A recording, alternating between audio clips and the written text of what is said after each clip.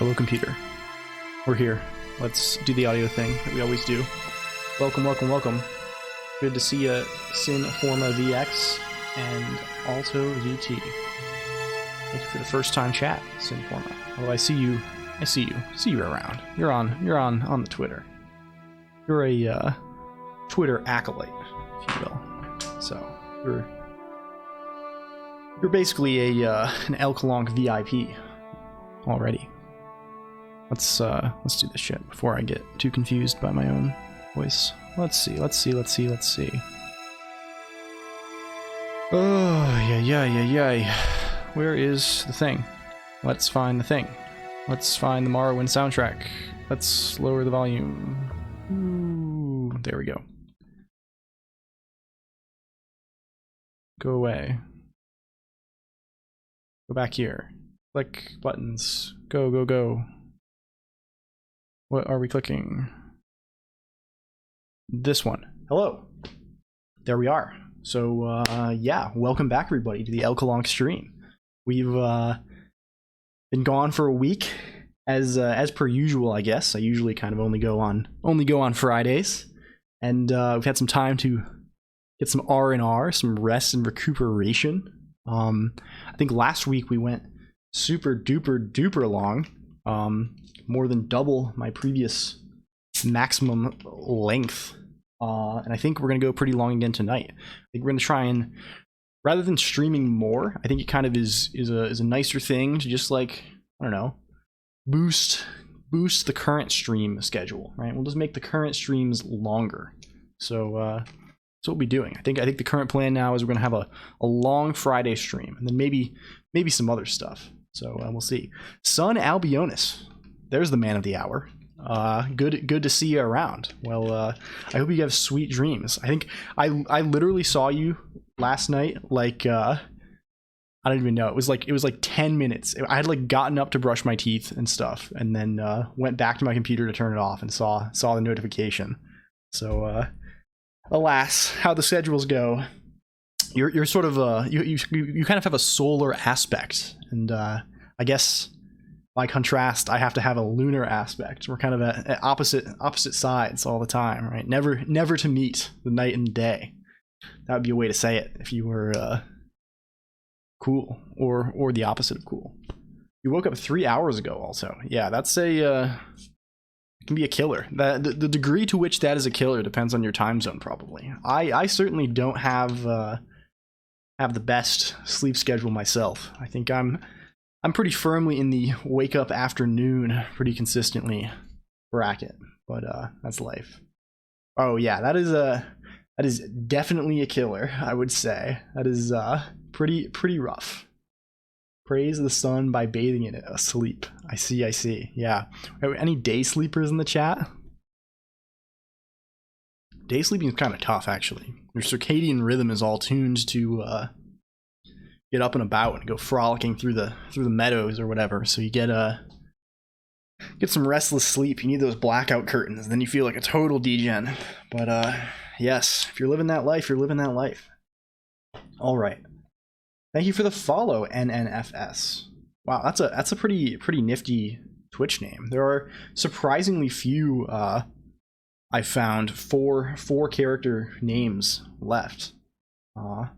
I guess your name is all consonants, so maybe that's maybe the distribution of those is not so bad. But last I checked, like, it's tough out there. Tough to get a 4 character. Sometimes I wake up at like 7 p.m. Yeah, yep. I've lived that life too, for sure. It's especially if you're working a job where you're like on the night shift, or alternatively, a job where the time at which you're working doesn't matter so much. That can easily be a thing. Kind of fall into your natural rhythms. Yeah, that's true. Oh, cool. Cool. Did you have to fight to get it, or have you just had it for a long time? Or you don't have to answer that if you're not comfortable. But cool. Welcome. This is the LLLL Colonq channel. We get up to some business. We'll be talking a little bit about what that business is, but we take it kind of slow and easy. We chat. Whoa, that looks kind of cool. Welcome, Xenia. Welcome. If it looks kind of cool now, we might have to reveal some of our new features. So you might notice that in the the inestimable change the letters redeem. We currently say ASCII only, no symbols or emoji. It will not work. You will be sad. But things may have changed a little bit since last week. We have developed some new technology. Let me find a Unicode character that is tolerable. Let me find what is a good Unicode character to use. Does anyone have a not so much new redeems, son, more so some iterations on old redeems, and we're gonna do some funny stuff here. Let's just try an emote. If I just do a smiley, will that look hellish? Some of them look truly cursed, but yeah. Let's try that. Hello, Ayano Koji 99. Welcome. Good to see you. Hope you're having a cool time today. Yeah, you can see now that what are those little things? Well, those emotes look kind of bad, given that this is font coverage here is kind of weird. But you might notice that we're no longer limited to the realm of ASCII characters in the model. We can do all sorts of stuff, and yeah, I encourage you to try and break it, because that's how we're going to evolve together as a streaming community, as a corporation, as the LLLL Corporation. We need to evolve. We need to program under extreme duress, and the duress has to be provided by all of you friends, and that's the only way we're gonna get there. Cool. You're in awe of it? Well, maybe. Let's try some of the worst ones. Let's try some of the ones that are.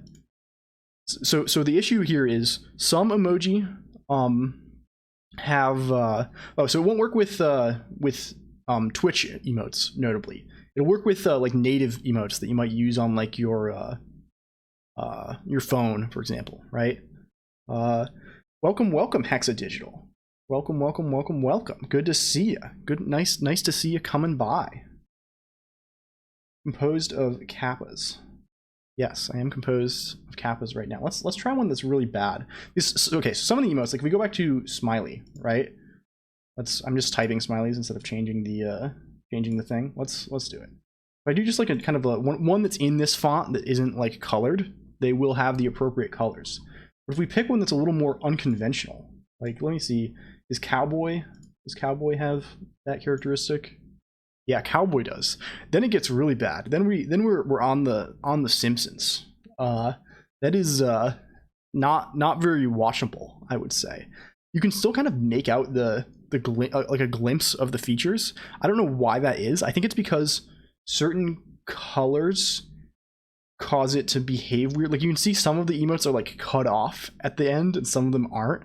Welcome, Paraclete. Good to see you. Good to see you. We're testing out. We added Unicode functionality to the model text thing, and it's kind of fucked up in some cases. It's kind of fucked up like the Joker. Yeah, there we go. Is that missing some of your? Does that have all of them? No, it's only getting the leaf and the dolphin. I don't know why it's not getting the others. That is, yeah. Who has the Among Us character? Multicolor emojis doesn't work. Well, they do work. They just look kind of bad. But yeah, you can use whatever you want now, and it won't crash the thing, and it will like try and do something with it. Maybe we should be filtering some of them, but I also think it's kind of funny because you can still like see the movement of the head and like the eyes and mouth, so that's like not so bad. It's not so bad. Yeah, I don't know why that didn't.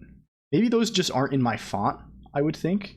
Okay, there's the Among Us. Thank you, Alto, thank you for your service. Let's try and put the Among Us. We change to the Among Us. That kind of works, I think. They kind of overlap, I think. Because again, I think the terminal I'm using only displays characters. Well, I mean, it's convenient for me, but it only displays two different widths, right? There's like double width and single width. So like everything kind of gets like either cut off or like overlaps the next character kind of. But this looks pretty cool. This is looking kind of nifty. I'm thinking that at least. For real. You might also notice that instead of displaying some shitty escape sequence, like before these were like, it was showing like a like, I don't know, like \300, \160, something like this, right? Now we actually have Unicode over here as well. I have absolutely no idea how hard it would be to code, but you know how people have their emotes fall down the screen? Imagine that, except they fall down your character by changing each character in the sequence that still looks like they're falling. Yes, son of that is exactly what we will be doing in the, well, I have a lot of things on the list of things we need to do, but I've been slowly rewriting our renderer to support things like, well, actual physics at the level of the model and also physics at the level of the characters that make up the model. We want like a falling sand kind of animation on the model eventually, and also very just stuff like that. What we will definitely be doing 100% real. That is on the hypothetical, I don't know, metaphorical docket. That is, yeah, unlimited goals to fill for the broadcast. Yes, indeed. There are endless goals for this digital publication. Okay. And how many eggs will you be able to cook on your PC if you opt for animated emotes? Well, it depends on how we do it, right? Because so by animated emotes, I assume you mean like Twitch emotes, rendering Twitch emotes as part of my model, which we could do, right? Like, there's nothing really stopping us from doing that. And I've thought about it a little bit. I don't think it would actually cook our hardware too bad. Like, all of this stuff is like surprisingly lightweight. Like, given the fact that the resolution that we're rendering at is pretty low. Does it support like multiple shades? I mean, like multiple characters for different light levels. Yeah, so we're not doing that yet. So you might notice, Ayano Koji, that like we're doing a little bit of character selection. Like maybe a little bit easier if I change it to just like a let's change back to like this, right? You'll notice there's like outlining, right? There's like vertical line characters and like slashes and stuff on the outline. We're not actually doing much character selection otherwise, right? We have some character selection on like the coat, right? You see the coat is like a different pattern, and then like the kind of the collar of the shirt and the eyes and mouth, right? But there's like, unlike this, wouldn't be, most of the face wouldn't be distinguishable if we just like copied and pasted this, because we're just changing the text color. I want to do a little bit in that direction, right? I think so. The thing I think I might do is have the specific character correspond to the shading level when we light the thing. Right now, like the way I'm rendering, there's no lighting whatsoever, right? It's just kind of flat colors pulled directly from the textures. Eventually, I'm going to add like, I don't know, like a point light or like a directional light coming from the top or something, or some kind of effect, various redeems that do lighting effects.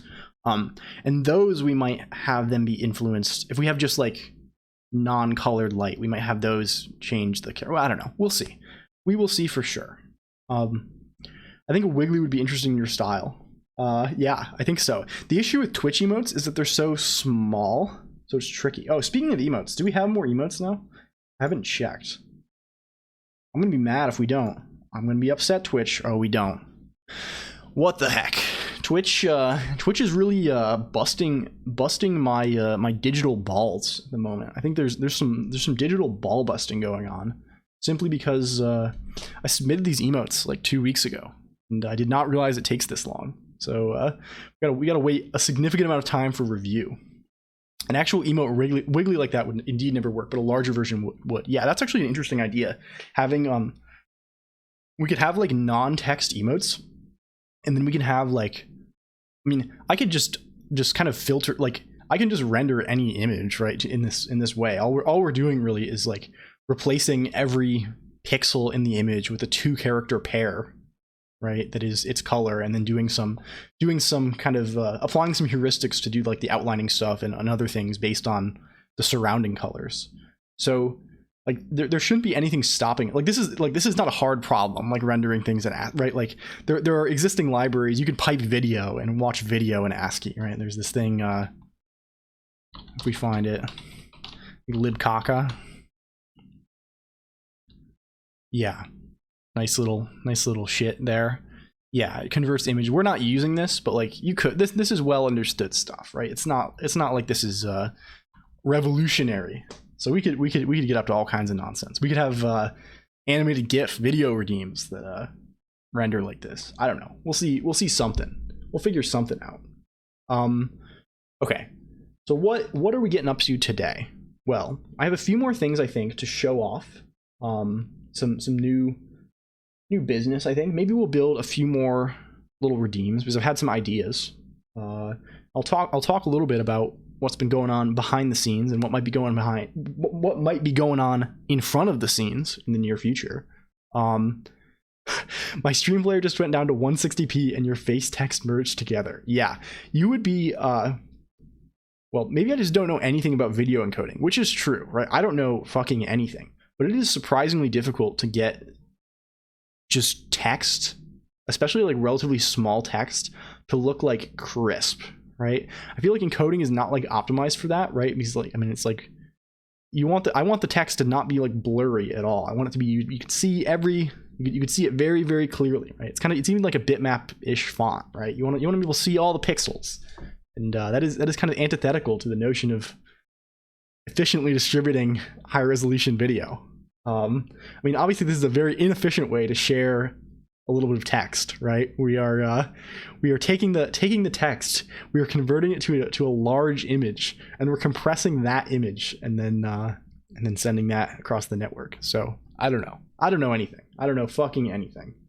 But I'm trying to get as much clarity to the image as I can by making all kinds of other trade-offs. And of course, also the performance is an issue and blah, blah, blah, blah. Who cares?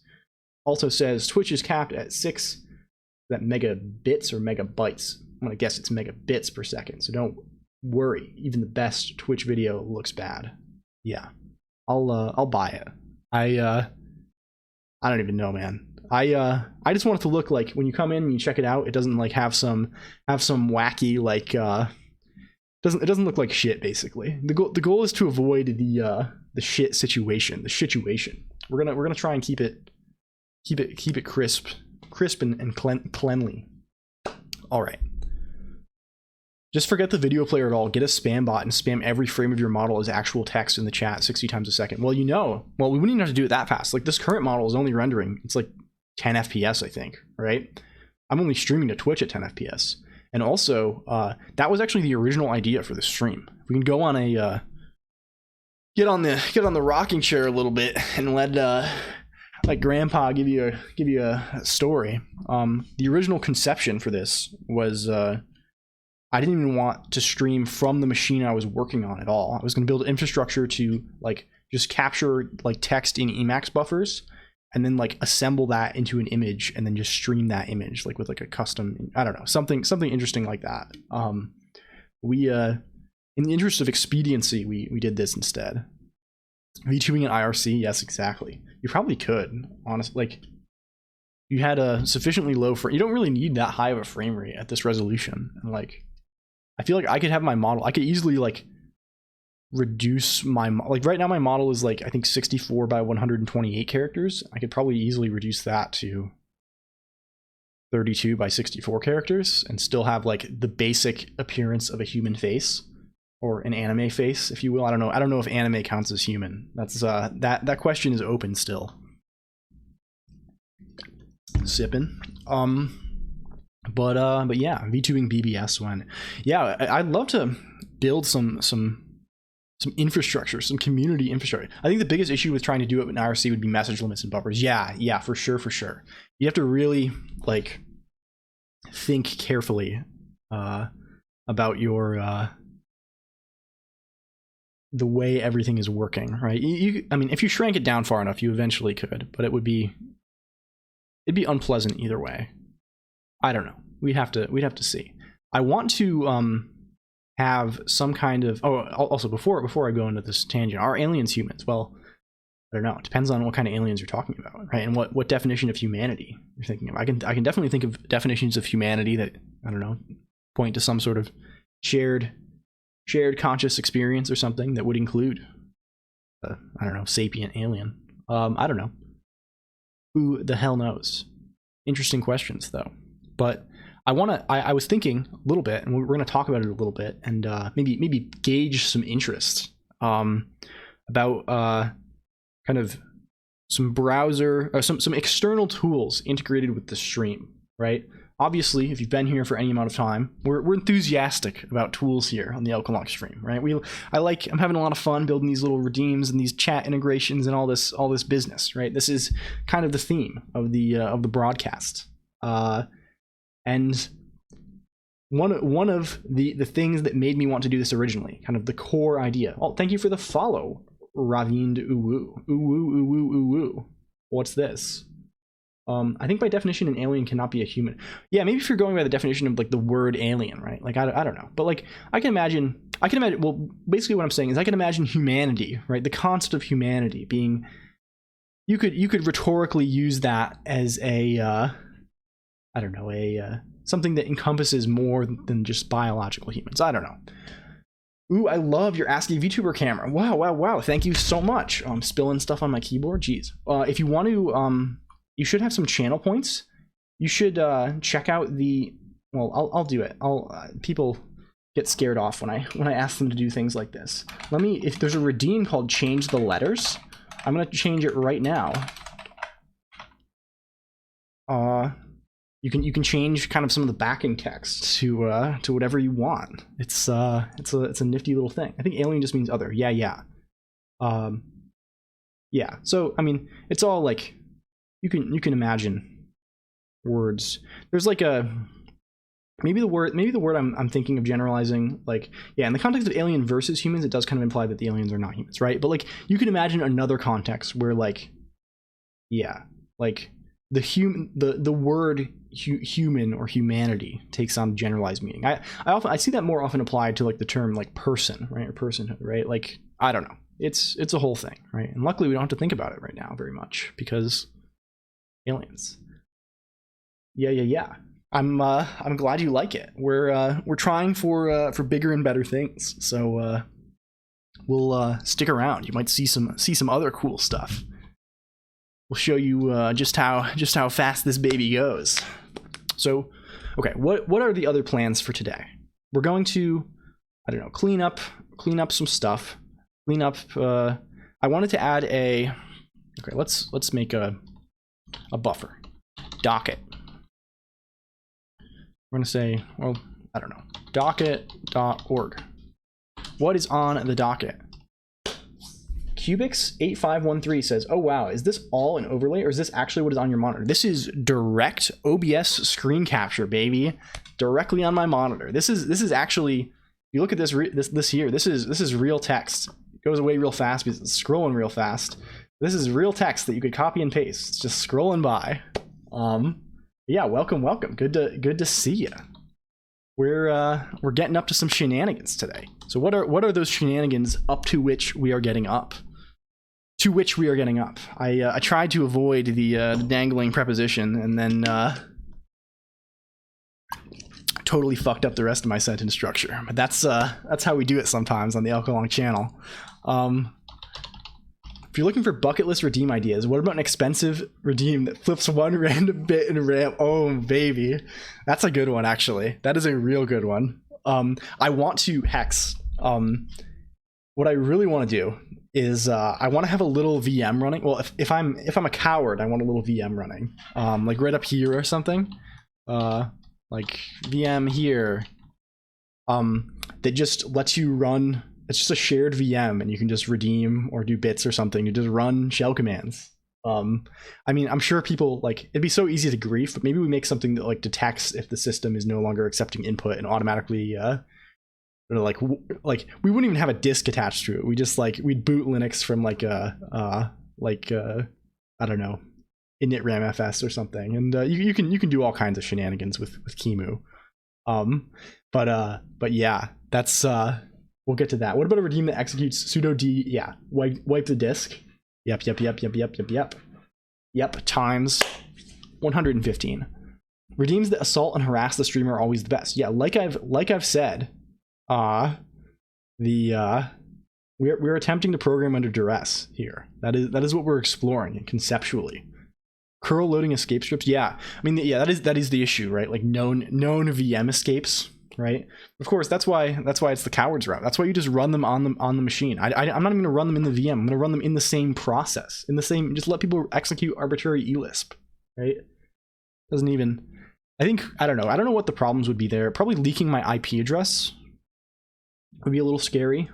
I would imagine, like, because like, obviously I'm not going to let things actually run on my host machine, right? I'd run them in a VM, but like, or if I wanted to be really cool, like a disposable, what would be really interesting actually would be a really like a Raspberry Pi or something that was actually hooked up to a monitor,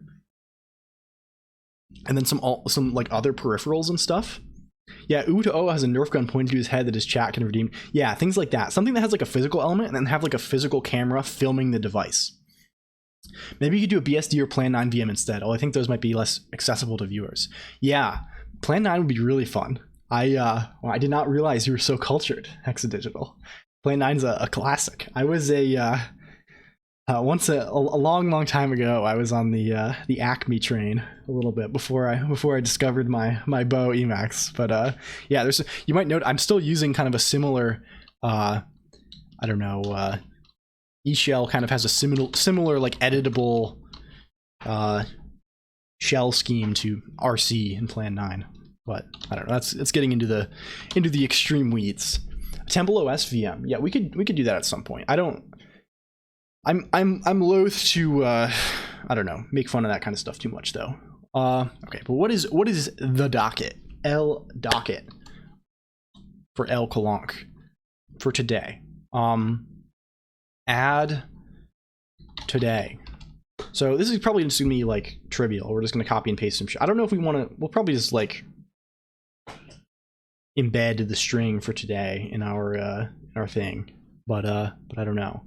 Have you considered a robot voice changer like a GLaDOS vibe? I mean, I don't know. I think honestly, my feeling is that my voice is like I can never really to be totally honest, I have difficulty watching streamers who use a voice changer, right? Like I find it just difficult to watch, right? It's hard, like it becomes kind of like grating. Maybe when voice changers get better, it'll be easier, right? But like I don't know. I feel like my voice is like, well, I'm a huge narcissist, right? Like I like listening to myself talk, right? So like I don't mind my voice too much, and I think it kind of like the vibe here, right? If you're looking for the kayfabe, right? The VTuber lore, you know, we are incredibly, lore is important to us. Also, thank you for the follow, Cubics. Thank you for the follow, Fuza Karuna. Welcome. Our lore here, right, is that LLLL Colonq is a cyberspace entity, right, of unknown provenance, and as a cyberspace entity cannot speak, and therefore LLLL Colonq is commissioning the services, well, kind of symbiotically of various humans with voice boxes and fingers, etc. I'm one of those people. So the person talking is not the character on the screen, LLLL Colonq. I'm just some dude, right? I kind of like that vibe. I don't know. It's funny. You're overdue, Fuza? Well, no. Welcome. I think I mean, did I only follow you yesterday or something? I don't know. But good to see you. You should check out Fuza Karuna. They're a cool cat streamer. We got lots of cool cat streamers in the chat. Got a streamer heavy chat experience. Hex says, if you want a safer idea, maybe a text adventure or MUD that redeems can interact with. Yeah, I think that would be really easy to build actually, because there's this where everything's already like all our redeems are already just like in eLisp. And there's a what's it? Do. Where is it? Malian. Yeah, this is a Z machine interpreter for like Infocom games. So we could pretty easily like wire up a Zork, or even one of the better ones like Enchanter or something, to redeem. I don't know though. I bet we could actually do that in like 15 minutes. We have to see.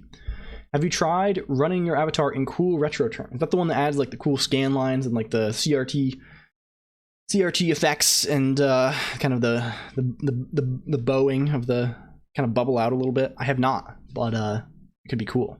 As far as I could find, this was the only terminal, which is ST, the ST terminal, the only terminal that could render this model without horrible flickering. Even the GPU accelerated ones fell apart, but humble ST could handle it. Cool. Let's get back to the docket. Let's sort out what we're getting up to. What's up here? We're gonna add today. describe what we're up to today. And let's also get the to-do list open. Drink water, dummy. Yes, I need to drink water. Thank you. What are we sipping today? Today it is S. Pellegrino, sparkling natural mineral water. Natural mineral water with natural CO2 added. S. Pellegrino. Wow. So cool. Well, it's one of the options. CRT is pretty customizable. Oh, wow. I did not even realize that. Wow, it abbreviates to CRT too. That is so cool. That is very fancy. Okay, what's another thing? We're gonna wire hook redeems up to malian.el to let chat play a text adventure. Even better, write a text adventure, learn Inform 7 cool language, and use chat stats. We might be building those chat stats today. Pellegrino, fancy. Yeah, I mean it's good stuff. It's tasty. I'm a seltzer water enthusiast. I don't know. I think that's like a programmer stereotype. Every programmer I meet, at work or otherwise, is like they're just chugging down LaCroix all day. I don't know why it be like that, but it certainly do. Okay. So, okay, this I think captures some of our ideas. I never want to run out of ideas, right? I never want to be walking into a stream and be like, oh, we don't have these. There are limitless things to do. We should never ever be bored, right? That's a good thing to do, I think. Never ever be bored. Okay, we're gonna add this. This will take us approximately 30 seconds, but it'll be an interesting thing to think about. Investigate Osric with chat. What that's gonna mean mostly is we'll talk about what Osric is. What the fuck is this thing? What is this combination of 5 letters that I'm hearing? Certainly not an English word. I'm gonna go through a little bit of it, and we're gonna maybe build some chat stats. Character rolling. Critical role much? Haha, XD. It's not Thursday, it's Friday. We're not infringing on anyone's territory here. But whatever. I'm joking around here. We're fucking around. So what this is gonna entail, right? Last time on the Colonq stream, we promised RPG elements. People have been demanding it. My phone blowing up with people calling, asking, Colonq, when will there be RPG elements on the stream? When is it going to happen? And the answer wasn't last week. We built kind of the framework last week. We managed to achieve at least that much when we were programming under duress. But this week we might build on that a little further. And I'm not a game designer myself, right? I could come up with a little bit of stuff, but not too much. So we must together enter into the dungeons, that outrageous sex roller coaster in California, to meet. This is going to be the Colonq Dominatrix special. All of my my submissives who are paying me $5 a month, we need to venture together into the realm of Osric, into the dungeons, and figure out what the rules are going to be going forward. We gotta get those rules nailed down. So memes aside, Osric, let's get right into it. Let's stop fucking around. Let's start talking about things that mean things instead of words that are irrelevant. On the roller coaster, you're right, baby. The Osric is, what does it stand for here? Old School Reference and Index Compilation. I think I can just show this on stream. Is there an issue? Like, I mean, probably there's some kind of issue, but like I think we're fine. This is a freely distributed document. You don't have to pay for this. I would definitely get regex into submission. Welcome, Cellophane. Good to see you around. Yeah, I would probably get regex into submission every time I have to use regex, right? I've been poorly using regex for 15 years at this point. I'm still looking up what the precedence rules are for capture groups or parentheses around things, and I don't know anything. I know absolutely nothing. But okay, so this is what this is. You might, what the hell is OSRIC? What does OSRIC mean? You say old school reference and index compilation. Those are irrelevant words. They don't mean anything. Okay, here's what they mean. Go into Wikipedia. Bam. Not the Anglo-Saxon name. Not OSRIC Chow. The old school reference and index compilation. What it is a clone of Advanced Dungeons and Dragons First Edition.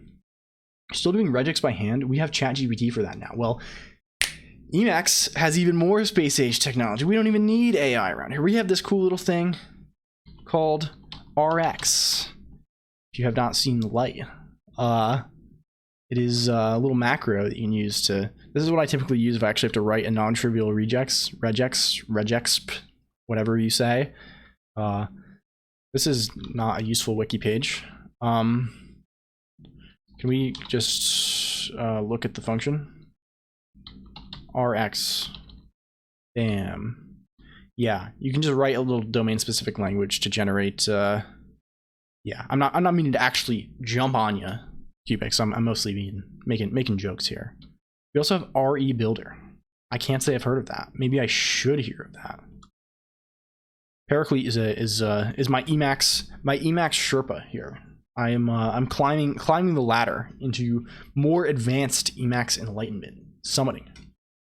Oh, is this an interactive tool? Let's see.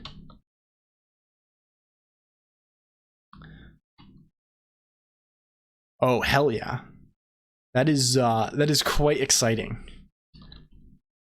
I'm not gonna run this because it's gonna pop up a window probably and ignore my my configuration that's telling it not to pop up a window, and we have to. It's gonna fuck up my layout. But I'm going to investigate this for sure. Very fun.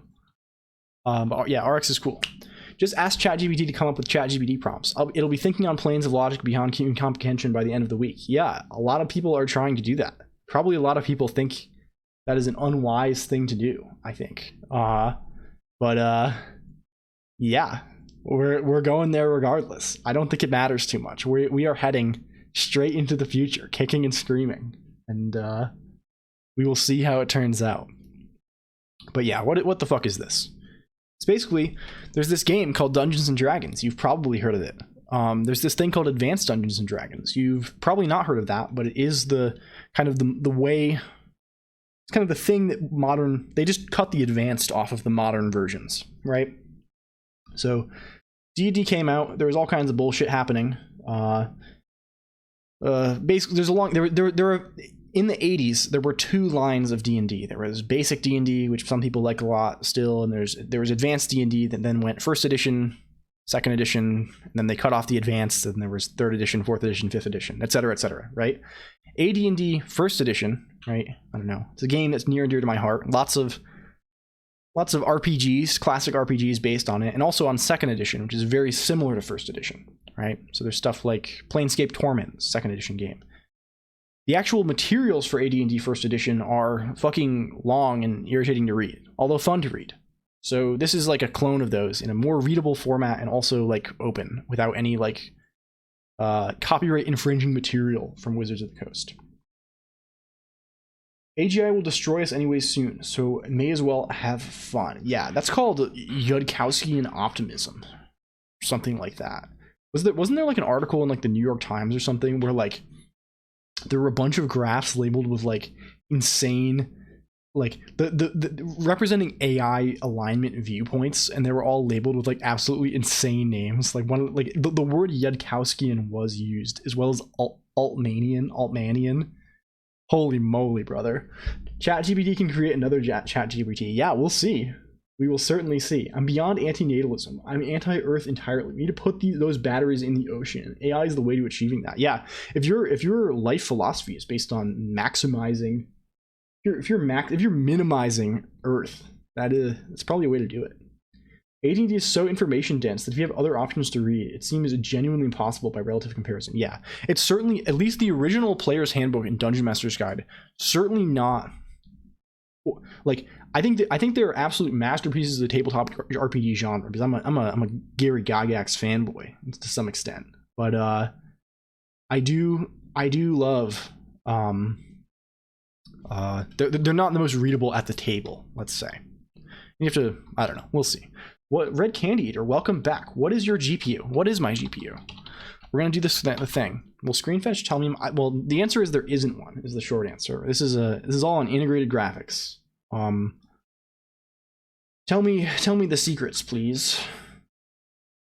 Did that spin redeem not work? What's going on with that? Why did that not work?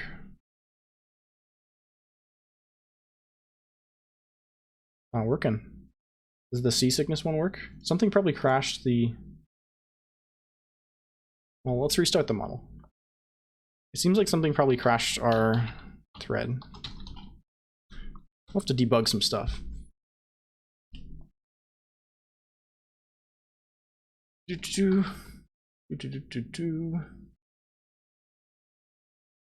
Uptime 49 days. Why? And also, why does... Huh. That was very odd. Very strange indeed. I thought the stream might have crashed. That was interesting. Okay, we're back up. Does the thing work now? Did it crash on the other screen? How fun. How fun, how fun. It looks like it maybe did.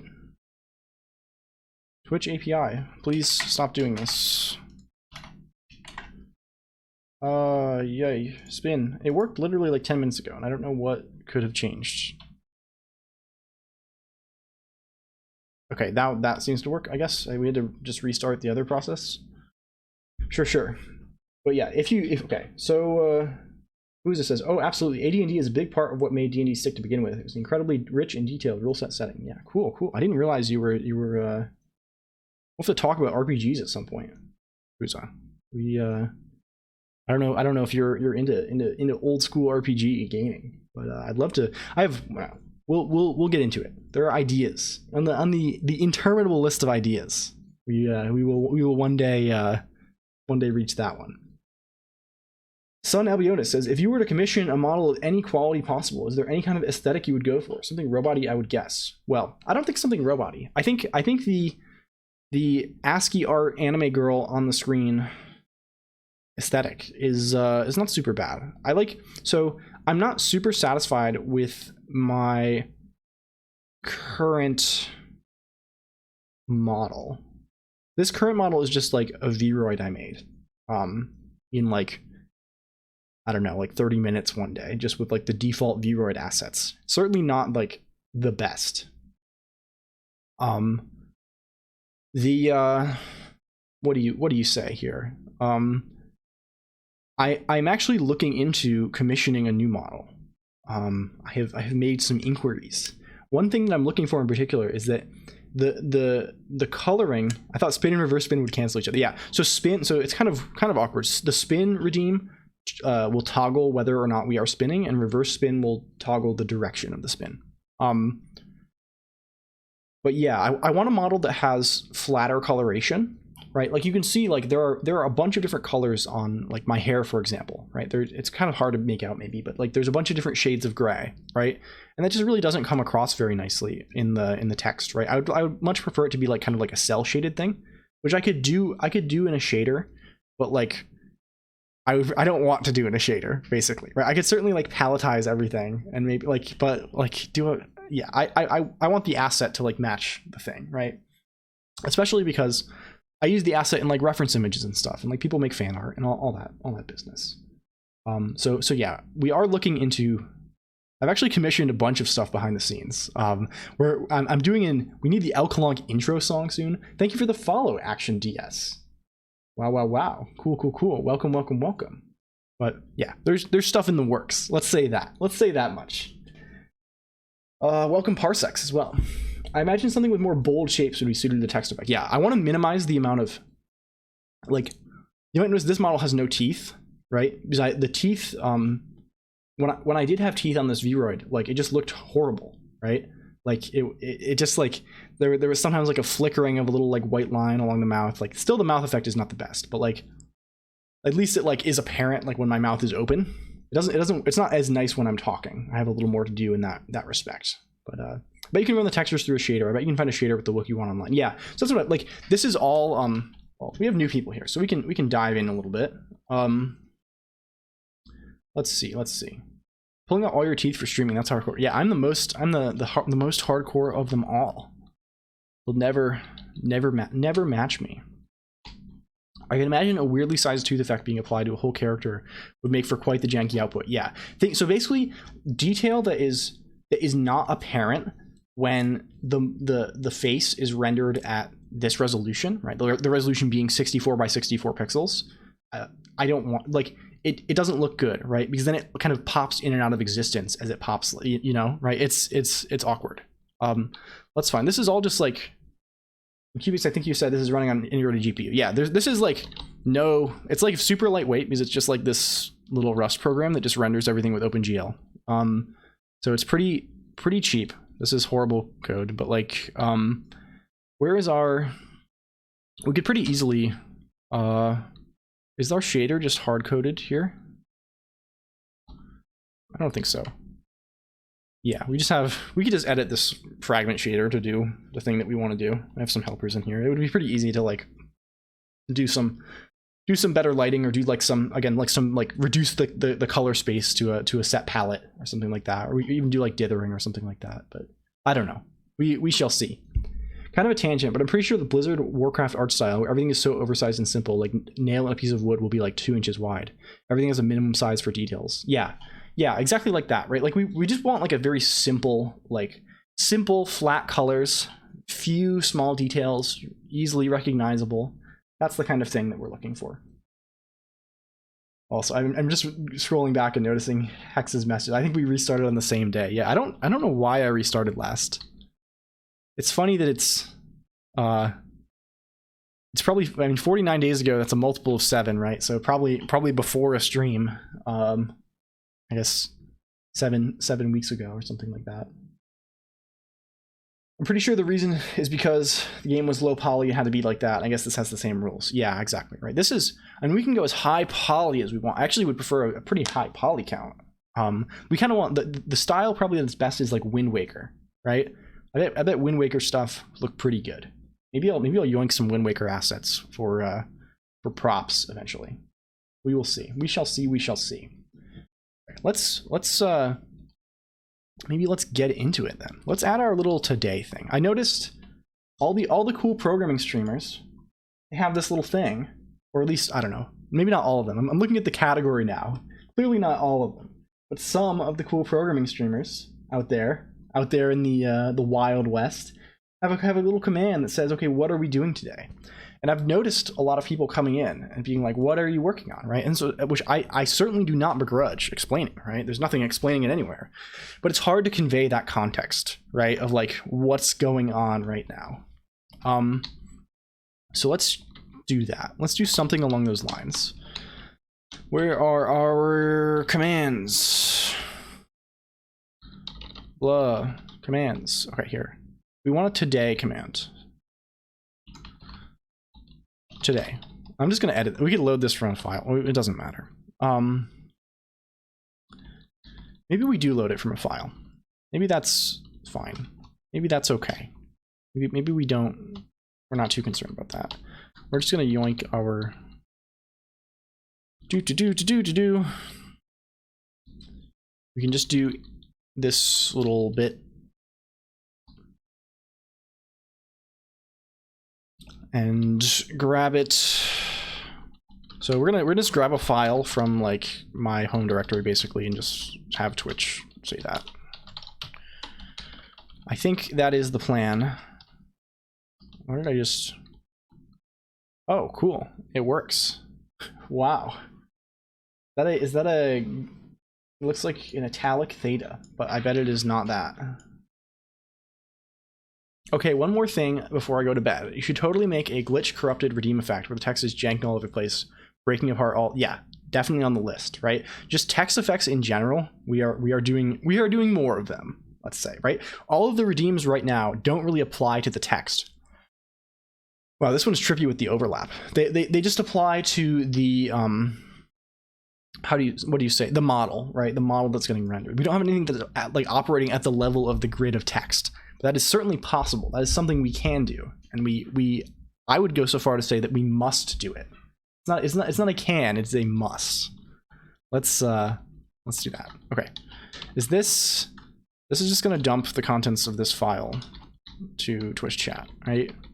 And path is going to be, can I do that here? Today.txt. I kind of like that. Am I breaking out JFK quotes? I'm just breaking out cultural references that I don't have context to understand. Okay, we have the file now. We do a exclamation point today. Oh, it's complaining. Wrong type argument, character or string p high. What? Oh, because we're reading in the buffer string. We're not. Oh, haha, so clever. Oh,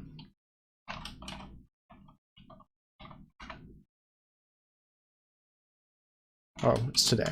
Blah. Does that work? Did that send a message? No, it didn't. It did something fucked up though. Would it be possible to have different combinations of different chars based on color in the future? Of course. What do you mean by that, Cellophane? Let's I don't know. Could you, like, do you mean so right now we're just showing the same character recolored a lot of the time, right? Apart from like on the edges and on the right, like, do you mean specifically? Yeah. So do you mean just do that more basically? Like what's the? I'm still not picking up precisely what you're putting down. This is probably just failing because we have white space. Okay, there we go. Let's say today we are writing RPG stats for chat based on Emacs, based on AD&D 1E in Emacs Lisp. And if we do it today, okay, that is what we want. It's so nice. Like, see how easy this is, right? Like, we could be fighting with like some. This is how it always goes, right? Like, we could be fighting with some like big Twitch bot framework that would certainly do more than what we're doing currently, right? Like, no, undoubtedly. But instead, we have all this integrated, right? And it's so easy to just like, you know, hook something up that reads a file to a Twitch command, right? Like, it's very nice. I'm liking this system a whole lot. Now we can just edit that file whenever and at the start of stream, and we'll get some stuff printed out. Very cool, very cool. Yay. Yeah. Are you using the Twitch API directly? Yeah, that's another thing we should put on a command. But like, also, I like talking about it a lot because I'm excited about it. So I'm going to use the opportunity to talk about it instead. So what we are doing is, on another machine, I have a server running, and that server, it's a pub sub server. It's kind of like Redis, right? You can subscribe to event types, and the other people, or you can publish events of certain types, and then the subscribers get notified, right? Just over sockets, over TCP. The protocol is like basically like, it's just text over TCP, S expressions over TCP if you want to be fancy. Then also on another machine, I have a few programs hooked up to that message bus. One of them reads Twitch chat. Another one connects to the Twitch like API directly. Both of those programs are written in Haskell. I just wrote them. They're just normal Haskell programs. They just connect to a WebSocket and talk. And then also connect to my server and talk. And then this machine also connects to my Emacs also connects to that server, right? I just makes a TCP connection to the server and deals with events. And also my model, the Rust program, also connects to that server. So it's this big distributed system with kind of the, I don't know, it's like a, what do you call that? Like a hub and spokes model, right? Everything just connects to this event bus server and everything talks to it and gets messages, blah, blah, blah, blah, blah. And yeah, that's how it be. That is certainly how it be. So we're not talking directly to the Twitch API on stream, so there's no risk of like leaking things. That's why I did it this way. But we wrote our own API client basically. Welcome, Gunpie. Good to see you. Hope you're doing well today. We're kind of we built a little today command that gives a short little description of what we're doing. We're going to be updating that every stream now. I was thinking about what you said, I think, last stream, but whether you'd consider like doing like a, I don't know, a README write up or something, like a description of what's going on. And I think maybe let's go into it right now, because I think I think I would like to do some more educational streams, right? These are more just kind of like a relaxing, fucking around, having fun kind of stream. I would like to also like maybe once a week, like do like a more teaching focused stream. Is that something that people would be interested in? Like I won't run a poll because I don't know how useful that is to like poll, I guess. Like no one's gonna, like people aren't, I don't know if people are gonna realistically say no, right? Like it's gonna be yeses and then some inordinate amount of no responses, right? And like I don't know. Nothing too in depth is what I was thinking about. Yeah, I think so, right? Especially because my stream titles aren't super descriptive, right? I can't really go back and see what I was doing. PVH, I think fucking around streams are better than educational ones. I think you should continue with being silly. Yeah, I think so for sure as well, right? I'm in this to be silly. I'm not in this to have a serious time, right? This is my relaxation time, honestly. And I hope it can be a relaxation time for all of you as well. But I think also like it could be kind of fun. Like so kind of what I'm thinking is I'm gonna keep these days like long and just like fuck around a bunch for like 4, 5, 6 hours on Fridays. Why is my bitrate? My bitrate's going all over the place, homie. What is up with that? Well, we'll see. Maybe we might be encountering some network issues this evening. We'll see. Fuck around and find out the stream. Exactly. This is just where we, I mean, I don't know, if we're being fancy about it, I just want to I want to help people build confidence that you can make things with the computer without it being like a fucking college homework class, right? You can just do things. You can just go on and press buttons and you can make the computer do all sorts of stuff that isn't just like open the app. Old man yells at teens using phones, the stream. But like you know what I mean? Like what I'm going to do is I'm going to keep like full on just do whatever the fuck I want streams on Fridays for longer, and then on maybe another day, maybe Tuesdays or something. I don't know. Tuesday, Friday, kind of a nice pair. Maybe I'll do like a 1 hour or 1 hour, 2 hour, like still silly, right? I'm not gonna stop saying the fuck word, right? I'm not going to like suddenly become your dad, but like do like something that's more focused on like Q&A and like so here's the big idea. If we're getting into it, if we're getting down to business, here's the big idea. The big idea is such. I want to have a setup where this is hard to visualize, right? Where's the code? I find this by, I need to search this. By the way, if you don't know, this site Replit, fuck that site. Fuck Replit so much. If you look at this thing, this dude, Radon, just recent college grad, built all kinds of cool open source projects. I know him from, if you're in the Emacs world, this is the person who wrote straight.el, which is a package manager. No correlation with the concept of being straight. I don't know why it's called. Whatever. This guy's a cool cucumber, right? He's a cool cat, and he worked as an intern for the startup Replit, and left Replit, and then wrote an independent open source project that does something kind of similar to Replit, and they threatened to sue him.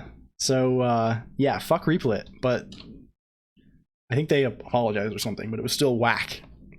Either way, he where is this fellow? Why we'll find, his open source project is kind of cool, and we're gonna use it as an example. Also, thank you for the follow, Luvetti, and thank you for coming and saying hello, Bad Cop. Bad Cop, guess what? Guess what? Guess what? We have Unicode support now. Famous last words, but you can and it looks horrible for certain colored emoji, but you can. We have slightly more robust handling of text in this model renderer. Good to see ya. Good to see ya. It's something for sure. It's kind of scuffed a little bit. Let's try something like, but you can do things like if I go to change the letters, and I do like something that has a character in Unifont, I think. Like if I do, yeah, that's gonna look, wow. We are full on. We are whale mode. We are whaling. Love your Emacs theme. Oh, we got an Emacs user. Oh boy, oh boy. Welcome, Luvetti. Yeah. I love this theme too. I just started using it for stream, but it is certainly nifty. Doom Emacs for the win. Yeah, I'm not on Doom, but I like many of the ideas that Doom has. I'm also an evil fan. Welcome Parsecs. What do you think of org mode? I am a org mode fan. I like org mode. I don't use the org agenda stuff or like the calendar stuff, but I use org mode, the format, a lot. VI is better, Hazelcom. Yeah, VI is better. That's why we're using VI, right? We're using evil mode, right? I'm going into insert mode, you see? I'm pressing, if you see at the bottom of the screen, I'm pressing I, I'm inserting.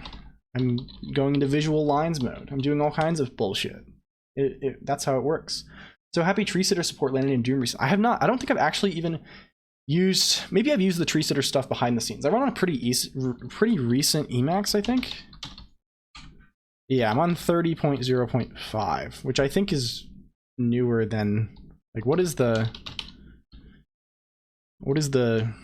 current Emacs? I run NeoVim with Emacs key bounties. Yes, the true cursed setup, the most powerful setup of them all. Why won't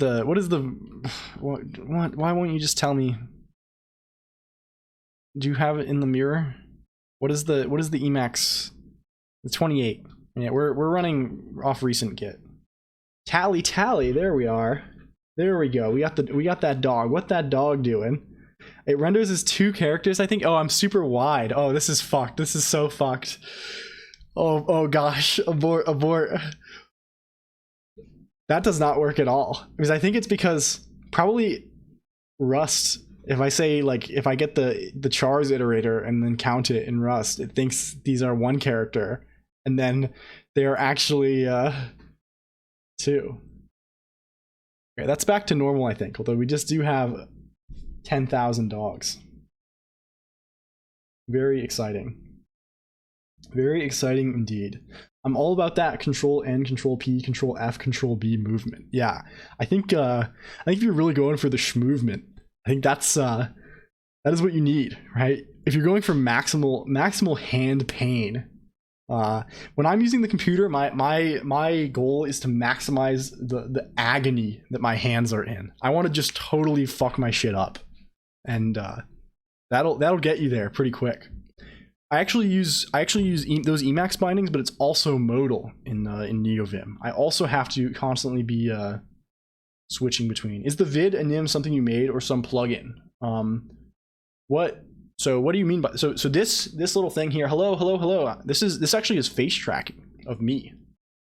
You can make it stop spinning, etc. with toggles. There's some channel point redeems. Hey SoCal. Yeah, this is an OpenGL program. We have hardware accelerated 3D graphics to render this ASCII model. Hardware accelerated, baby, by my Intel Corporation HD Graphics 5500 integrated graphics processor. It's quality stuff. You won't believe your eyes. But yeah, it's all custom. It's all custom. That is the plan. And so I keep closing. We got all these new friends, and I keep closing the docket. OpenGL 0.5 too. Yeah. I think I'm actually on, like, funnily enough, the engine that I ripped this code out of is wow, why did that make my eyes so small?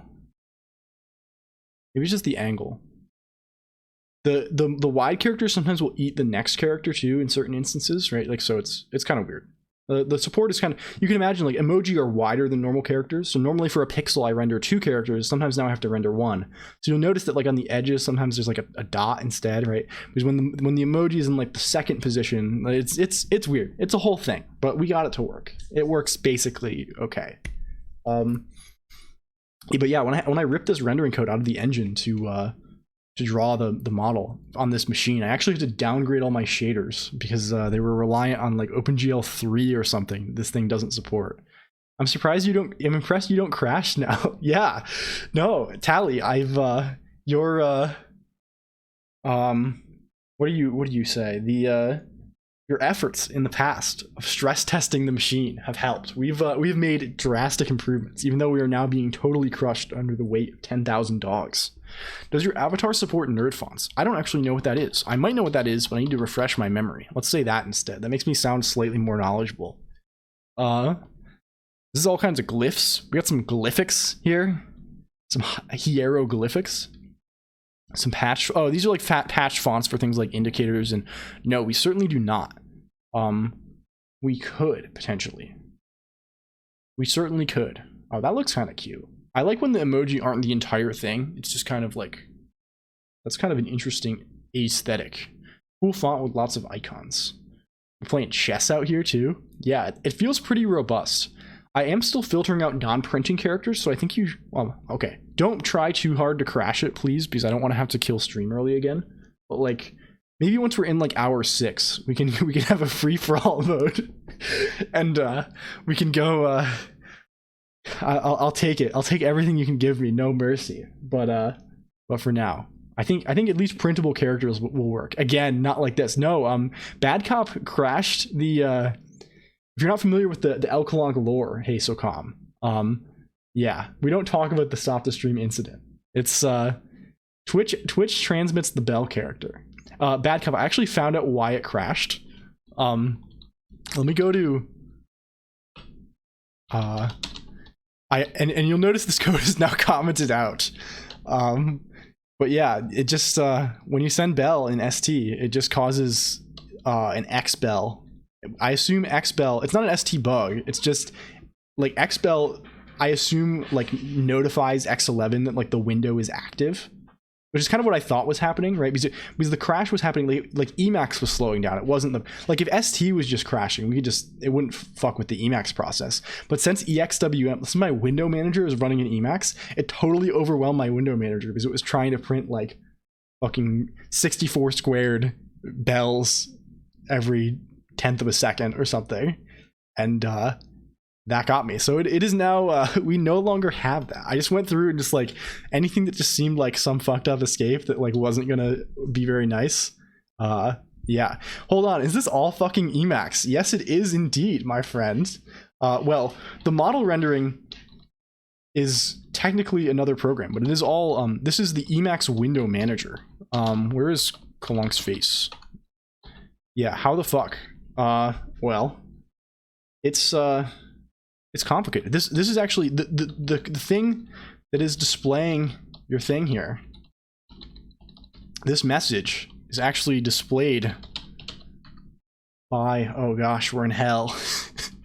I'm in devil mode. I've become, what's a red VTuber? Yoklesh. EXWM plus NixOS is Bay. Oh my gosh, you are a fellow believer. I see, Luvetti. Yes, NixOS or Guix, Geeks, whatever it is. Thank you for the follow, hey SOCOM, as well. I'm glad our shenanigans have successfully achieved the sanction of esteemed Twitch user hey SOCOM. Am I saying that correctly? Hey SOCAM, hey SOCOM. I don't know, but I will correct myself. Believe it. That one's fucked. Are we fucked again? Who changed the letters? What even? Is that? Oh, we're killing quickly. Was that another? I don't actually see your message, Bad Cop. No. What I'm not even seeing the. Oh, I see the redeem now. The redeem. That is so. Twitch is so fucked up, right? Twitch is so fucked up, like the Joker, right? No one saw a chat message from Bad Cop, right? I'm looking at 2 different chats. You can see the redeem change the letters from Tally Chovy to 100 drip, right? You don't see another redeem. In my redeems activity feed, however, I see the change the letters redeem from Bad Cop with presumably the 0 with space character, right? It shouldn't crash anything, but I did kill us quickly because I was like, oh fuck, is that another control character that crept through? Because it looked the same as last time. But you're too elite for Twitch. I cannot believe that the Twitch web chat client is this broken, right? That it allows you to transmit these things. Like it's actually unreal that it. Well, I guess it's just IRC, right? But like it's super modified IRC, right? They don't have to accept every message, right? Like I can't believe it, right? Like this is such a fucked up and twisted site. Holy mo! Like we're truly in. I mean, this is the isekai world, right? We established that last stream. We're in another dimension. We've all been hit by trucks, right? And the fact that, yeah, it accepts like all this weird shit, right? Like, ay.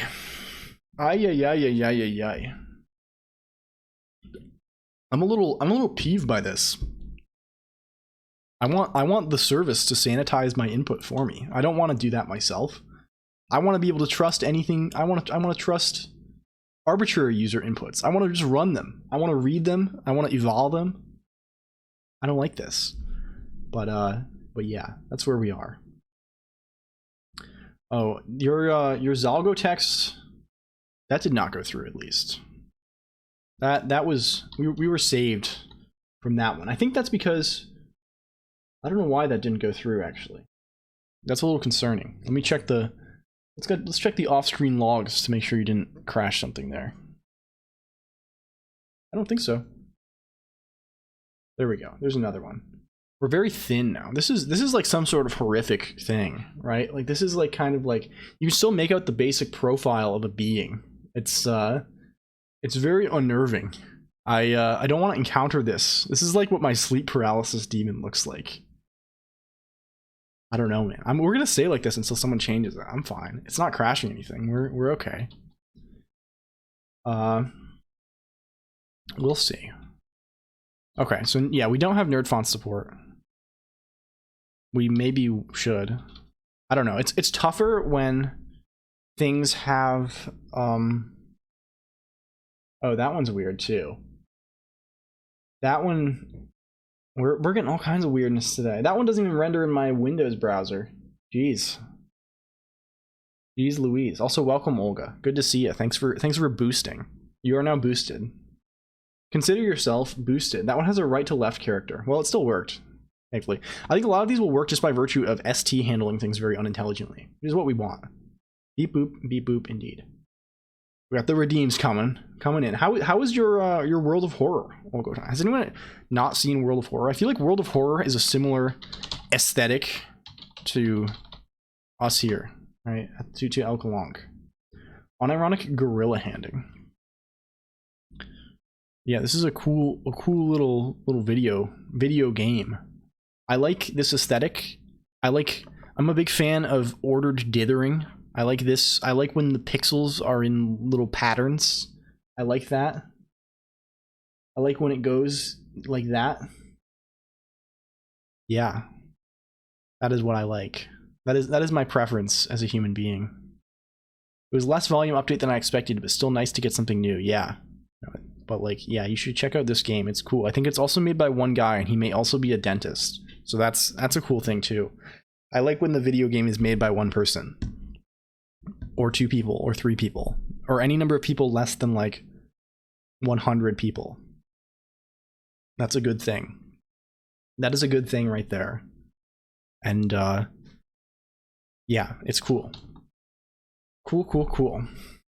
But yes, back to the docket. So before we get too distracted, we're having fun tonight. This Unicode thing was a good decision, right? I could have easily gone, oh, and also let's update I think the description still says you can't do Unicode. Let's just change it so it says that you can. How are you? How's it going? Well, it's going well, Olga, I think, right? We're having a fun little time. We're just kind of hanging out, basically. We're going to build a little bit of stuff, maybe, related to rolling up some characters for potential RPG shenanigans. But, yeah, other than that, just another Friday, you know? Just hanging out. How's everyone's Friday going? Just, excited for the weekend? Friday is necessary. I'm a fan. I'm a fan of that old day. What is what does it say currently? It currently says, make the letters be different letters of your choosing, my lord. ASCII only, no symbols or emoji. It won't work. You will be sad. I'm just going to change it to say, instead, not ASCII only. Yes, symbols or emoji. It will work. You will be happy. Okay, that seems more effective. You might want to do some Unicode checks. There are a lot of Unicode chars, some of which may not be very suitable. Yeah, I have thought of that, right?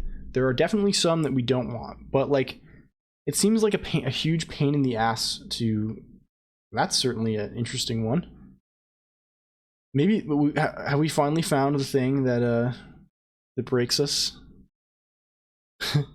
We've gone beyond. This is truly like an LSD trip of a stream. We're melting into, yeah, this one is very good. What is the I wonder why just this heart is oh, maybe because it's, I don't know, the width. It's all things with like the width that fucks it up. It's so hard to like handle all these edge cases. You look like a brainlet meme. Well, I am a living brainlet meme, right? I mean, official fact of the LLLL Colonq stream, tested IQ of 75. So, yeah. Is it a half width? Yeah, that would make sense. It's tough. Tough to figure out. Yeah. Hello. I like the computer. I like to have fun on the computer with my friends. Oh. If you want me to test half width in specific, I can throw a JP character in. Please do. Throw it in there. Oh, that's cute. Ooh, hoo, hoo. Ooh, hoo, hoo, hoo, hoo, hoo, hoo. Here we go. Here we go. Okay. So maybe let's start looking at some stuff. Let's bring up some. Let's get some buffer. We'll do the boilerplate. I know everyone zonks out as soon as I start programming, but so we're gonna keep talking as much as possible. Okay, it won't be super scary. Did everything break? Did it break? What broke? Hello? Is this Microsoft? Did the VIP not work? Let's see if it didn't work. Did it crash the thing on the other machine? It did. It's because you put an @ in the name, and currently, if you specify an invalid user, it crashes the whole thing. That's what we call error handling, baby. Yeah. So I should make that not break the thread. Wow. All of these like composite emotes are blowing things up. But yeah, let's crown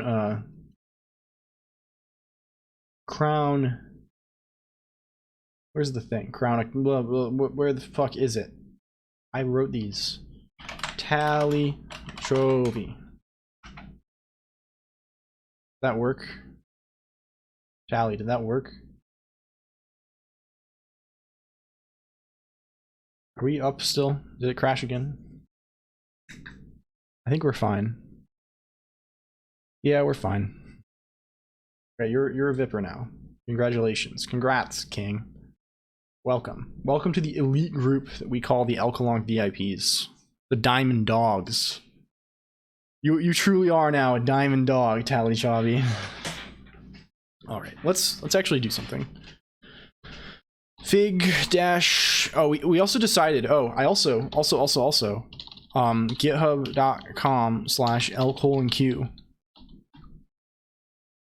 for all of your LLLQ needs.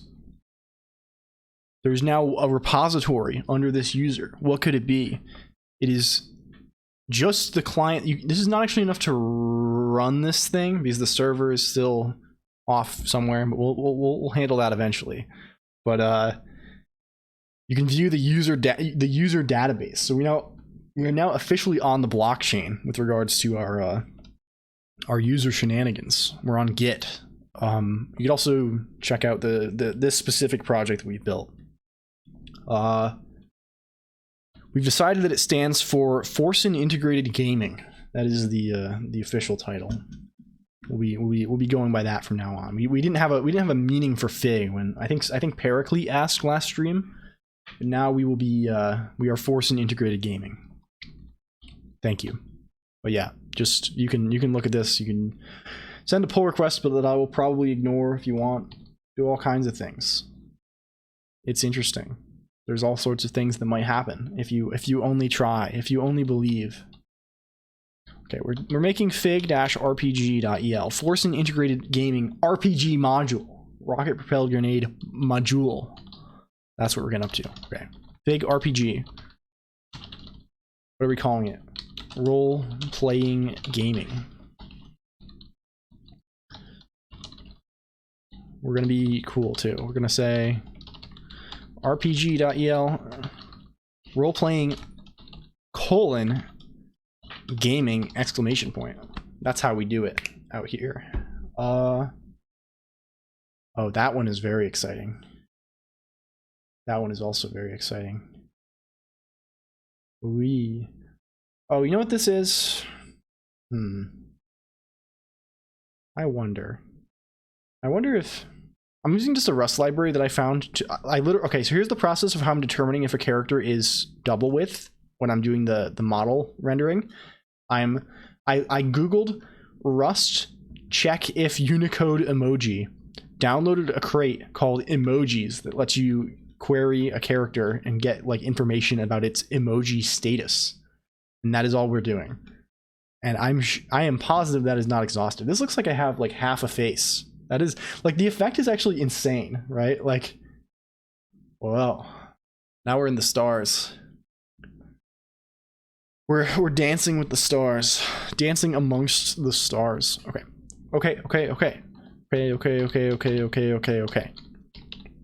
Man, this is like the most Zoomer programming stream ever. Like I watched like Jonathan Blow or whatever, just like taking it easy, right? Nice relaxing stream, doesn't talk that much, just actually working on something. And I'm like utter like ADHD bouncing off the wall, complete hyperactivity madness all the time. Yeah, that one is fucked. That might be the most fucked one yet. Uza, you've discovered it. Ah, yes. I think that's just because the lines are wrapping because it's too wide. I think it's because it's a wide. The terminal's rendering as a wide character, but we're not determining that it is. Yeah, dude, we're AI generated. Yeah, can you see my 6th finger, my 18th finger on my left hand? Oh man, if I turn my head around, that gets real weird. Oh, whoa. Okay. Chaos is good. Chaos is a ladder. I'm so deep. Hashtag deep. Hashtag deep. Yeah, some of these look pretty good though. This one's pretty cute, if I do say so. Pretty snazzy. Pretty damn cool. Yeah, now we have some spaces. It does try and it does its best, right? It tries its very hardest to make the thing appear correctly. But sometimes it just doesn't work.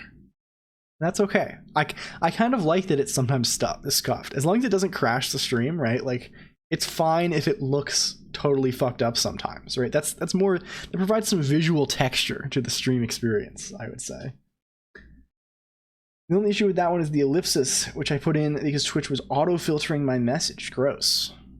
Yucky. I'm gonna say that's a little bit yucky, champ. We're gonna grab these because I want them. I think the ellipsis actually looks nice though. Yeah, I kind of like being stripey like this. It's cool that I have stripes instead of like horizontal. This one looks like, what's the one, dude? It looks like I have like stitches in my body, like cosmetic like ribbon piercings. Like, what's the one? Do we have any Tokyo Ghoul gamers in the chat? Was the one Tokyo Ghoul character who has like the ribbon piercings? That's what that one looks like to me. Now we're back to the void once again. This honestly doesn't look too bad with the outlining. Yeah, this is what you see at when you call L Colonq's phone. When you FaceTime L Colonq at 3 a.m. That's what shows up. When you buy the L Colonq mystery box on the dark web, that's what comes out. Exactly that. So let's get some statistics going. We gotta get some statistics. We gotta pop open this business. Well, what is a character, first of all, right? Can we have a let's make some helpers here. Don't worry, we're gonna keep having fun. We're gonna keep having fun. You don't need to stop having fun. Please continue having fun. I demand that you keep having fun, actually. You should add support for ASCII escape codes in next cap. Yeah, I actually value my life, bad cop. I actually, I mean, it doesn't matter too much, probably. We could actually do some of the benign ones pretty easily. We could, it would be cool if we could have like blinking text and stuff. It would be interesting. Very interesting. But we'll have to see. You know what I actually really want to do, thinking about it? We could have a, my bot supports it whether I like it or not, yeah. We could have a so I already mentioned wanting to do like text effects, right? Like the falling sand kind of effect, right? I don't know why that one didn't work at all. I probably just didn't like it somewhere. There are text effects, and it would be cool if we could program those text effects in like a scriptable way. So like you can kind of write like a short program in like Lua or something, or eLisp, or like some other like convenient like language with like a good API for controlling the way that my model looks. And then we could have a viewer redeem to submit those things, right? That might be interesting. So you can submit sort of like a custom shader for the rendering of my model, or like a custom like transition effect that like a little automata that applies to the pixels. Yeah, these are working pretty well actually. Nothing too cursed here. I was working on a Rust project before I found this stream. I think I'm gonna go be productive again. Well, I really appreciate you coming to hang out a little bit, Cubics. I hope your Rust project goes well. If you don't mind me delaying your productivity a little further, what's the project? Something cool? I mean, if you don't want to share, please obviously don't. Right? Some things you can't be sharing. But I love hearing about what people are working on. Can you give us a redemption for eval? Thanks. Yeah, I mean it's coming. You know it's gonna happen, bad cop. Like it is an inevitability that there's some form of viewer code execution happening. I can kind of go into actually like I started. I think I got distracted on a tangent earlier, but I was talking, like Gunpie came by earlier, and like I was starting to go on this rant, but and that's why we built. Oh geez, we're like, we need to like pop like 5 stack frames off right now, right? I'm porting my old WinForms OpenGL fractal viewer to iced WGPU. Hell yeah! Well, have fun with WGPU. WGPU is super exciting now because did you see that Chromium has WebGPU support as of like a couple days ago? So like all of your WGSL knowledge, or you can port it. Right? I don't know. It's exciting times for the WebGPU community. But what were we looking at? The Replit thing. Yeah, this thing. This fella. So we were looking at this, and if where's we need to open that project, and we need to look at it right now, please. So this kind of thing. Is there one for C here or something? Right, like an interactive environment. You're a fork bomb now. Yes. You've successfully verified that my code is not my model's text is not getting run through bash or POSIX shell or whatever. But yeah, this is this nice little thing, right? You can imagine an interface like this, right? I want to host something like this on my website. If I ever do like an educational stream, that's what I was getting into earlier, and then got onto 50 a tangent off of a tangent off of a tangent off of a tangent. So what I might like to do is maybe on Tuesdays we'll do like a 1 hour educational stream. We'll always start from scratch, so it doesn't require any context from previous streams. We'll just pick some interesting thing and we'll go into it from scratch for like an hour. And maybe that always means we're just doing intro stuff. And if we are, maybe we'll stop doing that because if it's too boring. But like, I don't know, something like this. Maybe we also need more people before we do that too, so we can get like legitimate exposure. I have looked at your website, Bad Cop, but please share also because we can look at it on stream. But so I want an interface like this on my site, and you'll be able to like log in with your Twitch credentials, like do like the Twitch integrated login flow. It'll just like ask you to authenticate. So the guy who made Replit did this. So this was an intern who worked at Replit who then went and made this, and they tried to sue him basically. But yeah, this is kind of an alternative to Replit that's it's small and nice. So what I would do is I would host something like this on my website, right? Integrate it with your Twitch logins, and then the real thing I want to do, right, is so people can like follow along super easily with like examples. We'll work through like a book or something, or like a chapter of a book. We'll find something interesting. We'll program a little bit, right? People can work along if they like to. But then here's the real bit. I want to integrate it with Emacs and my website and like the whole system, such that I can go over here, right? And Cellophane, say you're working on something and you have a question or something like this. You found something interesting that you want to show off. I want to just be able to press enter on your name and then have a panel pop up over here that is your code that we can both edit, and also your like output.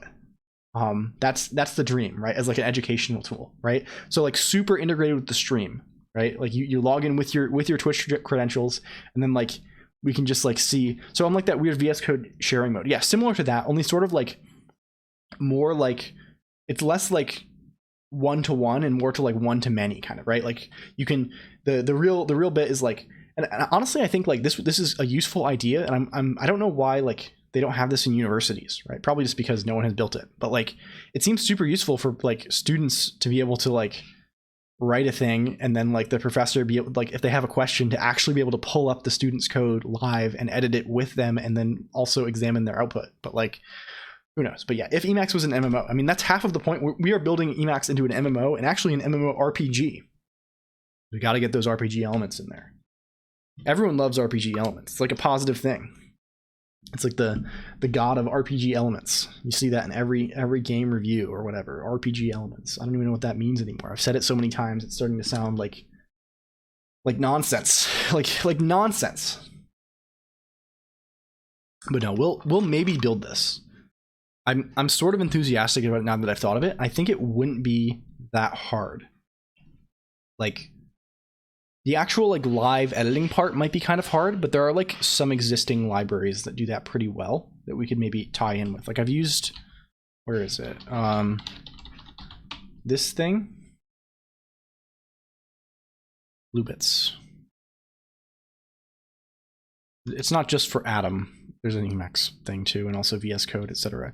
But like maybe we use their protocol for, because I know like actually like collaborative editing is like sort of complex, and they're like, you kind of want some like relatively sophisticated distributed data structure or something, right? Like to maintain coherency. I don't know if it's actually that complicated if you don't want a lot of features, but like, yeah. We build something like this and then integrate it with the online editor as well, and then like it'd be cool. Oh, I just got an idea. Maybe a shader changing regime. You can use shadertoy.com. Yeah, that might be interesting for sure. I've thought about shadertoy a lot. There's like having like either on my model or just like in the corner somewhere, let people submit like a little GLSL shader, and also have it render to ASCII, right? Just like render to a small texture and then like ASCIIfy it. It'd be fun. Howdy ho, neighbor Reno.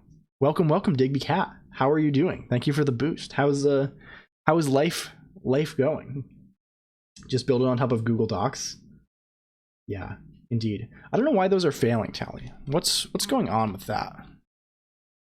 I'm a little concerned. You can see all the things I was testing before stream. Ogum characters and stuff. Because the fork bomb is running. Yeah, so true, Mp. So true. Let's just, if we do a bunch of these, does it work? No. Why does it not work?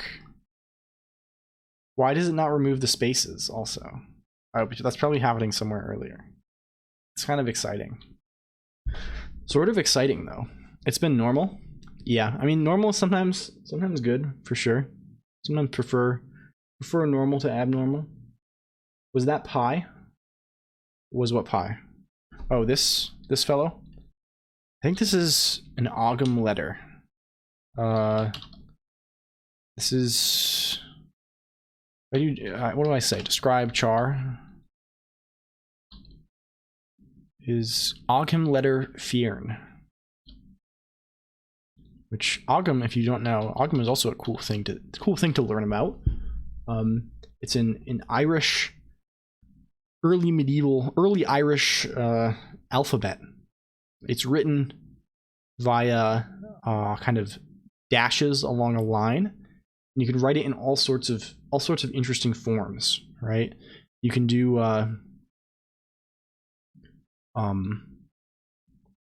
like. It's sort of nicely circular. You could write it with like knots, right? There's sort of a there's like an probably post Ogum manual that describes like I don't know all of these. Can we find like the one I always remember is I don't know. I don't know if we're gonna find it on this page, but like there's maybe it wasn't actually used like this in reality, but like slightly after there were some manuals written describing like using Ogum via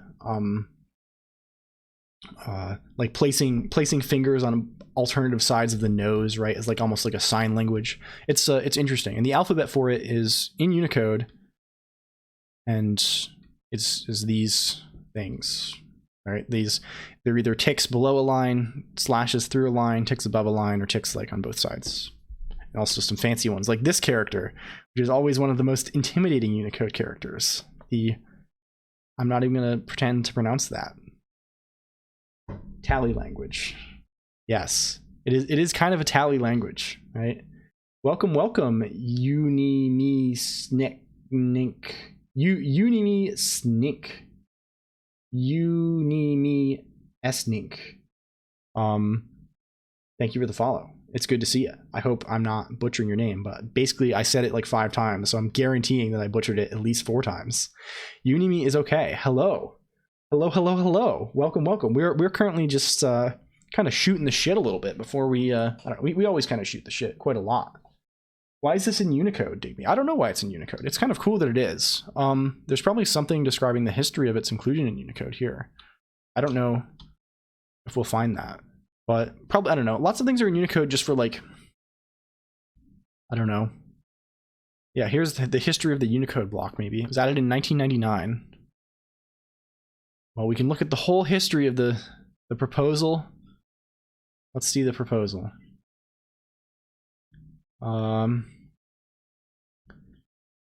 Let's see. Justification. Information on the user community for the proposed characters. Ogum is properly considered an archaic script. It is used by a relatively small community of scholars studying early Irish inscriptions. Computer fonts for Ogum are available, blah, blah, blah, blah, blah, blah, blah, blah, blah, blah, blah, blah. As more and more computers go into the Irish schools... Oh, so maybe this was like a, as... I don't know the history, the complete history of, like, interest in... I mean, I know the teaching of Irish Gaelic or whatever in Irish public schools is like a big thing, right? Like that has historically been a contentious issue. So probably like there's like some cultural thing here. Like I don't know if Irish school children are ever studying Ogham texts. I assume probably not. I hear there's an RFC to add some Sonic fanfics to Unicode Kappa. Yeah, that's interesting. I learned today, unrelatedly, there's a like a whole Arabic sentence, like some Quranic thing, that is a single character in Unicode, and it is a single character because it's required that that sentence be put at the start of every official document in Pakistan, and Pakistan is not like the language is not Arabic. It's Urdu, which uses the Arabic script, but like I imagine much of the population is not fluent in Arabic, right? And it's kind of a complex bit of Arabic, I think, like in the form of its writing, right? Like there's lots of like diacritics and stuff. So instead instead of like making it difficult to type this thing, right? Like there's a single character that's just used, presumably is present on keyboard layouts in Pakistan or something. I don't know, that you can use for this whole sentence. Very interesting little thing. What I want to find this RFC for Sonic fanfics now. That seems like a whole barrel of fun. The more you know, indeed. Yeah, I mean Unicode is just so massive. Yeah, it's the Basmal. Yeah. That seems like the thing that it is that I'm not thinking of. A surprising number of Arabic speakers cannot read modern Arabic, but can read old Arabic. Yeah, that's very interesting, right? It's interesting to see like how languages change and how they stay the same, right? Like it's cool. I made it up. Yeah. Well, I mean, did you hear that then? Are you speaking out loud to yourself, Bad Cop? If you're that lonely, you can just come hang out at the LLLL Colonq stream, right? You don't have to suffer like that. You can share your fake RFC Sonic fanfic with us. You don't have to hear about it from yourself anymore. We'll tell you. Okay, starting to get less distracted. So let me write down the thing that we came up with, which is integrated online code editor REPL with Twitch login, like Reju, plus Emacs viewer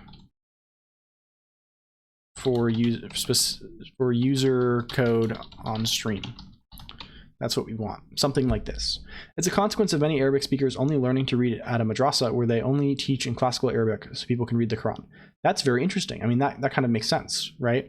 It's like how, like, I mean, like, I don't know what the statistics are these days, but like, I can imagine there were certain periods in time when, in relatively recent history, probably like 100, 150 years ago, when more people were familiar with and could like decently read classical Greek than modern Greek, probably, right? That's those are interesting thoughts. It's funny how things work out that way sometimes. Okay, here the RFC. Add Sonic fanfic to Unicode, and it's I see what that is. I know what you got there. I see that HTTP 301. You're not gonna get me. No. You might get some chatters, but you won't get me. We're careful Andes on this stream. The Rickroll is extra devastating here because it will on this junker of a machine. There's half a chance it'll just crash everything trying to play the video. You have no idea. You have no idea what I moused over it on my other monitor, the one that's like I have like the stream overlay thing on my other screen, or it's on a totally different machine anyway. And I moused over it, and I think Franker Faces inserts overlays, and it actually followed your 301 and just it like gave the YouTube description for the Rickroll as the did you set that up just now? That's very cute. I like that. Thank you. This is I actually speaking of, you might know, we have a we have a, I don't know why I put this into React. I don't know what this is, but we'll check it out eventually. Maybe I need to vet it. We have a Colonq.computer now, right? It redirects here. It's redirected here for a while. Previously, I was just using like, my DNS has like a feature, you can just easily set up a redirect on whatever. But it's very slow and shitty. I've actually bought a VPS now and wired the thing up and have Nginx running. So we will do some more. We can do some more web integrated shenanigans soon. Welcome, ucraft200. How do you create a VTuber in the terminal? Bless you. I don't know. Okay, so how do you create a VTuber in the terminal? Maybe we can go into that. So the way we're creating a VTuber in the terminal is much like you would create a VTuber out of the terminal. So we have this program that renders a 3D model. We're rendering the 3D model normally. If I look, is this the one? Yeah, hello, hi, right? This is rendering the model with face tracking. And you can see it renders it in the bottom left corner. It's a relatively low resolution image, right? It's a small little image. And then we're just printing out that image at a given frame rate, and replacing the pixels, right? For every pixel, we print 2 characters of text and of the appropriate color, and that's pretty much it. It's pretty simple. As far as the actual, like, you could probably build something like this on top of something like, I don't know, VTube. I don't know. VTube Studio is like I think Live 2D program. Why are we flickering now? What is this flickering business? What is taking up our CPU? You create the program. Yep. But yeah, you could build something like this on top of Unity at least pretty easily, or VC Face or something like that, I think. But yeah. Yeah, I'm glad. Oh, no worries about your English. Certainly not. It's I am only an English speaker, so I guarantee you that in any other language, I am worse than you. So do not worry, my friend. If you want to see something really cool, check out. I'll do it right now. There's a bunch of redeems, like in the channel points section. If I type ucraft200, bam, right now it's little customized. So yeah, we can do some interesting stuff here. We are trying to advance the state of the art, if you will, of the VTubing metagame. That is the plan. From Latin America, I speak Spanish. Yeah, and I guarantee my no hablo español here. I am not certainly no good. Yeah, thank you for coming by. We mostly here we do all kinds of little programming things and talk about all kinds of nonsense. I'm really concerned. What is using my? I'm a little. Is it this? Is it you? What is it? Grr.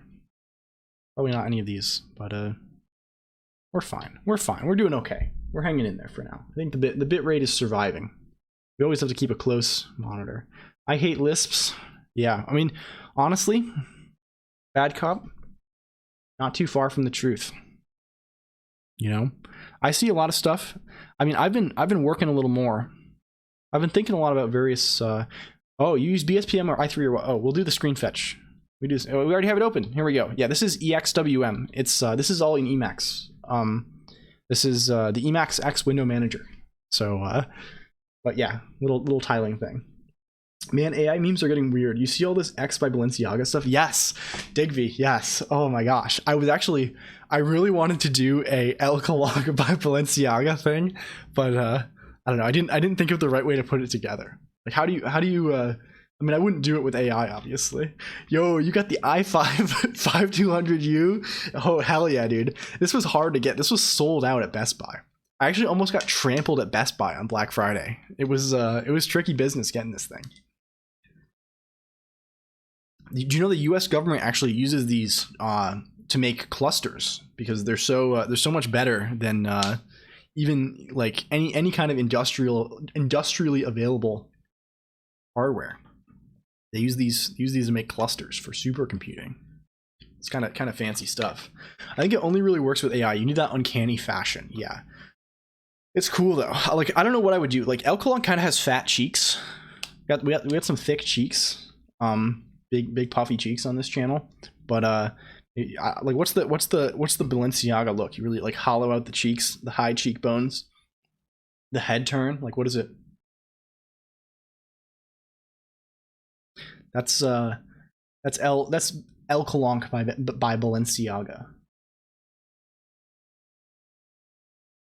That's what it looks like. That's what it's looking like. I'm thinking that's it. My record is 1,000 days. Then my machine got owned. That's pretty impressive. Well, is that on a machine, a physical machine that you own, or is that on a VPS? That makes all the difference. That's on a laptop. I'm impressed. Physical server, yeah, that is pretty rad. I wonder what the server that's running the event bus is up to right now. I rarely restart it. It's probably, I don't know, 100 days or so, but nothing. Definitely not 3 years. That's scary. I get worried with that kind of thing. Yeah, you need to hollow out the cheeks and get a bizarre, incomprehensible outfit. Yeah, you need to look like you're in David Lynch's Dune. And you need to look like Sting from Dune. I was like, wait a minute, who put all these entries in authorized keys? Colonq, have you ever made a Discord bot? Well, I have made a Discord bot. Well, this is so okay. Let's get into even more. It's story time, baby. I made a Discord bot a long time ago. How was my Discord bot built? I actually wrote the bot in C, I think. Because the bot was built on a couple of different things. There's this thing called, I've never actually talked to the Discord AI, right? There's this thing called Bittleby, right? Bittleby is a IRC gateway to various instant messaging platforms. And there's a plugin for this for Discord, right? I was actually using Discord for a period of several years from Emacs primarily. Like I was just connecting to my Bittleby server through Cersei or whatever Emacs IRC, right? And then I used thanks for the follow, Ucraft, too. Good to have you in the LLLL Colonq nation. I was using where is that? I think it's called II. Yeah. This is a super sick IRC client. I mean, bad copy, you would probably like this. This is a it's a file system. It uses like FuseFS to like make a file system corresponding to your IRC connections, right? So it just creates directories for each server and then for each channel under the server. And then there's a named pipe for in and out on each channel. And then I just hooked a little C program up to the pipes and went to town. But I've never done anything like actively with the Discord API. I assume it's not. It's probably like what does it look like even? Is it just oh yeah, you're reversing the direction of our spin. We gotta spin first. Let's spin. There we go. I should make that emote like do something different instead of, I should make like spin left and spin right instead of the reverse. But yeah, this is a cool little tool. Maybe, do you have anything in mind for a Discord bot, Paraclete, or what is the motivation behind your asking? Even if it's just curiosity, that's fine too. But like, I'm excited to know if people are building cool stuff. Wow, it's so cool, the effect. Yeah, thank you. Well, right now we're just spinning around a little bit, but like we needed something. We needed something at least to do. We have to have some kind of interactivity on this stream. There we go. It's been neutralized, however. We have many people have access to counter spells and various magics of all kinds. Never click your website. Pain. Yeah. You have to be the I don't know, some kind of return oriented programming joke here. Like we need to someone needs to handle this unwinding this stack and get back to what we want to be doing. Where is your website, Vatcom? Let's go up where Are you Sarah.website? Is this you? Is this it? I'm making a risky click here. No. Just say the stack got smashed. Sarah.engineer. Yeah, well, that really was a risky click. That could have been the end of me. There we go. There we go. Cool, cool. Oh, this is sick. Very nice. I'm a fan of cool personal websites. Very neat. Oh, I love this prompt too. Websites aren't risky anymore. By some definitions, they are. They could certainly be risky to the continued existence of the LLLL Colonq stream, for sure. For real, for real. Let's see.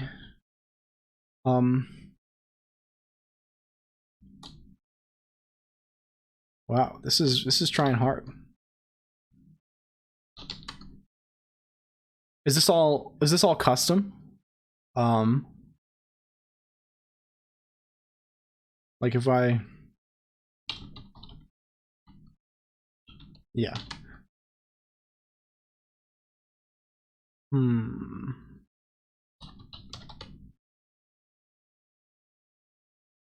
I see.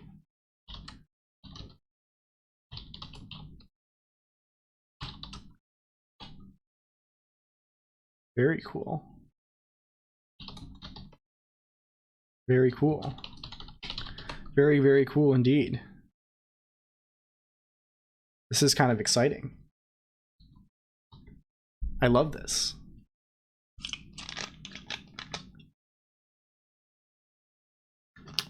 But no, this is the source for this. Well, I mean, clearly the source is available in some form.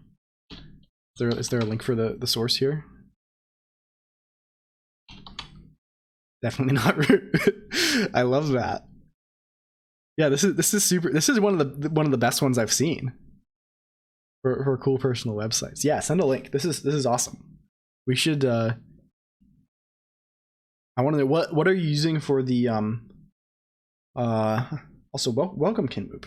What are you using for the terminal render? Like, does this support like code review me? Okay. I want to open this on my other monitor because it's easier to click the link. Let's see. I see an ONC to HTML dependency and an ONC styles, so that answers one of my questions. I see file system. Yeah, this is awesome. And we need to make a better site for LLLL Colonq. I have a good personal website that I don't want to share, but like I have we gotta do some fancy schmancy web design for this stream. This is really awesome. I'm gonna dig into this. I think I'm going. What do we have a license here, baby? Oh, no license. No license on your open GitHub, your public GitHub repo, bad cop. For shame. No, I mean, not having a license is an option. But we're gonna do some of this kind of shit for our learning platform, our learning management system, our LMS for short. We will be building something of some nature. I got you. Thank you. I'm glad to know that I'm supported. Love that. Love that for me. Okay, back to our docket. We added today. We can do today. Let's make sure that is in our next stream title. We'll put exclamation point today in the stream title, and we'll remember to update it. So any friends who come by and are like, "Hey, what are you doing today? Colonq, Colonq, what's going on?" We can give them a succinct answer. Okay, investigate Osric with chat. Well, I don't want to derail the conversation in the direction of, okay, now it's MIT. Thank you. I salute you. I'm saluting in real life, but alas, we have no hand tracking. We have not ascended to that level yet. We could have hand tracking pretty easily, I think. What is the do VR hand tracker API? Is this a thing that we can get easily? I don't know if I want to type wearing hand tracking. OpenXR seems like maybe the thing that we want. What is this? Colonq, are you naked right now? Yeah, I said last stream. I'm actually, well, you know, I'm 80 years old. I weigh 600 pounds. I'm totally nude. I'm perched on a little stool. I shaved all of my body hair. I look like something out of Dante's Inferno, basically. That's kind of what I'm thinking right now. It's I don't know, but no, I'm clothed mostly. We're keeping it clothed up in here. Generally good. Oh hey, Mr. Oh, Real Paddywhack, welcome back. Oh my gosh, it's been a minute. How are you doing? I love one thing that I did not think I would appreciate so much as a streamer. You know, I'm a viewer. You know me. I'm a viewer. I'm a Twitch fan. I like watching Twitch, and one thing I did not anticipate is how much I would recognize and how much happiness it would bring me to see familiar names in chat. That is such a cool feeling. But yeah, welcome back, Real Paddywhack. How's it hanging? Doing good. Got bit by the small talk bug and doing some work on that. Oh, exciting. I have never done any small talk, but I mean, small talk and Lisp, right? Like they're kind of allies, right? That sort of image based programming sort of thing, right? And that you have like a live system and you're making changes to the state of the live. That's sort of that's a small talk thing, right? Wasn't expecting you to remember, but yeah, I think I couldn't like list. It's that sort of thing with like recognition versus memory, right? I definitely couldn't like list all of the people who I recognize the names of. I could list a couple. I was trying when I was on my walk today. I was chatting with my partner, and we were trying to assess like who we had seen, because I was so happy that I'd seen a bunch of people a bunch of times. But like you can definitely recognize people really easily. It's not like we have a ton, but like there's like, I don't know, like 20 or so people who've showed up with some amount of regularity, and that's a fun thing. You're a hot piece of text. I would love to wrap up. Thank you. I would allow myself to be line wrapped by being printed to a too narrow terminal and wrapped at any time. I'm using the Pharaoh implementation. Yeah, that's the one I've heard of, and it's just so interesting to work with. Are you building something like interesting? Like what's the plan? What is the build? The topic switching is crazy. Yeah, that is the topic switching is absolutely bonkers, my friend. That is we are going to work on the RPG system, right? This is a yeah, we are. I was saying earlier, I don't know if you were here for it, but like compared to other programming streamers, like people must think this is like the most Zoomer shit imaginable, right? Like we're like bouncing off the wall. There's a Chinese man singing in the background. There's like we can't stay on one topic for more than 25 seconds. There's I allow myself to be totally derailed by any single chat message, including yours right now. Like I was saying something totally different. I was talking about small talk. I was probably mid fucking sentence, and now I've gone on a 45-second tangent. Like it doesn't matter though. I think it's fun. I think it's a fun thing, right? Like honestly, I think it's better. I mean, if we're maximizing our Twitch engagement, right? If we're being growth hackers, hashtag SEO growth hack boost 2023. I think this is the best, right? I think it's better to be constantly talking than for me to actually get any work done. I have a redemption idea for you. Please share. Nothing in particular right now. I was mostly just checking it out and learning the language and environment at the moment. Not sure what I'd try to do with it. Can we get an SL redeem? You mean for the steam locomotive, the train? Can we actually get, if I open a terminal, if I do nix run nix packages SL, I'll see if that runs. Like I'm thinking to see if they have a good Vulkan library and seeing if I can make a game. Oh, that's very exciting. I see we have the what is this emote usually? Distressed emote? The T_T emote. Yeah, I'm now Piss Boy. They call me Corporal Piss. They call me L:_Piss. They call me Piss:_Q. I actually don't Piss:_Q. That seems unhygienic. Or Kause. Yeah, we're loading SL maybe. Nix is maybe doing work. Yeah, there we go. The steam locomotive, baby. Yeah, we got to get that hooked up. we'll do that eventually. But yes, the we quickly devolve into piss mode. Also, yeah, I want to say sorry, Paraclete. Paraclete, you seem like a more serious individual, right? You're trying to. I apologize if my Zoomer antics are destructive to your mental health. I promise we'll eventually get something done. Eventually, I'll be too tired of working on things exclusively off stream and just memeing on stream. It's like we did get a bunch done. We got this Unicode support working, and that was sort of non-trivial. But yeah, eventually we'll get something working. Yeah, if piss is showing up in your colon, you either have a kink or need to see a doctor. Yeah. I mean, we could...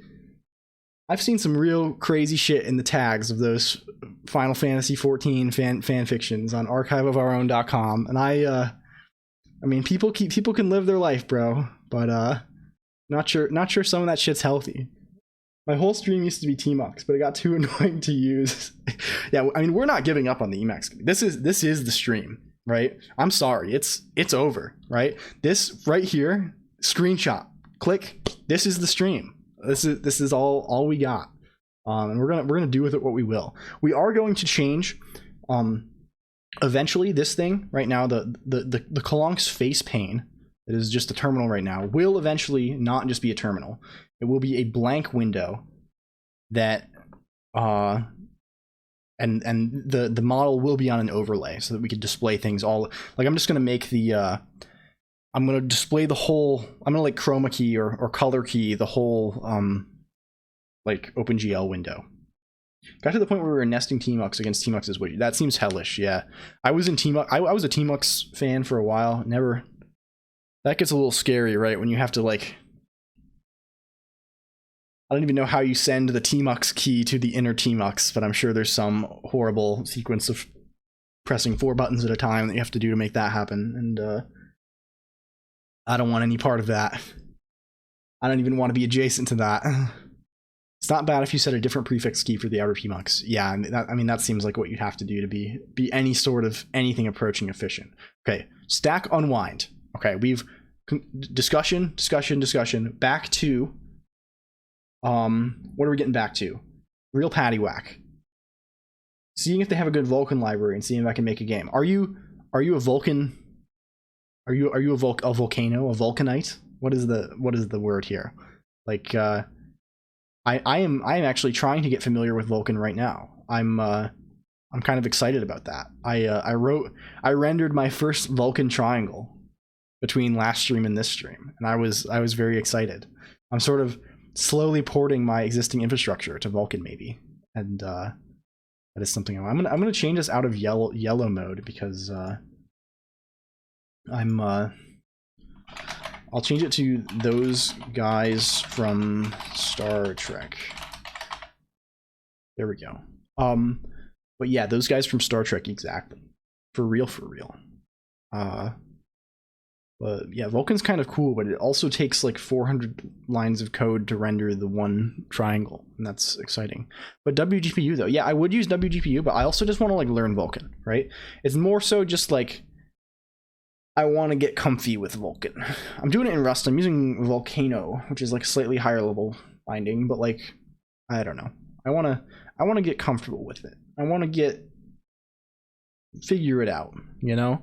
Figure out what's going on there. I feel like I don't have like, I mean, I would say I'm an intermediate advanced beginner OpenGL user. Like I kind of know how things are working, and like I kind of have a good sense for like the way to do things with OpenGL. Like Vulkan is like, I mean, OpenGL has a lot of abstractions, I feel, over the GPU, and I don't have good intuitions for like some of the performance things, and like I don't know. We'll figure it out. I am a little excited about WGPU too, because like, I mean, of course you can maybe run the thing in Chrome too.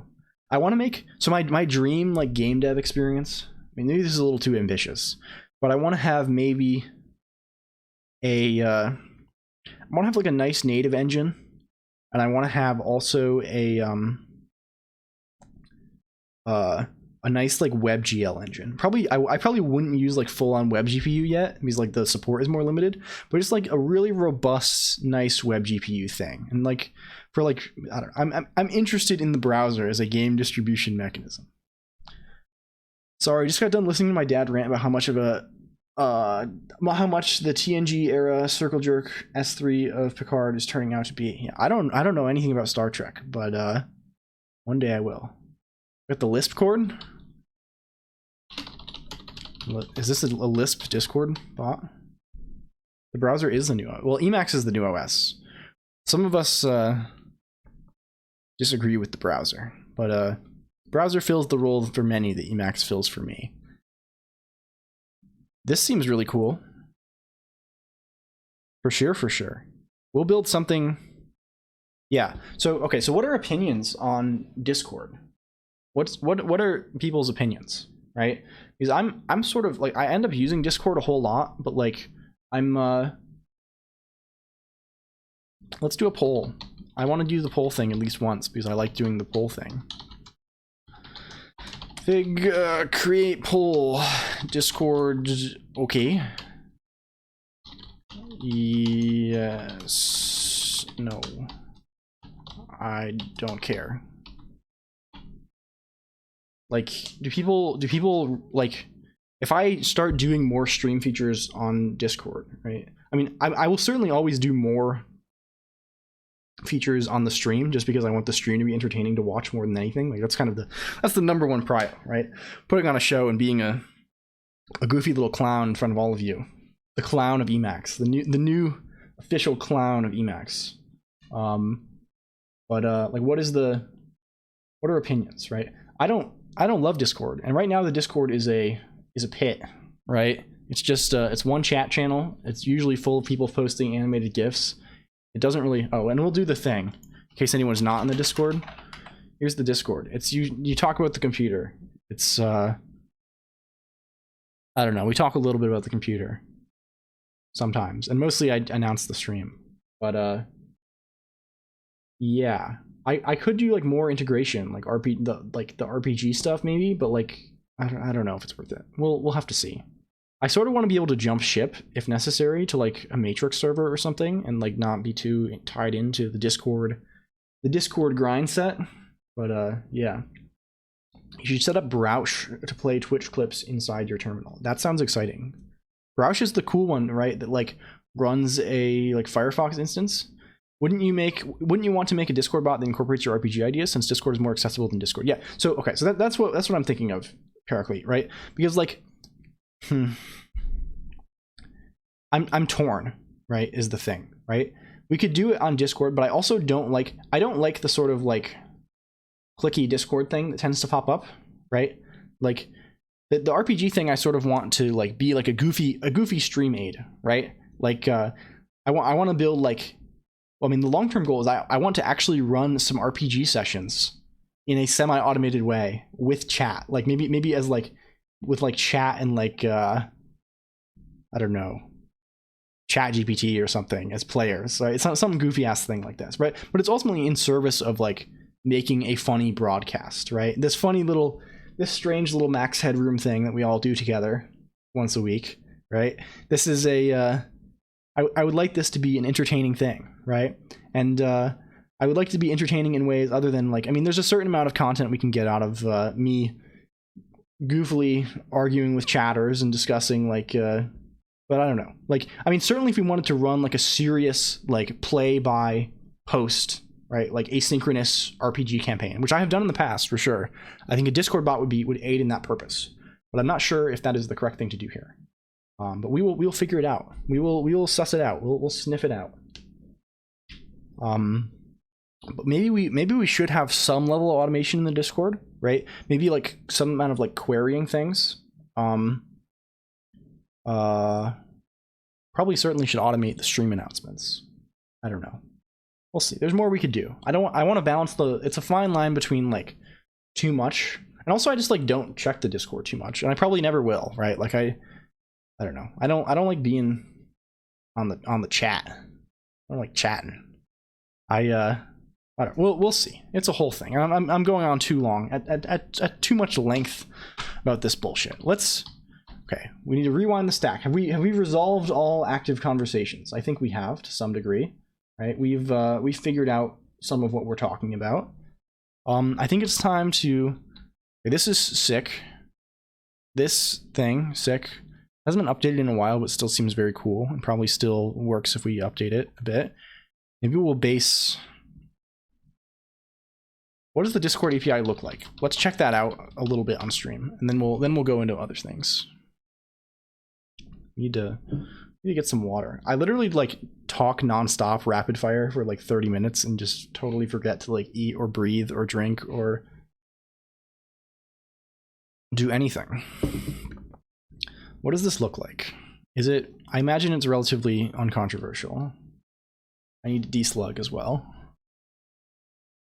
We are deslugging. Okay, what is this be? We need to create blah, blah, blah.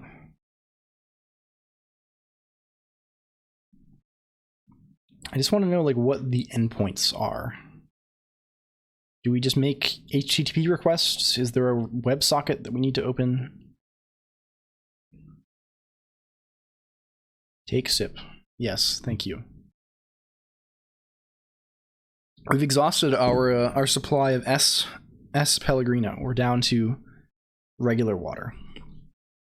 Discord, WebSocket, API. That's what we want. And I imagine it's going to look... I mean, we're just going to copy and paste most of the boilerplate for our Haskell Twitch WebSocket API.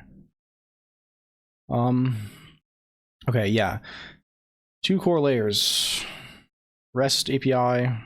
It's not actually a REST API, probably, but it doesn't matter because that's not the thing you want anyway.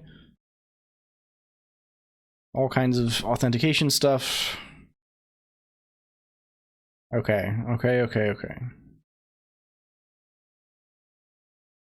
You can get real time. You can get events. You can make. Yeah, this seems. I mean, there's nothing going to be difficult about this. I think. I'm too lazy to actually read anything on stream. I'm too lazy, and my attention is too pulled in 5 different directions to actually read English words on stream, or at least parse documentation on stream.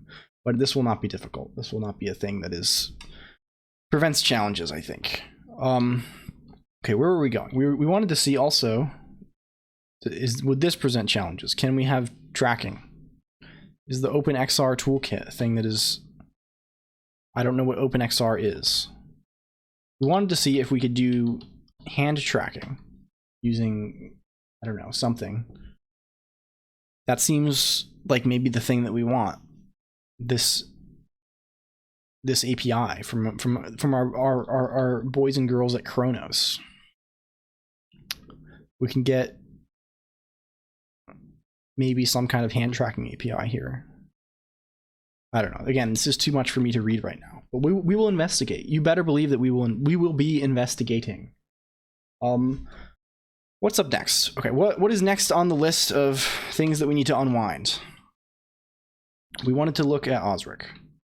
We were looking at Osric, and we're going to roll up some characters for chatters. I think that's only fair, right? Let's go to our RPG system, right? We wanted to write a little function that rolls the dice. Roll dice with sides. And let us be doing that. I think we're gonna just, I mean, this just returns, is random return inclusive limit? We've looked this up before, I know. It's exclusive of the limit. It doesn't take, so this works, right? Because if we give it a 6, it's gonna return a number between 0 and 5. So we need to add 1. Plus 1. Yep. You got it. We're good. We've done this before. And then we're going to use this to directly port a bunch of AD&D shit. I don't know, let's do a... We'll do a... Let's just grab one of these from our... over here. Where are we looking? Where are we looking? We want to look at types. You can pipe the value given by random into an A list or a list. I mean, yeah, so what we're going to do is we're going this is very easy. We're just generating stats by doing like, hey, roll 3d6s or whatever. And we're gonna generate random. We're gonna have a command to, we're gonna have various things that affect the character statistics of chatters. And also chatters can like roll up an initial character, or also like re-roll their current character. We better to use the function. Oh, is there a 1+ function? That's the thing. Oh, there is. There is. Do we actually want? And this is in C source code, so we're gonna trust it. That is the thing we will do. Is this what is the practical difference? I mean, I assume it's slightly faster because there's probably one less allocation happening here because you're not having the one. I don't know how this is actually. I know nothing about the eLisp internals, so like, I'd love to hear about it. Would love to hear about it. Big RPG. What do we call these? What do we call these in this whole thing? They're attributes. You loathe to love it. Yes, I do loathe to love it. I loathe to see it. I see to loathe it. Ability scores. That's what it is. Ability scores. That's what we got here. We're getting some ability scores, baby. And we have what are our ability scores? Is your Emacs built with native compilation enabled? I think, does Emacs version tell you that?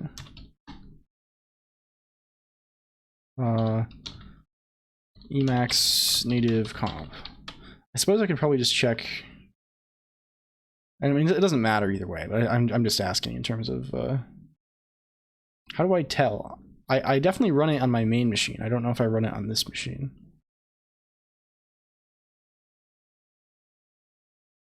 I mean, presumably if I have any of these native comp functions, right? Yeah, it looks like it is. It looks like it is. Presumably. System configuration options. Yeah, that's the thing. Do I have that?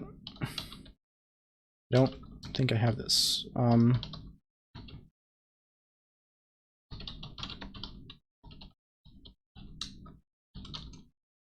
I don't know if I have this. Oh, there we go. It's just a variable. Yeah. With native compilation, we got it, baby. There we go. I think this is the what's my actual. If I go to my emacs.nix, I hardly passed this in here from my home.nix. I mean, this is just Emacs Git, and I mean, like native compilation is like merged now. I guess that's a thing, right? So, question mark. Maybe it works. I don't know. We shall see. We shall see. Cool. That's exciting. Man, it's fun to have a Nix user here too, Lubetti. That is an exciting thing. NPGTK. Is that the thing that is like the new what do you say?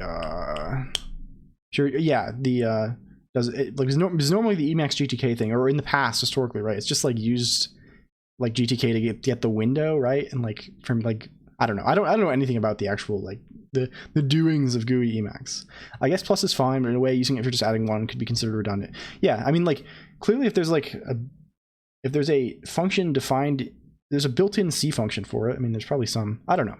I don't really care. I'll just do whatever's more readable, and I'm certainly going to write just using plus a bunch of times. But it's interesting to know. I did not even know that existed. Cool. Okay, let's back up. Where are we going here? Here. So we're adding our ability scores. What are our standard things? strength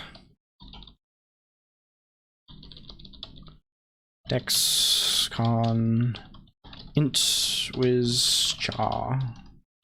There we go. Bam. I love Nix. The language is actually surprisingly simple. I use it heavily at work now. Yeah, I also, well, I was using it at work for a period of time. I'm not using it so much anymore, but I'm a Nix fan. I've been on the Nix train for a couple of years now. It's surprisingly nice. Great for distributed building to more powerful machines or cross-compiling. It destroys all. Yeah, I agree. It was super awesome setting up this machine because I don't know. I use I'm like in the full, like, I mean, I'm sure if you're a Nix fan, right, you're also like, I don't want to assume it, but like, I'm in like the full on, like, declaratively do everything, right? Like, so I got the home manager configuration set up and the everything else, and it's so nice just to be able to copy that configuration over and just bam, identical environment. It's very, very good. Very, very good. I don't use, I'm not using like Nix ops yet, but I also use it for, I do like you can do like a NixOS rebuild with like a remote host, and that's how I'm doing all my servers at the moment. At least the ones in my apartment. I haven't done that for any remote servers yet, because I'm not sure about regardless. Isn't GUIX Geeks like Nix? I'm not well versed in stuff like this, but after I heard that Geeks only supports FSF shitware, I became kind of disappointed. Well, it doesn't just support FSF software, right? Only the official package repositories do not include non-free software, right? But there's nothing, there are big repositories. I was running this for a while because obviously you need non-free software if you're running it on like a laptop, because there are no good free FOSS like Wi-Fi drivers, right? Yeah, things like this, Mirror, GitLab, blah. Like these things are maintained. Geeks is actually kind of nice, and it also has, I don't know if it's actually pronounced Geeks or GUIX. I don't know. I'm gonna say GUIX because that makes me feel a little better with my life decisions. Yeah, this lets you install like the notable example, the actual like non-free firmware and stuff, IWL Wi-Fi, things that you probably want. It's nice because GUIX has really good documentation, better than Nix in my experience. I don't know, and it has some nice features that like you can do things like them in Nix, but sometimes it's more obnoxious, and like it has a very nice way to like package software for it kind of has like the Nix bundle feature, and yeah, I don't know. It's interesting. I checked out NixOps for managing build machines, but I found that has some security issues. So I just rsync the configuration.nix plus flake.nix files to the build machine and run NixOS rebuild. Yeah, I mean, I'm kind of doing something similar to that myself. NixOps just seems like it's a lot. Isn't the configuration language just Guile scheme too? Yeah, yep. It's a big, huge Guile library. It's pretty well put together. It's kind of fun.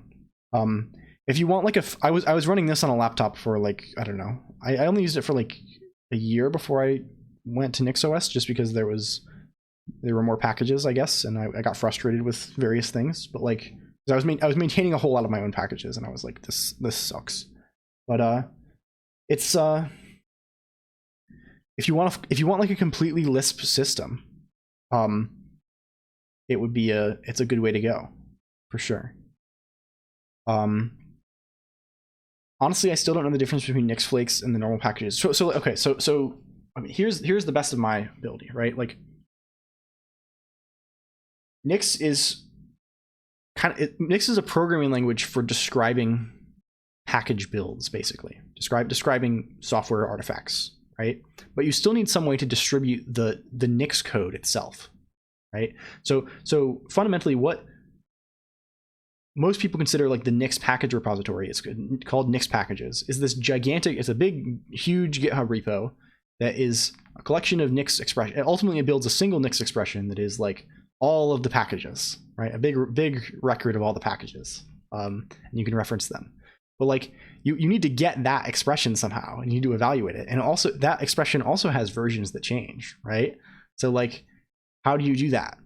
In the past with Nix, there were like various ways to like grab the actual Nix code and handle its versioning. There was this thing called channels for getting Nix packages, and that was kind of nasty. And it also like it's kind of awkward because it kind of makes like Nix packages first class, right? Like it's kind of weird. Now with Flakes, Flakes are basically a way to pull in other Nix code and like lock its version like you would for like pulling in Rust code with cargo or something like that.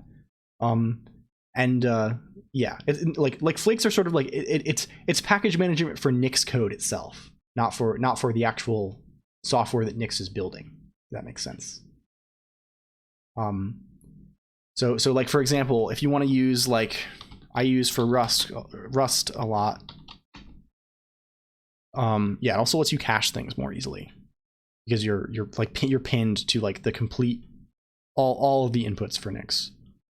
So for example, in addition to Nix packages, I might want to use something like this Rust thing that like makes it easy to like build a Rust derivation from like a cargo.toml file. So I can just add, in addition to Nix packages, I'll just have this repo as a dependency, and I can just pull in this Nix code super easily, and also pin its version. And like it's nice. It's nice for a bunch of reasons. I pretty much always in my projects just have like, let me find the Colonq source code. Where is Colonq? I'll just have like a single flake.nix file, right? And right, we have some dependencies. We're dependent on Nix packages. The specific version of that is just pinned here in this lock file. We're dependent on Nersk for building the Rust. It's just pinned the same lock file. Then here we just describe, okay, here's the dependencies I need. Make a shell that has those dependencies, and also here's how to build a binary. Yeah, I like do this kind of thing a lot. And it's also super nice because you can do this. There's this thing with Flakes. You can do Nix print dev. And is that it? That might kill us. Yeah, you can print basically like a shell script that you can use to get in, like basically enter the Nix shell. And that's super handy to use with direnv.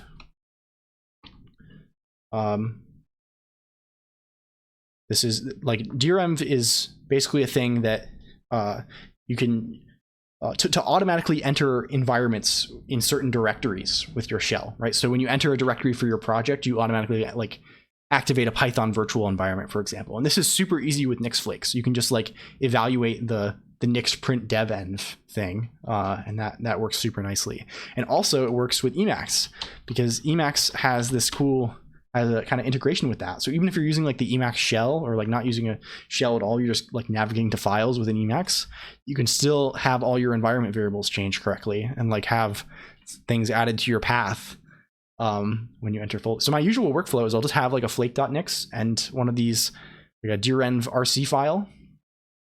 I'll just like navigate to a folder and then everything works pretty much. Are you using Nix direnv? I don't know if I am. If I'm not, and this is something that's going to improve my workflow dramatically, I'm going to be really happy. A fast, persistent implementation of direnvs use Nix and use Flake. I was using Lori for a while, and then for like the caching kind of thing, but I found it to be kind of slow and flaky. So I've just been using like literally like, do I have an envrc lying around? I don't think I do on this machine because I don't want things running like without me knowing. But this seems interesting. You can just say use Nix. You can just say use Flake. I wonder. Yeah, I'm gonna have to check this out because I want to see how the performance differs from just running the print devenv thing. But we shall see. Probably some caching thing, and like it probably like adds it as like a GC root, right? So like it doesn't get, the packages don't get munched up. But I'll have to see. I'm curious about that business. That is something that is piquing my curiosity. I haven't noticed. I don't collect my Nix garbage very much anyway, and when I do, I think I generally want to grab those things. But like, if it is noticeably faster, I will use that instead. But like, I'm already on the DRM train, so might as well. Thank you. Colonq, do you actually remember the thing you wanted to test out, Lamau? What did I want to test out? Do you actually remember the things you want to test out? Yeah, I usually write them down. I've done a bunch of stuff. One thing I wanted to talk about, they're not here. One of the things that came up last stream was NZ Pieface brought up playing Dwarf Fortress, right? Classic video gaming experience, and rendering my model over the Dwarf Fortress map by like changing the colors of like the characters on the map. And we did do a bunch of that off stream. I think that's also in our to-do, right? Mod Dwarf Fortress, yeah. But I built DF hack on my machine, and I found I don't know, there's an existing plugin that's used for like lighting stuff that makes it pretty easy to just like change background colors and foreground colors of specific characters. So I think that's going to be attainable. Maybe limited by CPU for now. Got a better machine. The better machine is coming along, but it's still not quite here yet. But yeah, we'll get there. Item number 2, create tits. Yeah, I mean, well, let's create.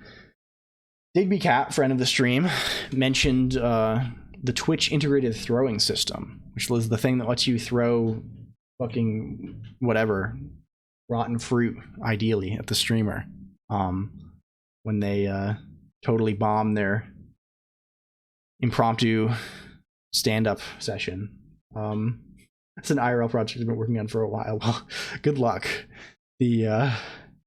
I suspect our enterprise will be easier than the crafting of the human form, but alas. You can have my Pokeball. Oh, thank you, Digby. Thank you so much. How generous. And thank you for allowing me to drink water. I was on the verge of death by dehydration. But no, yeah, we're gonna make it so you can throw things at Colonq and do various other physics interactions. Probably mostly by replacing Colonq with a capsule and using Rapier 3D to do some stuff. The human form is not as customizable as Linux. Indeed. If only there was make menu config for human beings. Alas. But yeah. Is there anything else that I'm forgetting? Paraclete. Paraclete is the, I mean, we are the what do you say? What stats are our various streamers, right? If we're talking about ability scores. I feel like LLLL Colonq, I am like the dexterity of this stream, right? Mostly fast motion and talking about nothing and waving my hands around really fast. Paraclete is kind of like the combined int plus whiz of the LLLL Colonq channel, keeping us on task, ready to actually perform our task. I must read your Kundalini kernel. Oh geez. Oh dear. My root chakra is being exposed. How unsay so. Oh geez. I think I'm succeeding in my mission. I was joking on Twitter, to my 100 people to my 100 bots who I joke to on the daily, that we're bridging the gap here between the I don't even know what, the San Francisco community, rationalists, post-rationalists kind of people who make video games, programmers, people who think Lisp is cool, Paul Graham fanboys, and people who think Iron Mouse is cool. I don't know. What does say so mean? I keep hearing it and I'm not quite sure. Well, I don't know if you want, well, what is, I don't know what the actual implications of this term are. I might be, so in the community of people who pretend to be anime girls online, formerly known as the VTuber community, I think there's a broad connection between that community, right, which I am certainly not a part of, right? This is not a VTubing stream, frankly. This is a That is the disguise by which we have captured at least some of you, right? This is the stream that is a dude talking about the computer while a funny little guy spins around on the screen. But some people take that shit seriously. And at least in the big Japanese corporations that have stables of anime girls pretending to sing and dance at their leisure online, it's sort of connected to like the idol culture in Japan, right? Where people sing and dance in real life. And there's a lot of weird shit with that. There's like it's basically like wholesome, right? You have a wholesome, you don't talk about nasty things like pissing and shitting and dicks and jelking and stuff online. So we are decidedly not that. I don't think it matters also because I'm also a man, right? Like I don't know. There's probably some very gendered assumptions up in that business. I would say, yeah. So since I'm a 500-pound 80-year-old man who's perched on a little stool in my apartment, just typing away right now frantically, yeah. Wait, you're a man. Bad Cop 3 confused. Yeah, I am. Well, LLLL Colonq is a genderless matrix of letters, right? That's what we do. The speaker is biological TTS equipment that is man. Would reading posts from incels.is on stream be against Twitch TOS? I suspect possibly, and also I don't know. I don't want to dig too much into any kind of that business, right? We're gonna stay. Well, both on either. I don't even. Yeah, we're gonna take a wide berth. We're gonna keep the topics humorous and well, not even computer related necessarily. I'm fine talking about whatever, but like we're gonna keep it not so contentious, right? There's a lot of contention these days out there in the wild west that we call the online, and we're gonna try and keep it cool. We're gonna try and keep it smooth groove. That's how we do it. Holy shit, had me fooled. Yeah, you might be surprised to know that this is not a VTube. This is actually an iTubing stream, lowercase I, capital T tubing stream. E-tubing. That's the new thing. We do e-tubing here, electronic tubing. It's really sophisticated. Very cool. I don't know. I promised that we'd be descending into the dungeon, into the realms of dominance and submission today. The LLLL Colonq goes to the sex dungeon stream by reading Advanced Dungeons and Dragons shit for 2 hours. I'm not sure if I actually want to do it because like, isn't that just gonna be boring as shit, right? Like, isn't that just going to like create? Well, it might be better to do it motivated by the programming to like build like, I don't know, roll some stats up, derive like 2 hit bonuses and shit, and just consult the text while necessary. Yeah, I mean that is the exact command that we will be using soon, Bad Cop. So simply transmute your message in time forward 3 hours, and you will get what you're asking for. Man, was that super loud? Bang. Jeez Louise. The OG Digby was a D&D character. Lol. How fun. Digby, you are truly like, you're such a Renaissance cat. I don't know how to even sleep 300 in Echo. You're gonna have to sleep a little longer than 5 minutes. You're gonna try a little harder than that. You have too much faith in my ability to get anything done on this stream, right?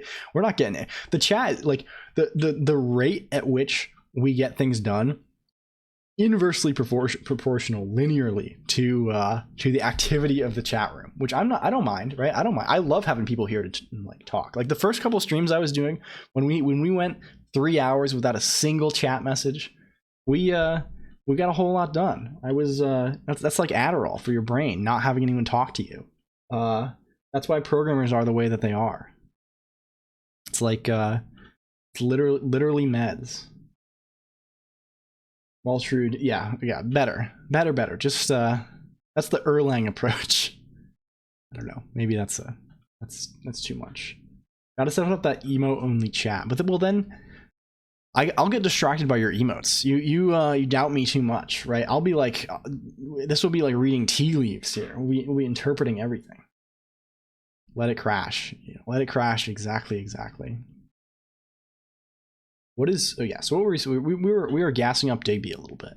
Like, but like Digby, how do you know so much about everything? I mean, don't answer if you don't want. But like, I feel like you have such a breadth of knowledge, right? Like I say this totally unsarcastically. Like you have like a like I don't. So the breadth of my knowledge is I know a tiny little bit about the computer, and then I know literally nothing about anything else. Like I'm like a non-functional human in any other domain, and I'm barely functional in the category of typing letters online.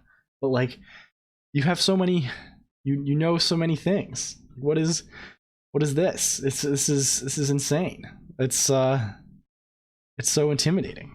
But you know you're cool. I can always rely on Digby Cat knowing something about everything we do. Oh yeah, arbitrarily evaluate every comment chat makes. That's advice I got from the same demon that keeps telling me to lunge for the officer's service weapon. Yeah, exactly. Right? The thing is, like, this is almost, well, you might be fooled easily, but like the things I'm saying are not actually being produced by a human brain, right? There's actually a large language model, actually a small language model more than anything, producing it's taking the chat messages and then producing text for me to read. It's like, you ever heard of the thought experiment, like the Chinese room, right? I don't even speak English, right? The person who's talking to you right now, the voice that you're hearing, this is not the voice of an English speaker, right? They're just receiving lists of phonemes, right? They're a native, I don't even know, they speak fucking Estonian, right? And they're simply getting lists of like international phonetic alphabet words, and they're just pronouncing them for you. That voice has a specific term used to describe it in French. Translates to something like the call of the voice. This is exactly what I mean, Digby, right? That's insane, right? That is like Digby is literally, you are spec'd max into being the coolest person at every cocktail party. Like, holy moly. I put all my skill points in the computer tree. Yeah, I only had one. I'm actually a level 2. So I only had like 2 points. And I put them both in the computer. Are you digesting the text because you're made of text? Oh yeah. Well, LLL Colonq, right? The person who's the entity communicating with you, right, understands the text, right? But the human speaker, in fact, not a native English speaker, not even an English speaker at all, no comprehension of what's going on. Imagine having an entire NASA computer room just full of people doing all the math needed to run a ChatGPT model. I wonder how long it would take to do inference. We can probably get these numbers, right? Like how many operations does it take to do inference of one token with llama? I don't know if this is going to be Googleable, right? Like we're just going to get like a fuck ton of clickbait, but we could realistically measure this. I clicked the wrong button and maxed the bash subtree with my skill points, not like this. Yes. You can run ChatGPT on a desktop machine, a 150K USD desktop machine. Yeah, well, I would be shocked if you can't run something better. Like, I would be, well, maybe I don't have enough pessimism for the state of how these things tend to go, right? I would be disappointed, at least, if you can't run something that is as good as the current ChatGPT GPT-4 on consumer hardware by the end of the year, right? Although I guess I shouldn't be disappointed, because for a long time you couldn't run something as like GPT-3 has been around for quite a while, and you couldn't run anything comparable to GPT-3 for a number of years. So that's maybe, but it seems like things are progressing at a rate that, I guess most of the consumer hardware stuff is just progressing based on the llama leaks, right? That is the basis for the development. I don't know. We shall see. Let's roll some stats. We gotta get schmoovin' again. We gotta schmoove along. Why is this complaining?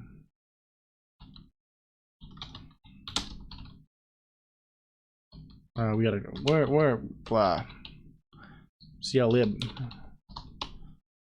Honestly, I think it'd be super cool to have a version of ChatGPT that could run on a local machine for a game. Yeah, I mean, exactly. I think, I mean, that's going to open up, having the thing be available to the public is, I mean, it's going to change the dynamic a lot, right? Like, think of the possibilities. Think of, like, both for just like entertainment, right? Like, obviously, like, there's the obvious use cases, which are, well, that you can't, the things that you can't really do on a remote model right now, right? Fan fiction, ERP, I guess you can kind of do like a text adventure kind of experience, but like it's not like super tuned for like what people want to do. Yeah, I don't know. Edge computing, Bad Cop 3 POG. Yes, yes. Edge computing indeed. Let's move all the computing to the edge. Thank you very much. I would like to have the computing on the thing that I have in my house. I would like that very much. Let's do a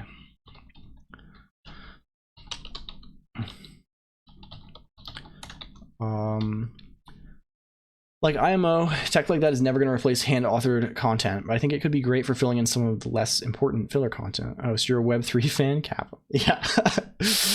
Yeah, that's a funny, that is actually pretty fucking funny. Cell phone, wow, on me. Yeah, I don't know. Like, I mean, I think the AI stuff is probably like, I mean, it could just like kill us, right? Like, I don't know enough about anything to assess that possibility with any sort of like, I mean, there's a lot of people who think that it will kill us, but a lot of those people also have spent decades writing a whole lot of words to not, they've been like, what's the Twitch emote? Do I have this emote on my channel? Essaying? We need to add that. Can I add that? We're going on a side quest, chat. Keep discussing things. We'll get there. Don't worry. We're gonna log into 7TV and add the essaying emote.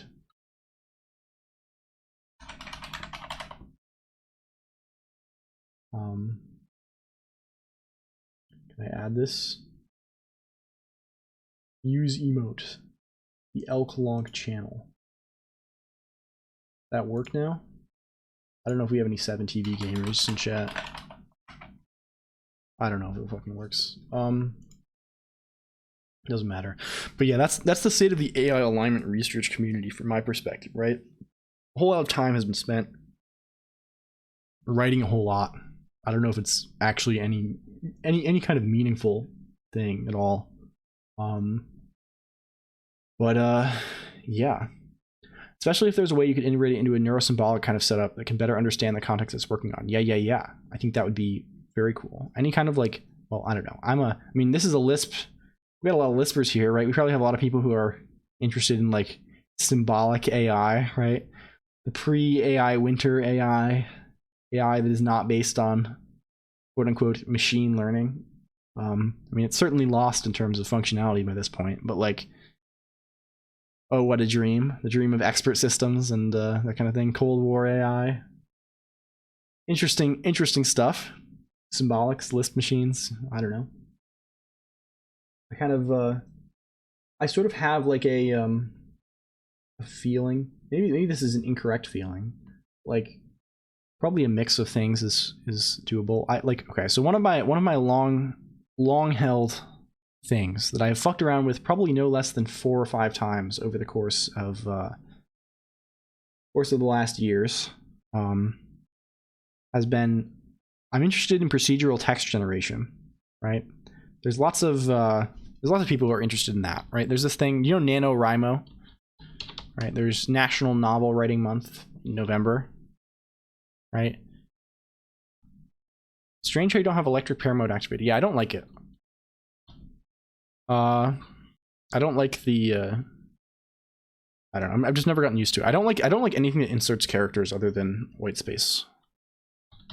Not my thing. I also never gotten used to. I used I mean, obviously, like the thing you like doing with Lisp is like pair edit, right? And like structured editing.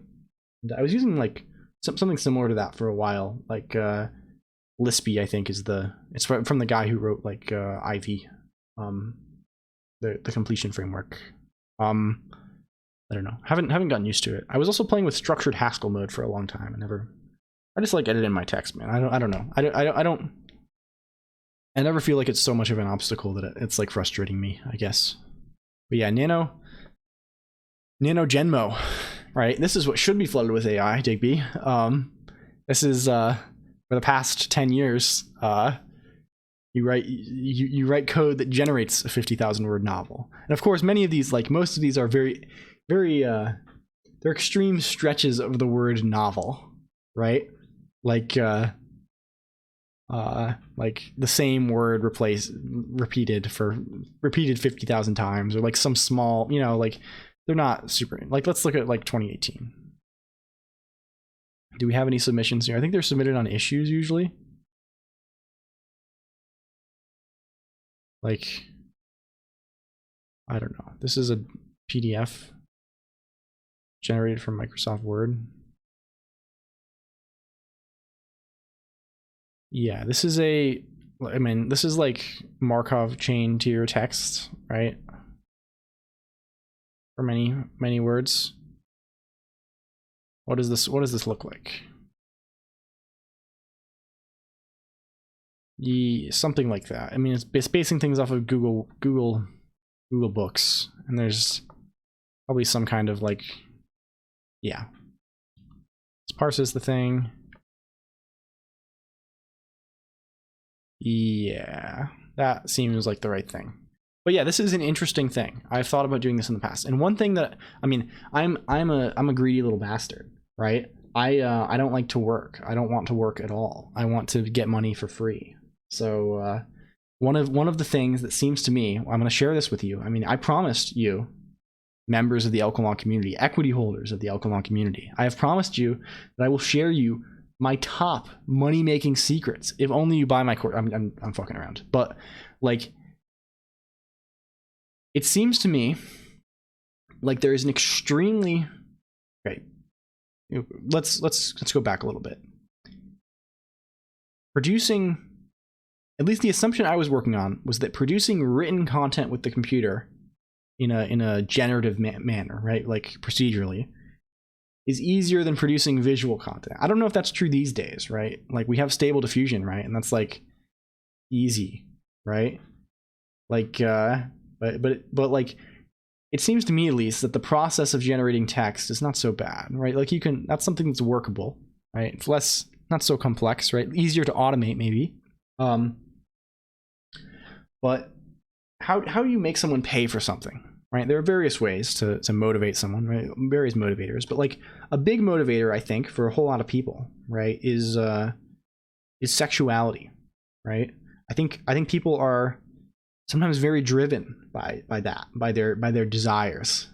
So obviously you can imagine, right? Like porn is probably a big money maker. I don't know the logistics behind that, but there's issues there, right? And especially, I imagine, with AI generated porn, we're gonna end up in a whole fucking nightmare hellscape scenario with regards to copyright and consent and monetization. And it's I don't want to touch that with a 10-foot pole, man.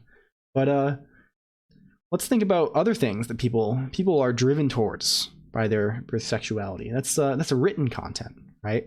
I think this is, I don't know, at least stereotypically more of a female thing than a male thing, right? But like, I mean, there are all sorts of people in this direction, and specifically, there's a booming market for quote unquote romance novels on Amazon.com, Amazon self-publishing via Kindle, right?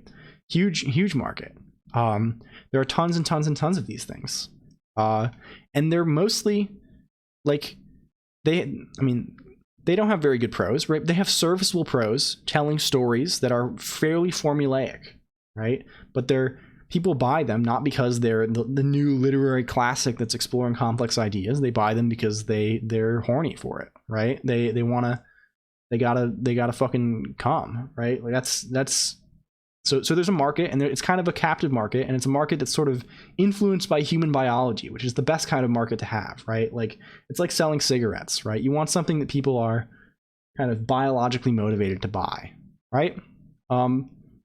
So why can you not write these romance novels on the computer why can't you make this easier, right? instead of being an author, like being an author is hard, right? It's hard to write like a fucking 30,000 words of smut or whatever, right? It has to be coherent, and you have to like set up the characters and stuff, right? You can't just like, it has to, like, even if it's not the best, it has to be serviceable English. Ambaticum. I don't know. Maybe. Yeah, you need the imagery has to be there, right? You need to do a good enough job, right? It can't, and it can't be like, it has to be grammatically valid English, right? It can't be like even the most undiscerning reader is going to notice if like it's identical sentence structure, right? The billionaire went to my house. The billionaire opened the door and saw me, right? Like you could imagine generating prose like that pretty easily, but it's not going to be any good, right? Like people are going to pick up on that, and they're not going to read that. So what can you do? What's the plan? So I think there's probably an opportunity to generate high-level plots in a kind of standard programming way, right? Like, I don't know, generate a tree that describes the basic structure of the plot. Well, you have some rising action, you have some characters that you're generating randomly, right? You're associating some you define some characters and you write the ways they interact, but you don't actually generate any of the actual text, right? You generate kind of like the structure of the thing, right? And then for every chapter, at the level of a chapter, at the level of like a half chapter or a quarter chapter, chapter unit or something, or like at the leaves of the tree, then you use one of these like GPT-4 or something to actually generate the text. So what you do is you take the tree, use that to determine the context of like, okay, well, we need to start this section in this situation, these characters are doing this, and you describe that in a super mechanical way, right? And then you say, okay, get from here to there, right? Here's what happens in this section. Now write the thing, and write it in this style. I don't know, do whatever. Like if we have AI available, like if you can run the thing locally, do fine tuning on existing romance novels or like something like this, and then generate the text at a very like granular level like that. So you're kind of like, you kind of have like a bunch of resets, right? You're like generating a new prompt every section. And this seems like, I don't know, maybe promising to me. And maybe there's some potential to do like kind of like cross section, sort of like a textual in painting. I don't know. There's something you can do there. And then publish fucking 40 books a day, right? Under 10 pseudonyms. Like release just an absolutely insane number of books, right? And do some basic amount of quality control. Maybe even pay someone on Fiverr or like Mechanical Turk to read the things, right? And make sure that like, yes, no, is this kind of coherent, right? And then I don't know, make some money maybe. I don't know. It seems like there's a market, and it seems like this is something that is potentially feasible. I would actually be surprised if no one is doing this right now. I wonder how many books on Kindle, like the Amazon like direct to Kindle publishing program, are machine generated at the moment. I wonder what Ray Kurzweil thinks about this topic. Yeah, I wonder if how Ray like, he's like super hardcore singularity guy, right? Like that's his thing. I don't know. Like he might be excited about that. I have a friend who has a side hustle writing trashy romance novels, makes $100 or so a month on royalties from them. Yeah, I had a friend who published some like pretty basic stuff. I think just like took like some stuff off of like Gutenberg and like some public domain thing and like formatted it nicely and sold it as with a print book and an ebook on Amazon. And I was actually shocked at the amount of money he was making. Like not like crazy money, obviously, but it was a good chunk a month, more than 3 figures a month, right? So like for basically free passive income. So I don't know. These are the money making secrets. You all have to pay for my course now. I'm sorry. Those are the rules. You have to buy my lifestyle tips. For things that are totally unproven, that I'm also not executing on, that are probably also unethical by most definitions of unethical. But we'll leave it at that. Let's move away from Nano Genmo. Let's roll a stat. generate one stat. What's our stat generation method? We're gonna do 46, drop the lowest, right? That's the thing we're gonna do. We're gonna do we'll say something like go in the Andrew Tate route for making Dosh A. Yeah, of course. I mean, LLLL Colonq is an alpha male, right? You see this little gremlin, right, on screen. When you see this gremlin, right, what you should be thinking, alpha male. I don't know what to tell you. It's I have my ASCII Bugatti, my ASCII cigars. I don't even want to. I can't do it, bro.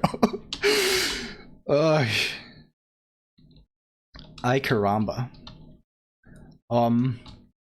Let's roll some dice, right? So we're rolling. Okay, we want to roll 6, big, roll 6, big, roll 6, right? So this rolls 46, right? And we're gonna drop the lowest, right? Which is pretty easy. Total, we can just say it's plus. We just have a sum function.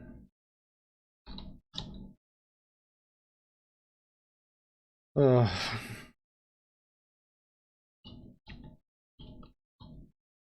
can do a reduce. Berkeley, are you still here? Is there a built-in sum?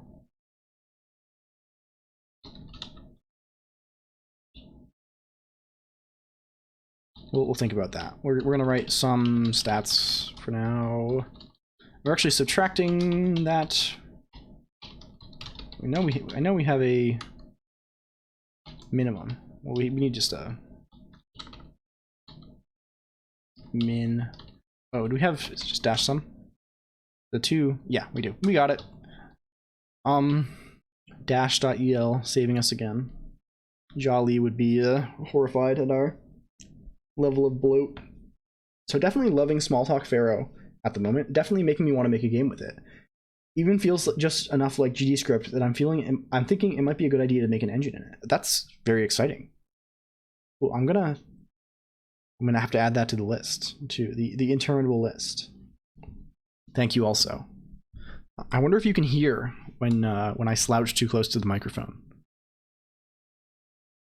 I have no experience with Smalltalk at all. That maybe needs to be rectified. I have at least some with most of these little guys that we call programming languages. Is this a reasonable thing to do? Right? Does this capture the essence of what we want? I think, right? We're trying to compute, I don't know, a standard way of computing rolling stats. I think both in current D&D and old D&D, right? Like it's suggested in the Dungeon Master's Guide, if you're going to be a true dungeon gamer, is to roll 4d6, right? So 4 6-sided dice, and then drop the lowest result. So you take the 3 highest of that, right? And that's the same as rolling 4d6, adding them all up, and subtracting the minimum value of those 4 rolls, right? Like that's obviously what we want. Also, why does Pac-Man hate me more with my connection than downloading stuff with it? It basically went, yum, your bandwidth is all mine. Yeah, I wonder why that is. Let's think. Also, yeah, I keep forgetting you're using Arch, Digby. How are you liking it? Is this like, I mean, is this the first time you're arching here? Sorry, my laundry's going off. I bet Pac-Man opens a bunch of connections, right? And I bet like the network stack just like kind of equally shares between all the connections you have open. Maybe I don't know. Updating my Steam Deck. Ah, I see. That makes more sense. What edition are you rolling for? This is for first edition through Osric, which is a retro clone of first edition. Yeah, we got a Steam OS user in the chat. Oh, and there's more Arch users here. Go Patty Whack. Bad Cop. You can go ask in her chat. They use Arch BTW. Arch BTW. Yeah, going old school. I'm actually significantly younger than this this edition of D&D. But I am kind of a grognard with regard to I like when the D&D edition is old. I like when the character dies. I like when Bad Cop String. I don't think so right now, but they have a funny bot that if you mention the word Arch in Linux, I think in a post, it says I use Arch BTW. Kind of funny. Okay, re-rolling stats here. Roll stat. Are these in a somewhat sane distribution? Yeah, they are. Hooray! We did it. 3.5 is best edition. Well, that's an opinion you can have, certainly. That matches my mental picture of Digby Cat in a non-judgmental way, of course, right? But yeah, I don't know. It was a different time. It was a different time. I think there's a special sort of feeling, right? Going to the anime convention, going to the board game convention, checking out I don't know, the all the various things, hanging out after the convention or during the convention, playing some D&D 3.0 or 3.5, right? Doing some total munchkin bullshit. Different era. Yeah, and Bad Cop game, you should totally follow Bad Cop. Bad Cop is very cool. We're shouting you out, Bad Cop. I'm sorry. Go follow Bad Cop. They're a friend of the stream, and they do interesting game dev stuff. They develop game for Game Jam. It's cool. You should check them out. I came back because my lights started flashing. I hope they were good lights flashing, not bad lights. Sometimes there are bad lights, and that's not ideal. Fun fig. Roll stats. Let's roll the stats, and it's going to be a. Oh, we call this Smaragdus XD lol. Flashes when I get a follow. That's kind of funny. Is that something you built? If so, kind of poggers. Kind of pogers. Dex con int wiz cha. I find that, yeah, I find that honestly I probably get more followers when I'm not. Where did I go? I switched over to OBS. I get more followers when I'm not live than when I am. It's I think a lot of people watch my VODs more than anything. I've noticed that just because, I don't know, I feel like, I don't know why in hell you would watch my VODs, but it's something. I built it, nothing too fancy. Cool. What is the display device? Is it just like a, I don't know, just like, is it just your normal screen, or is it like a dedicated screen? Generate, or we should call this roll ability scores instead. Generate ability scores. How descriptive. Okay, now we can roll some ability scores. Bam. Nice. Very cool. We can use the ability scores.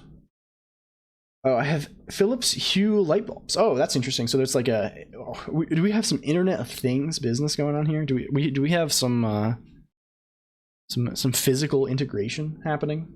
That's kind of exciting. I kind of like that. All right, what's up here? What continues to occur? Yeah. We're gonna do so there's a few things we can do from here. I want to randomly assign like character species and character class, and also we can randomly we'll check that out too. It's slightly harder than just picking from a list to pick the character class, because there's stat requirements or attribute requirements for classes in first edition. So we'll see. And when we need to be 100% accurate here, right? Accuracy is deeply important to us here on this stream. I see. Oh, we truly are on the Internet of Things. This is high quality. This seems perfectly emblematic of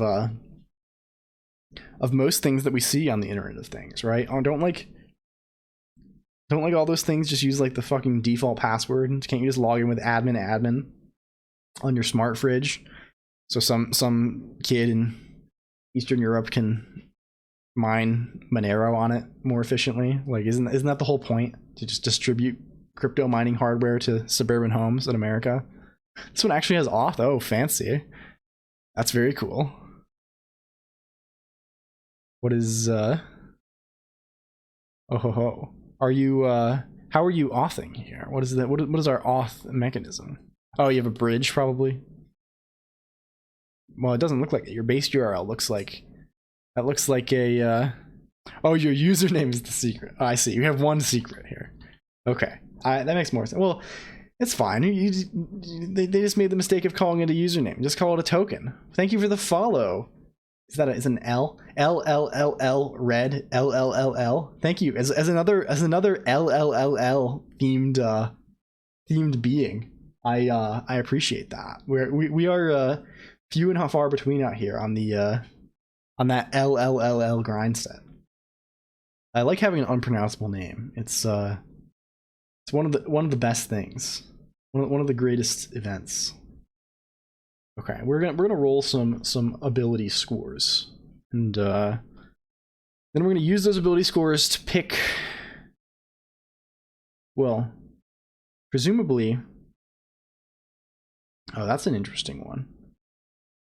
That isn't. I mean, this is just vertical. Are these actually the same character? Or are these different characters? The width on these is all fucked up on my. Huh. Maybe that's just a visual thing. I'm excited by this. Unicode was a good idea. Oh, you also might notice that the area below, like the bags under Colonq's eyes, no longer have O characters in them a bunch. Like I tightened up the rendering a little bit. Oh my gosh, your LIIL, wonderful. I actually love that. That truly is indistinguishable in Twitch's font. Exciting. Yeah, welcome to the stream. Thanks for coming by. We're doing some bullshit here. Feel free to experiment with assorted said bullshit. We have there's a bunch of redeems set up that are hooked up to the model that can do some shit. And other than that, we are rolling up Dungeons and Dragons first edition ability scores in Emacs, and we're gonna hook that up to our Twitch bot so that you can have D&D stats for chatters, something like this. Yeah, you can do things like this. Hello, I'm a zebra. That one looks cool. That is a cool one. U plus 237C. What character is that, Digby? What character is that? Is that something horrible? Yeah, this is a highlight, I think, for sure. Oh, it is the right angle with downwards zigzag arrow, Google is telling me. That is well, that's a pretty good description of the performance of this channel. Truly stonks. We'll paste that one. The one that nobody knows what it's for. Well, it's clearly well, now they do, right? It's the performance of the LLLL Colonq channel on twitch.tv. Oh wait, your VTuber model is being rendered in ASCII. That's crazy. Yes.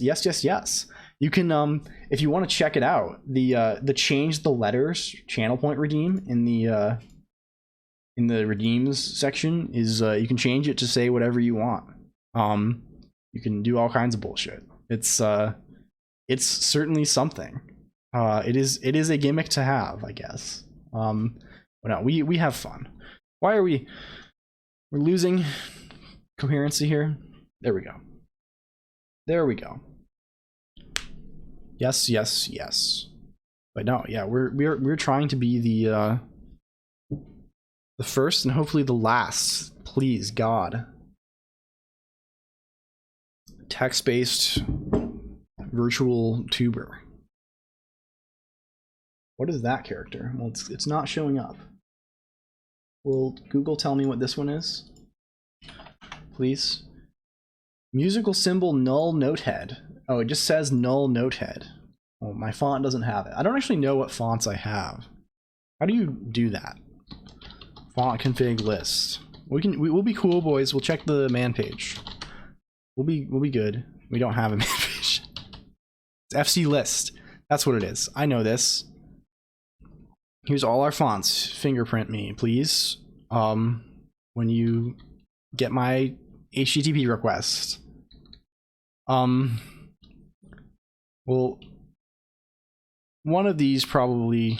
Do we have Unifont? Unifont is probably one of the ones that's rendering emojis. Another one is probably Noto fonts emoji, Noto color emoji. If we want to make the emoji thing a little less horrible, we probably remove this one and just let Unifont run, because I bet Unifont has like Unifont's the whole point is like it has everything, right? Like it's funny. Funny. I think this one's wide character too, so it's only rendering one side of my outline. Yes. Something of this nature, for sure. It has no. There's actually rewards out there for finding out why it's in the Unicode library. It has no known use and nobody knows why it's in. That is awesome. Wow. Just wow. How?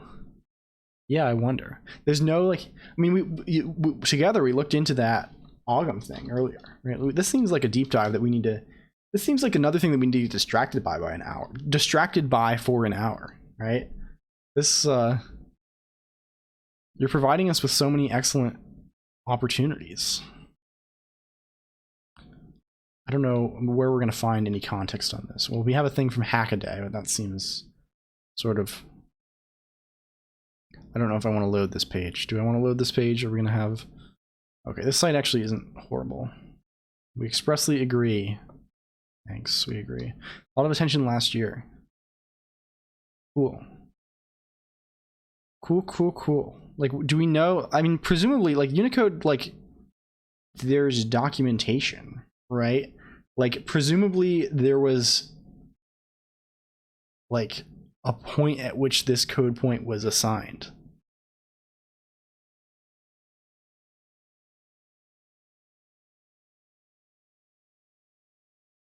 Oh, cool. I actually, well, I've encountered this blog before. Known as right angle. We're gonna read a lot because like reading silently on stream, that's mid. We're gonna read aloud. You have to listen to me a little longer. I'm sorry, chat.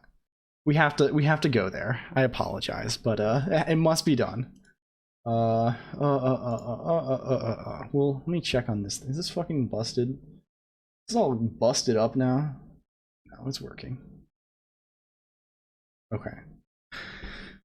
U+237C, right angle with downwards zigzag arrow. Known as right angle with downwards zigzag arrow, angle with down zigzag arrow, \r angle down zigzag arrow, and ampersand ang ZARR. No one knows what this thing is meant to represent or where it originated from. Section 22.7 technical symbols from the Unicode standard on miscellaneous technical block. Doesn't say anything about it. Okay. My attention span won't be able to handle it. We need the soap cutting video. I mean, again, geez, we're literally losing viewers by the second because I cannot be asked to buy a CPU that can afford to play soap cutting videos on stream. Like, this is a travesty. This is truly horrid. Like, I think we have to move over to TikTok anyway. Like, any TikTok gamers? I don't actually use TikTok. That's a bridge too far for me. I'll subject myself to Twitch and to YouTube, but like, I won't. I'm sorry, I can't do that one. It's a little too much for me.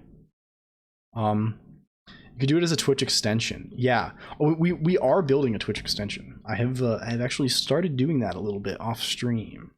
That one's a little too dicey to build on stream, right? I'm a little too nervous. Maybe we'll set up like you can do like local testing with that. But I don't even like logging into Twitch on my stream machine, right? Like I don't log into YouTube or anything or anything on here other than Discord. Offload the soap rendering to the edge. Hell yeah, baby. Yeah, continuing the previous theme, right, of our conversation. We need some of that edge compute power. We need to harness. Oh, you know what's even better? Do people know of folding at home? Folding at home. I think this was shut down. They stopped recently, right? Distributed computing product. This is old school internet shit, right? October 1st, 2000. Holy moly, right? Basically, you can donate your spare computing power whenever you're being your screensaver to help solve protein folding problems. And there are different things. Like I think maybe the original one was actually SETI at home. Yeah, this is from 1999. This is for the SETI Research Center that has the big like radio telescope thing searching for extraterrestrial life. Look at this little guy. That's awesome. Hell yeah. We're gonna leave that up a little bit. But the all these sorts of things, and there have been ones that are for less noble usage, right? Like the kind of opt-in botnet kind of thing. But you know, what we're gonna do is we're gonna push LLLL Colonq to the edge, right? We're gonna distribute the rendering of LLLL Colonq to the edge. We're gonna harness. And how this is going to work is you're going to activate the Twitch extension, right? Which means that instead of me rendering LLLL Colonq and streaming it to you, it's going to render in your browser in JavaScript. It'll look the exact same way. It's just using your resources instead of mine. And then in order to handle the distributed part of the thing, right, rather than just being like a web application, where it's also going to install a cryptocurrency miner, and it's going to attempt to mine, I don't know, Monero or Zcash or whatever other anonymous cryptocurrency, and then send that back to me. So it'll be exactly as noble as folding at home or SETI at home, right? You can run LLLL Colonq on your machine. You can be the one rendering me spinning around like this in a Twitch extension. It'll all work seamlessly, and I will also make several cents of money, several cents of fake internet money. That'd be cool. I'm talking a lot of big game about cryptocurrency, which maybe indicating that like, oh, this guy's a crypto. He's a crypto person, but I don't think I've ever actually used cryptocurrency. Oh no, I have. Okay, here's my crypto story.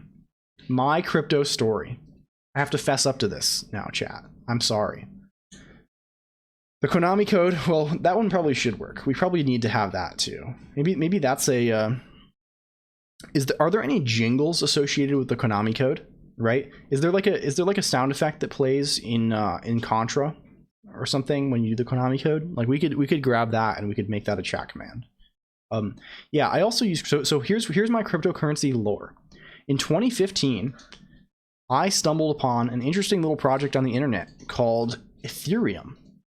And at the time, you know, I was interested. I was much the same as I am today, right? Just a few years wiser in the past, a little less silly and a little less dumb. And in those days, I was interested in this kind of thing, this kind of distributed systems, right? This kind of, I don't know.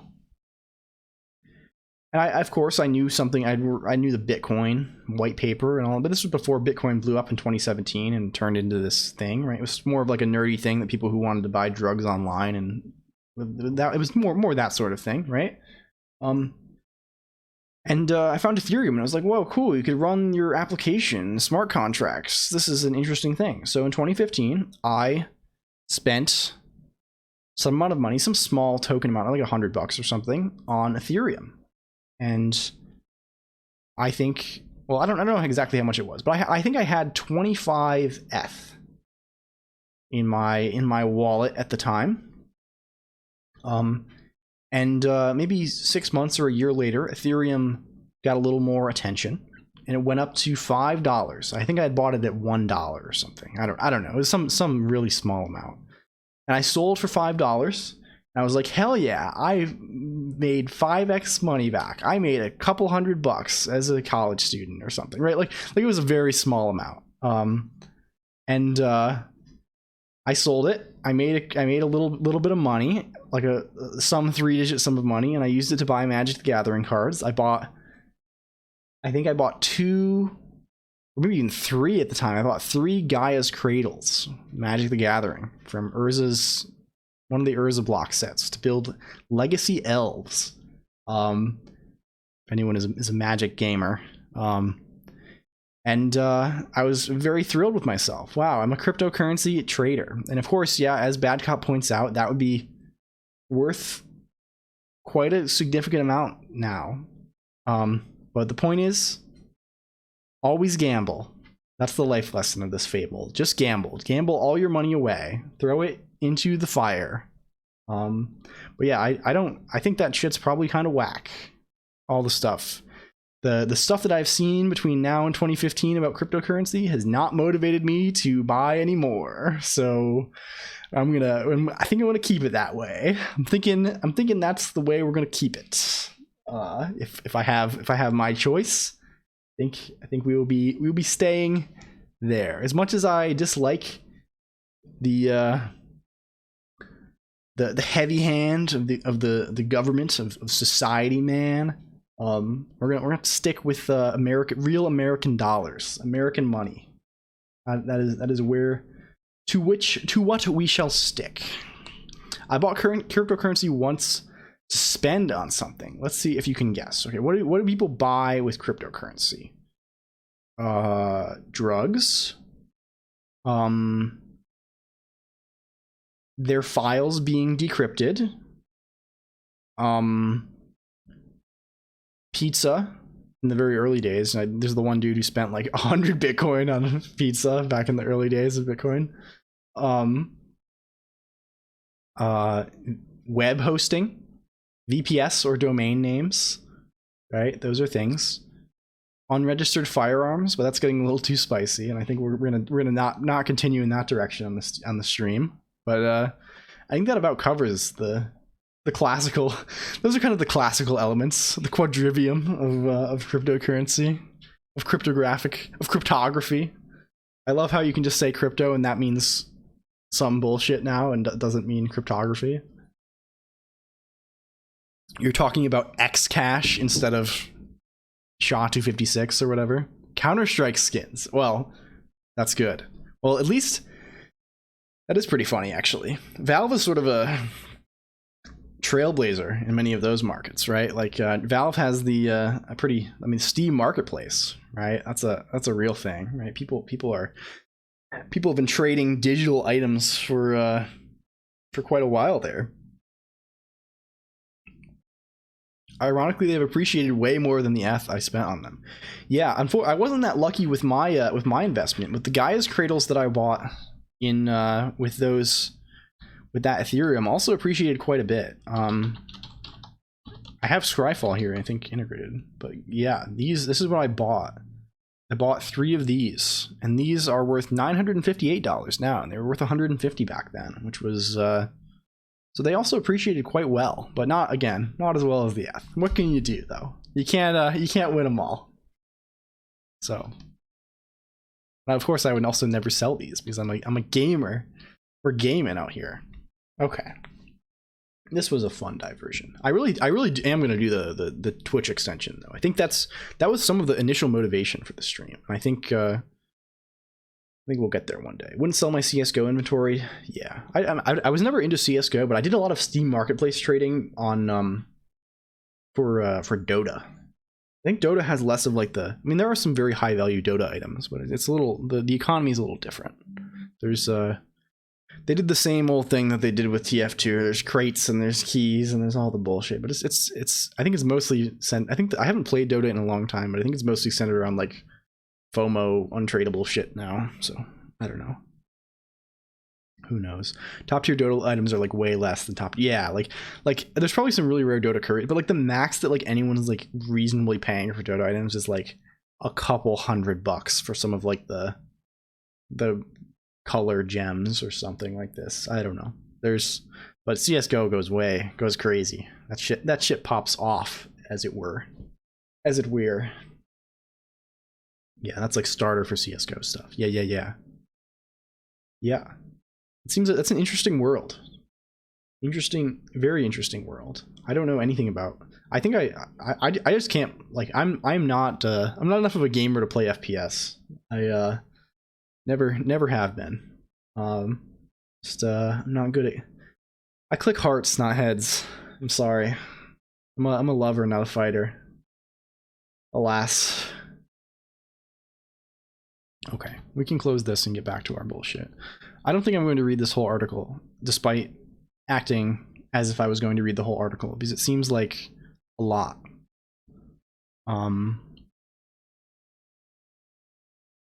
Yeah. What is the takeaway? We have a little bit of history surrounding this. It's in the International Glyph Register, it looks like. Jesus Christ. But that's a cool character. Thank you for introducing this, Stigby. We know one more thing than we knew yesterday, or at least I do. I'm using the royal. When I say we, right, I don't mean to be presumptuous, right? I don't mean to think for you, chat, right? I mean to. It's the royal we, right? LLLL Colonq kind of has a within the corporate hierarchy of the LLLL Colonq channel, right? There's sort of this. I don't know. This is the bid has gone too far, but there's it comes from.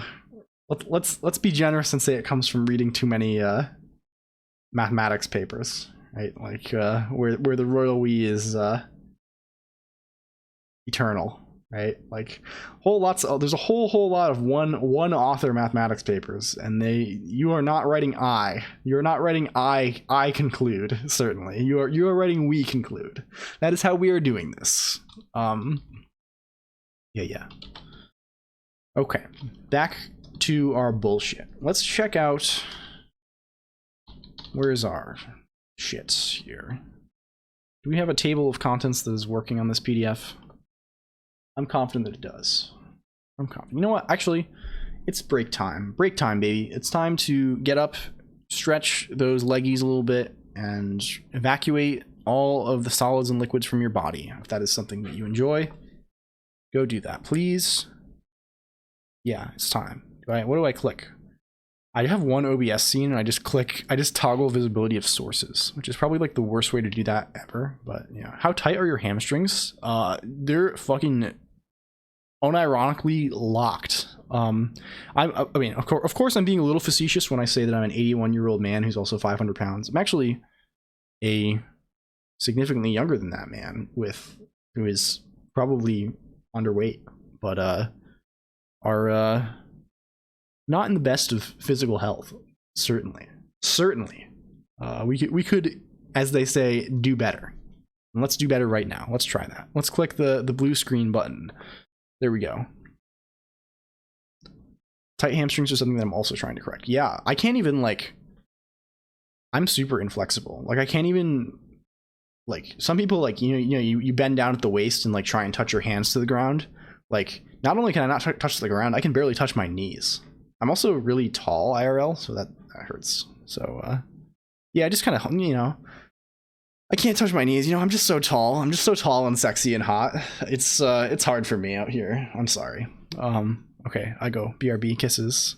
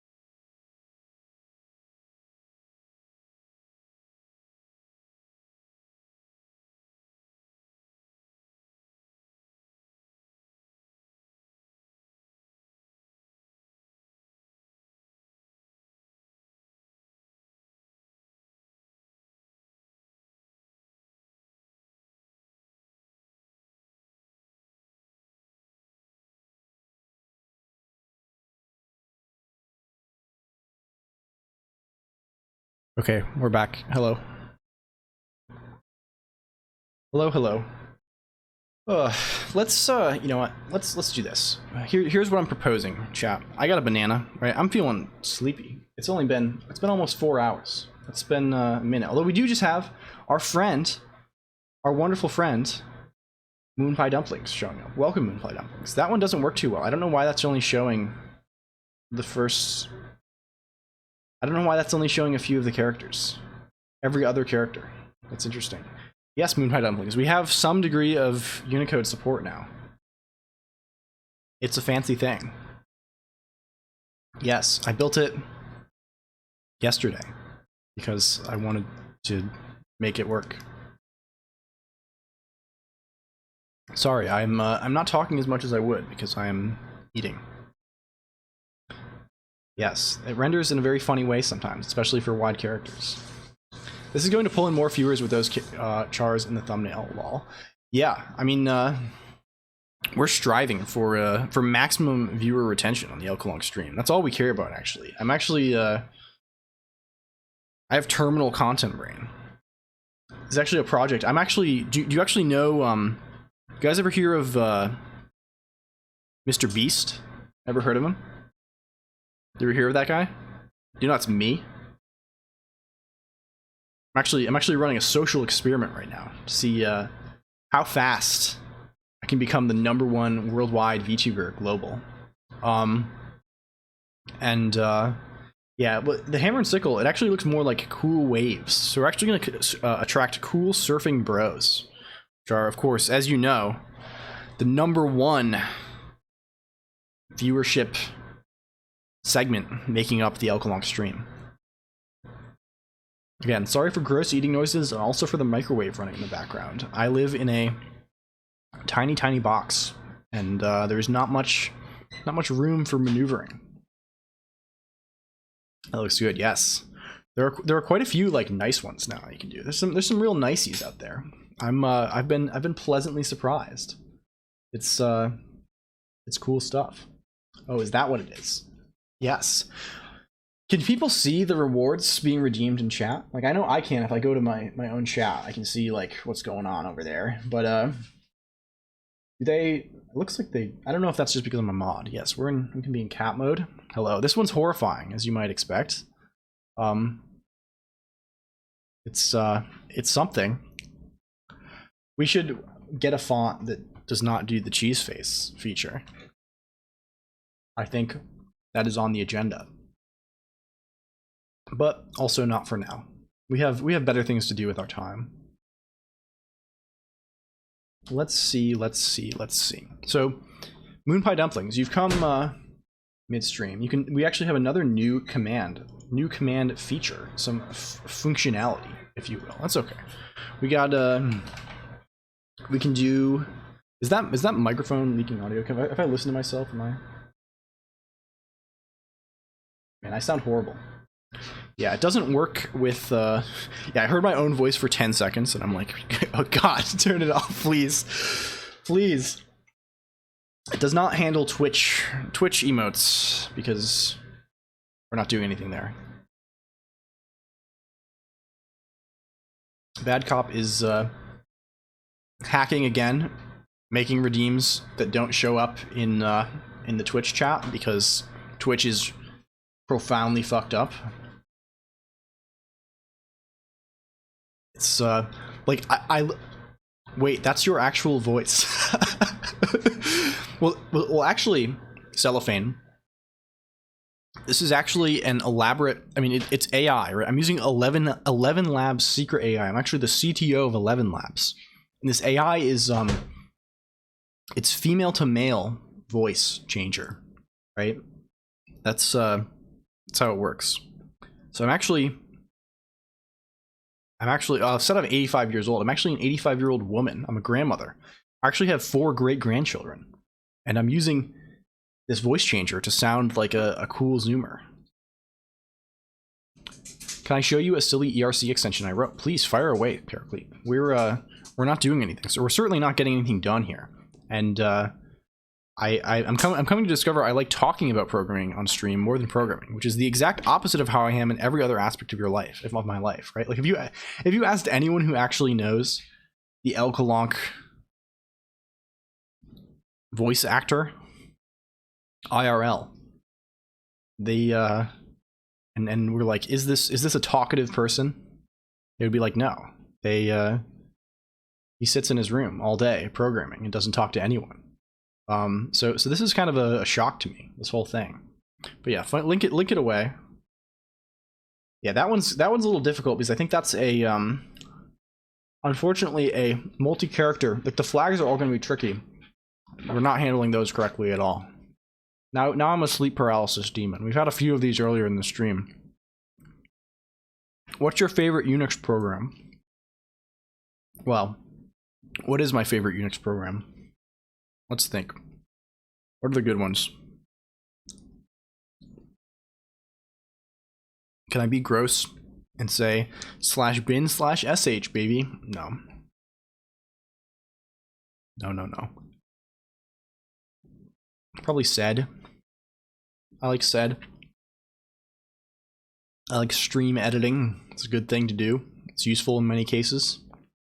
I still reach for sed pretty often. AES encryption plus ERC plus Bitleby Discord. Oh, very interesting. Very cool. System D devil emoji. As long as you have the GNU one. Fuck the BSD one. Yeah.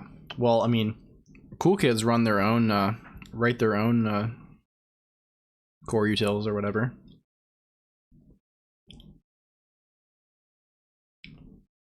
Gotta write your own sed.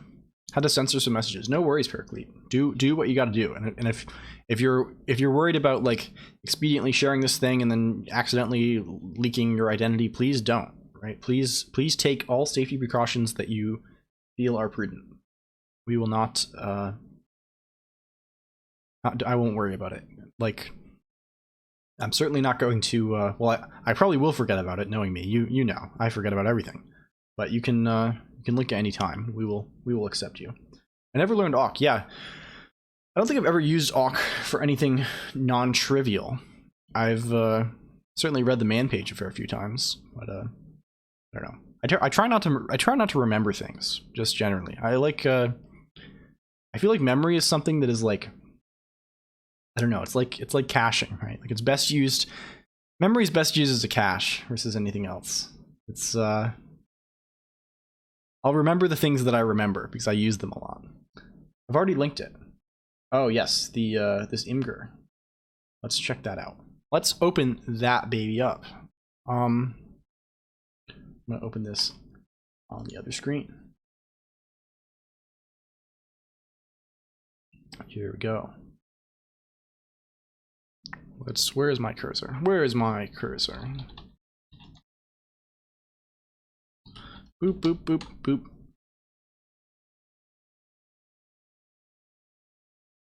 That is so cool. So you're we have Discord as the untrusted transportation layer here. Yes. That's pretty funny. Can you go zone mode on your terminal? No, unfortunately the terminal is not actually Emacs. It's an EXWM window. So we could maybe. What if I run? Am I going to explode if I run 2 instances of the model? I might. I don't know if I want to risk that. I only made it because I didn't want to use Matrix. Yeah, I mean that's a cool thing, right? I like kind of like patching in or like patching in trusted communication on top of, right? Like, I mean, obviously like the classic is like PGP email, right? Like just. But things like, what's another good one? Like to establish a secure channel in a funny way. Like I know a lot of backup programs, right? Like backing things up via Dropbox or whatever, but the things you're backing up are just like these totally opaque encrypted chunks from Borg or whatever. Get Annex, something like this. Yeah, funny stuff. It's a fun thing to do. Let me think. Let's back up for a second. Is there any other? Also, I'd love to know what is your You type in your message in ERC instead of ERC sending the unencrypted message. It actually takes that message, encrypts it, and sends it away. Yeah, that's sick. That's very cool. Right, I can see you doing it there or doing it in what do you call it? In Bittleby. But either way, it is a cool little bit of functionality. I'm liking that one. I wish I had Emacs friends. I guess I have Emacs friends now. We're kind of we're all making new Emacs friends together, and non-Emacs friends, of course. You know what's really funny to me? What's a funny thing? You can still make out the hair on my model, right? You can see it too, right? It's not just a visual artifact, right? There are discernible patterns in the spacing between these emotes. Some of them are cut off at different points, like the overlap between the sides is different, and that's like, I guess it probably depends on which control characters are being printed with. That is very odd, right? Like that is a strange thing that happens. I also had to give my friend the script, so it obviously works for both. Yeah.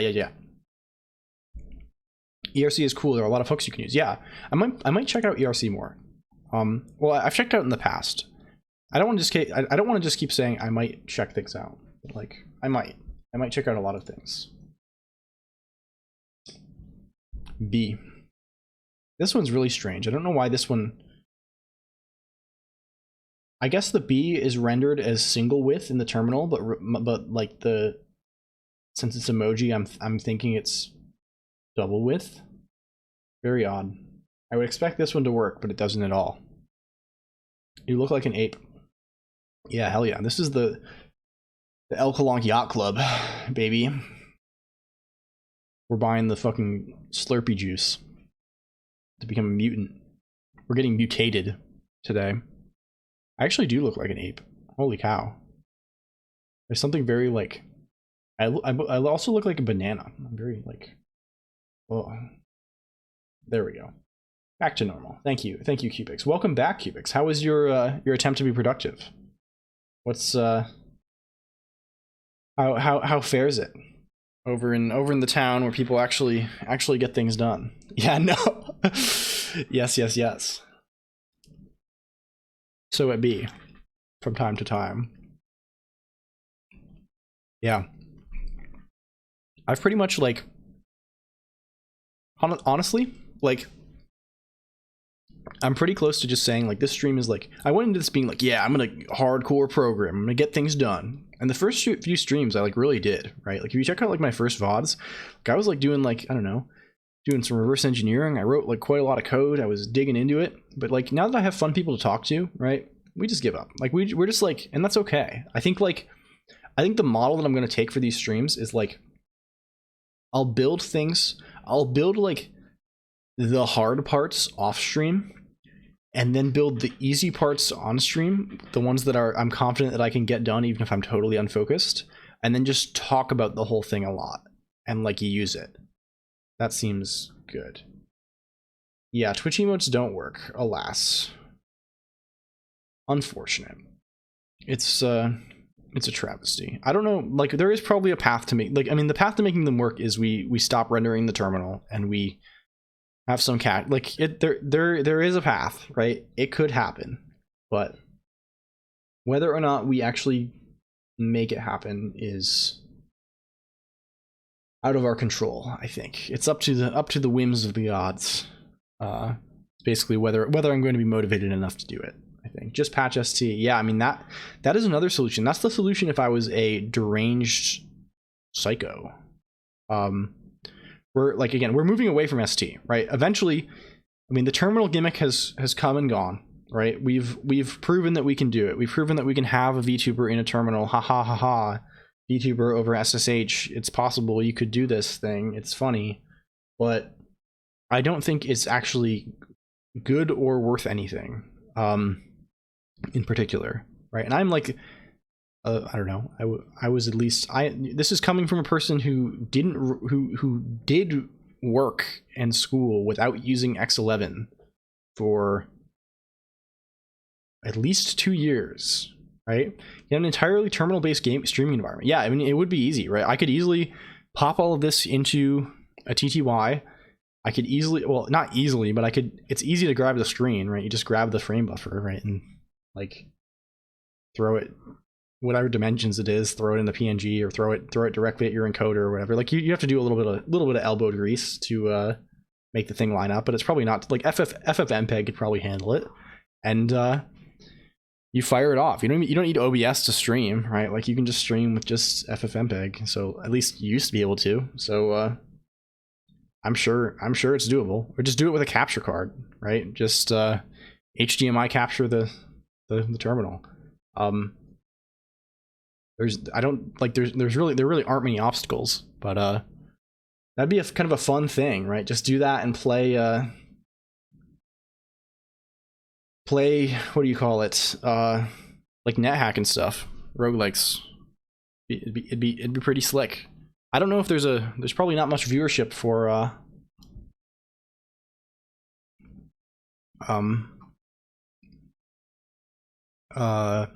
what do you call it? Oh yeah, that's the bot. The bot,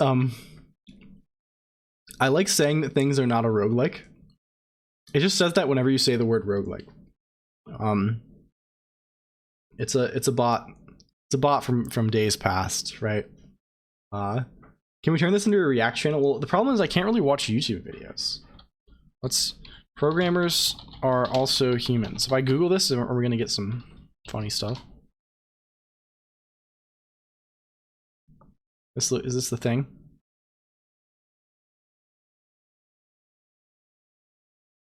Yeah, I mean that's the intended usage. Let's see this. Oh, this is pretty funny. I bet this is funny. Yeah, I mean speaking of FFmpeg in general, the developer, the creator of that, name is slipping my mind right now. What is Ballard, right? Fabrice Ballard. Why is it so laggy? Well, the answer to why it's so laggy is because I am streaming only 10 FPS to Twitch, because that is all I usually need, and it lets me have more bandwidth to not run encoding. But like if I play this, right, it's gonna look like total ass. Yeah, this is actually me IRL. They actually just filmed me. You think this is the creator of the channel in a disguise, in a clever disguise, but it's actually me. It's me for real, for real.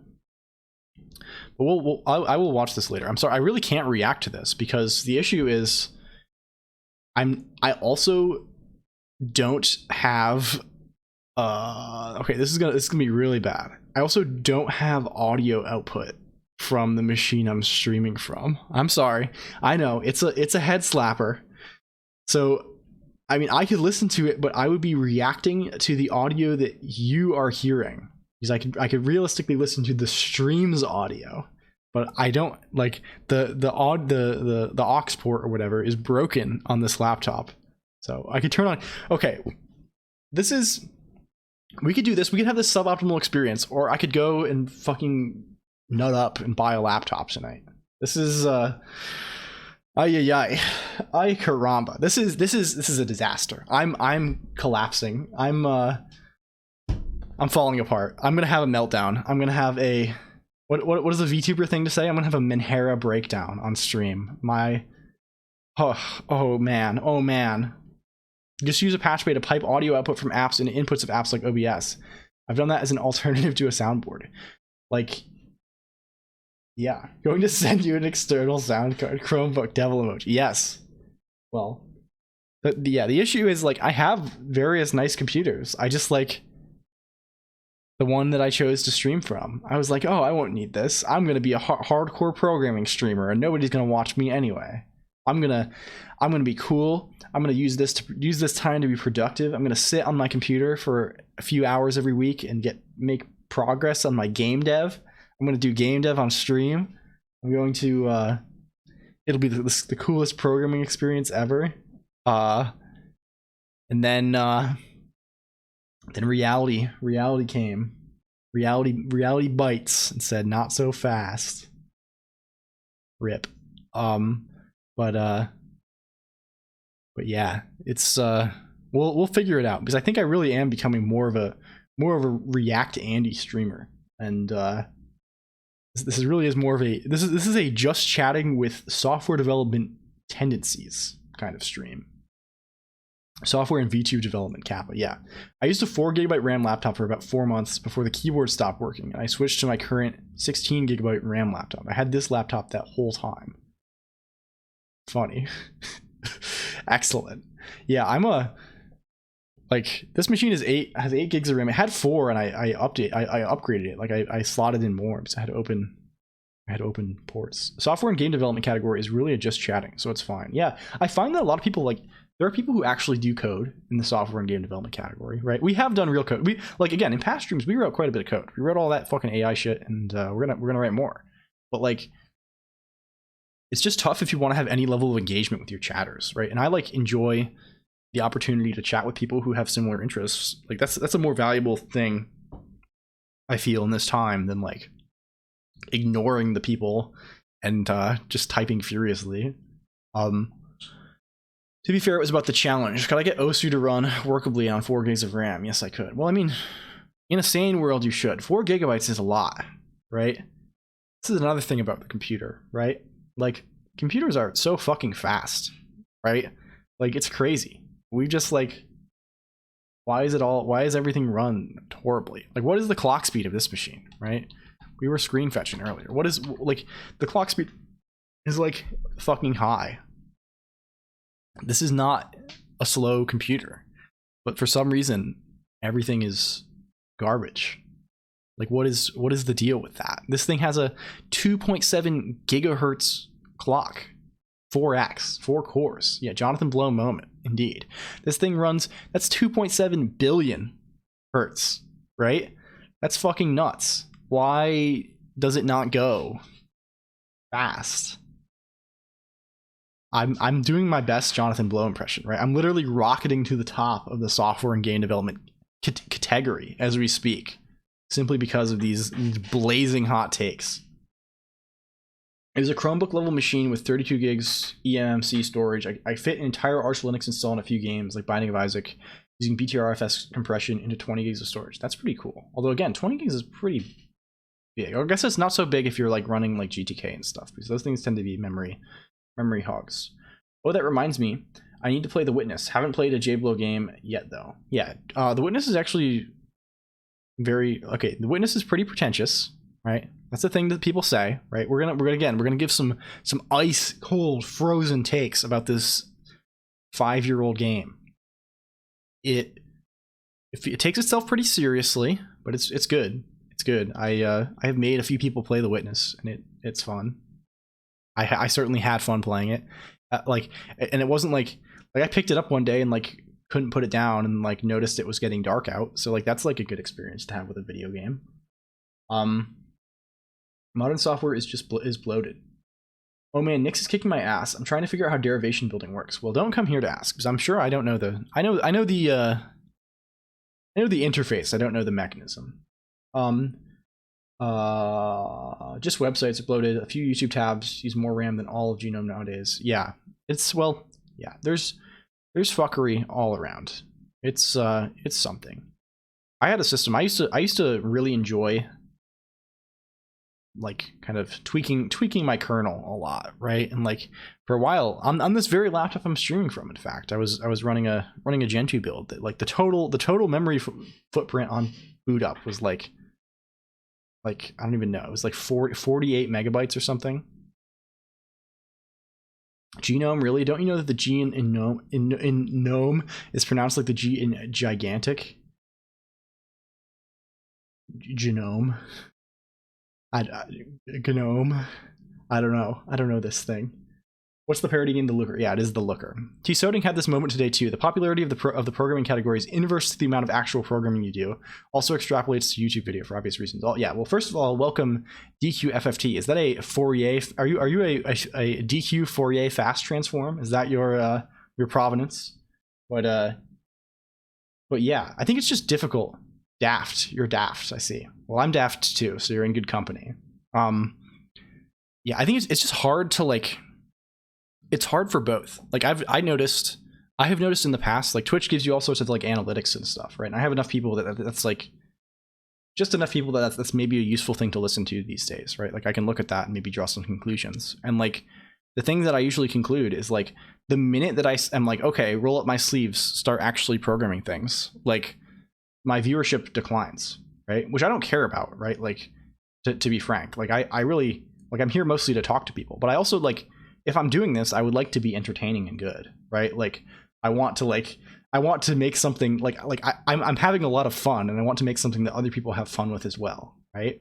Like, and like, it's not fun to just sit there programming to nobody. I would rather not stream. So if the choice is stream programming to nobody and like talk about programming, which I enjoy quite a lot as well, and occasionally write a little bit of code and like play with code I wrote off stream, I would rather do the latter. And so I think that's what it has to be. Channel your inner Bob Ross. Yeah. Having some level of tranquility. I don't know. That's maybe antithetical to the brand here. Happy little accident. Buffer overflows are. Yeah, I mean that's why. Is Bob Ross a C hacker? Just taking it easy, writing some C. Taking it super easy. I think I wonder. Oh, here's the thing I wanted to do. I think I mentioned earlier that I was going to commission some music. Like I want to get some like crazy like DJ bumper like radio station transition things. Like you're now listening to the LLLL Colonq stream. Hello computer, right? Like some crazy, just some bullshit off of Fiverr or something. I was thinking like I want to have like having theme songs like for programming languages, which is kind of lame. Like I'm not actually programming that much, but like I want to like do like a it would be a banger. Like does anyone know the Adult Swim show C Lab 2021? It's from like maybe like 10ish years ago, 15 years ago. I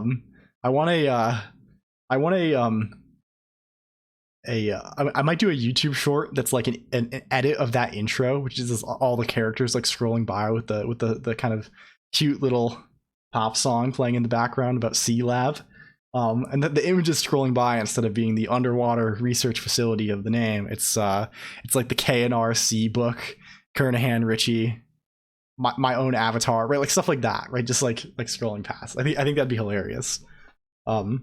Good funny little thing. I don't know. Maybe that is a little too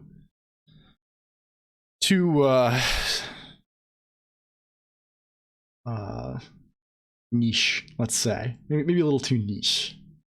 We'll leave it at that.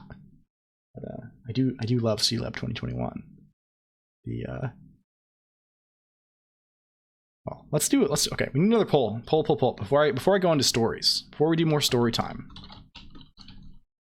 Create poll. Magic the Gathering. Lists. I play. I played. I don't care at all. Poll, which laptop should LLLL Colonq buy? I mean, that's another question to answer. Should I invest in an M2 Mac?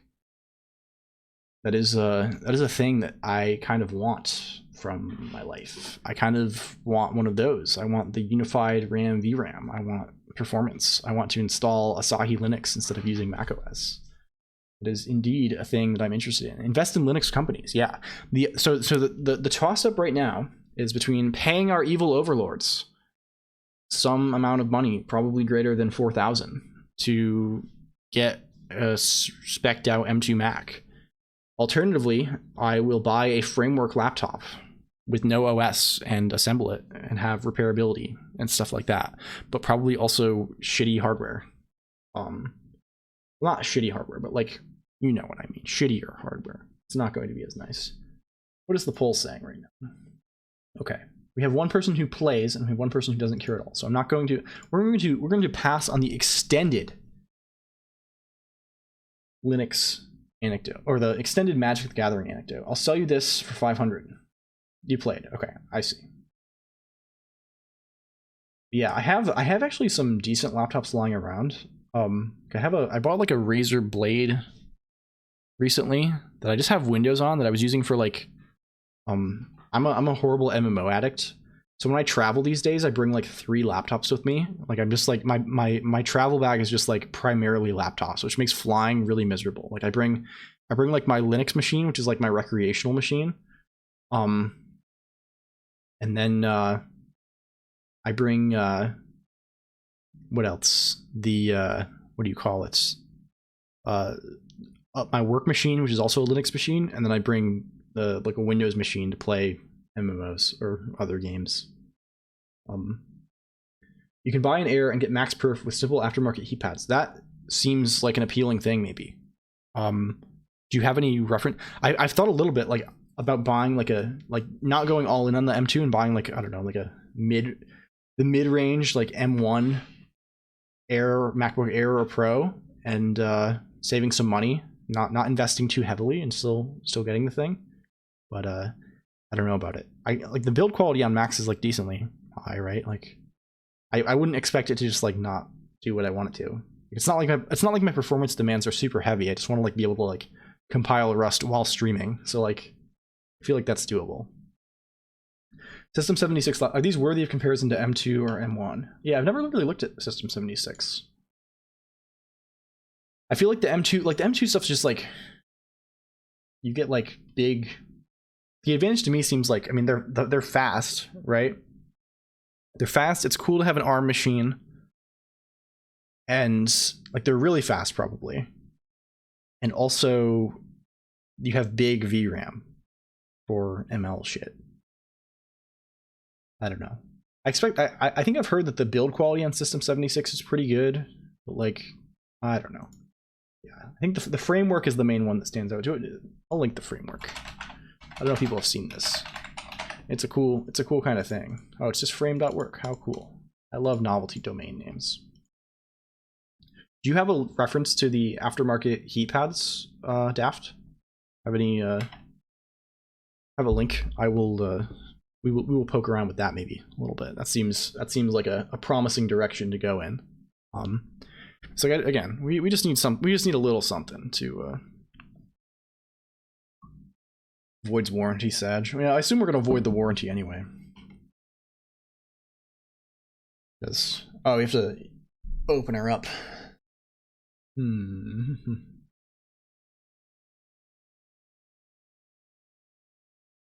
I'm considering buying moonpiedumpling.gs, but it's like $40 a year. Not worth it. Well, maybe worth it. Maybe I think it depends on how much you want to attach to MoonPie dumplings, right? Like if you can get like your last name, right, with no extraneous characters or something close to that, that is probably a worthwhile investment to make.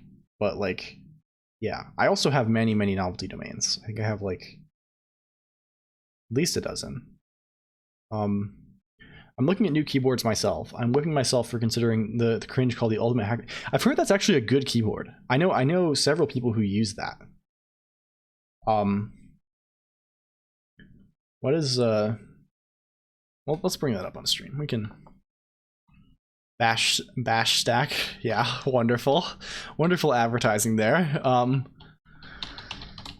Hacker keyboard. Let's look at keyboards a little bit. It is kind of cringe, but sometimes we have to own the cringe in order to obtain a tolerable product. Oh yeah, I've seen several people I know have these.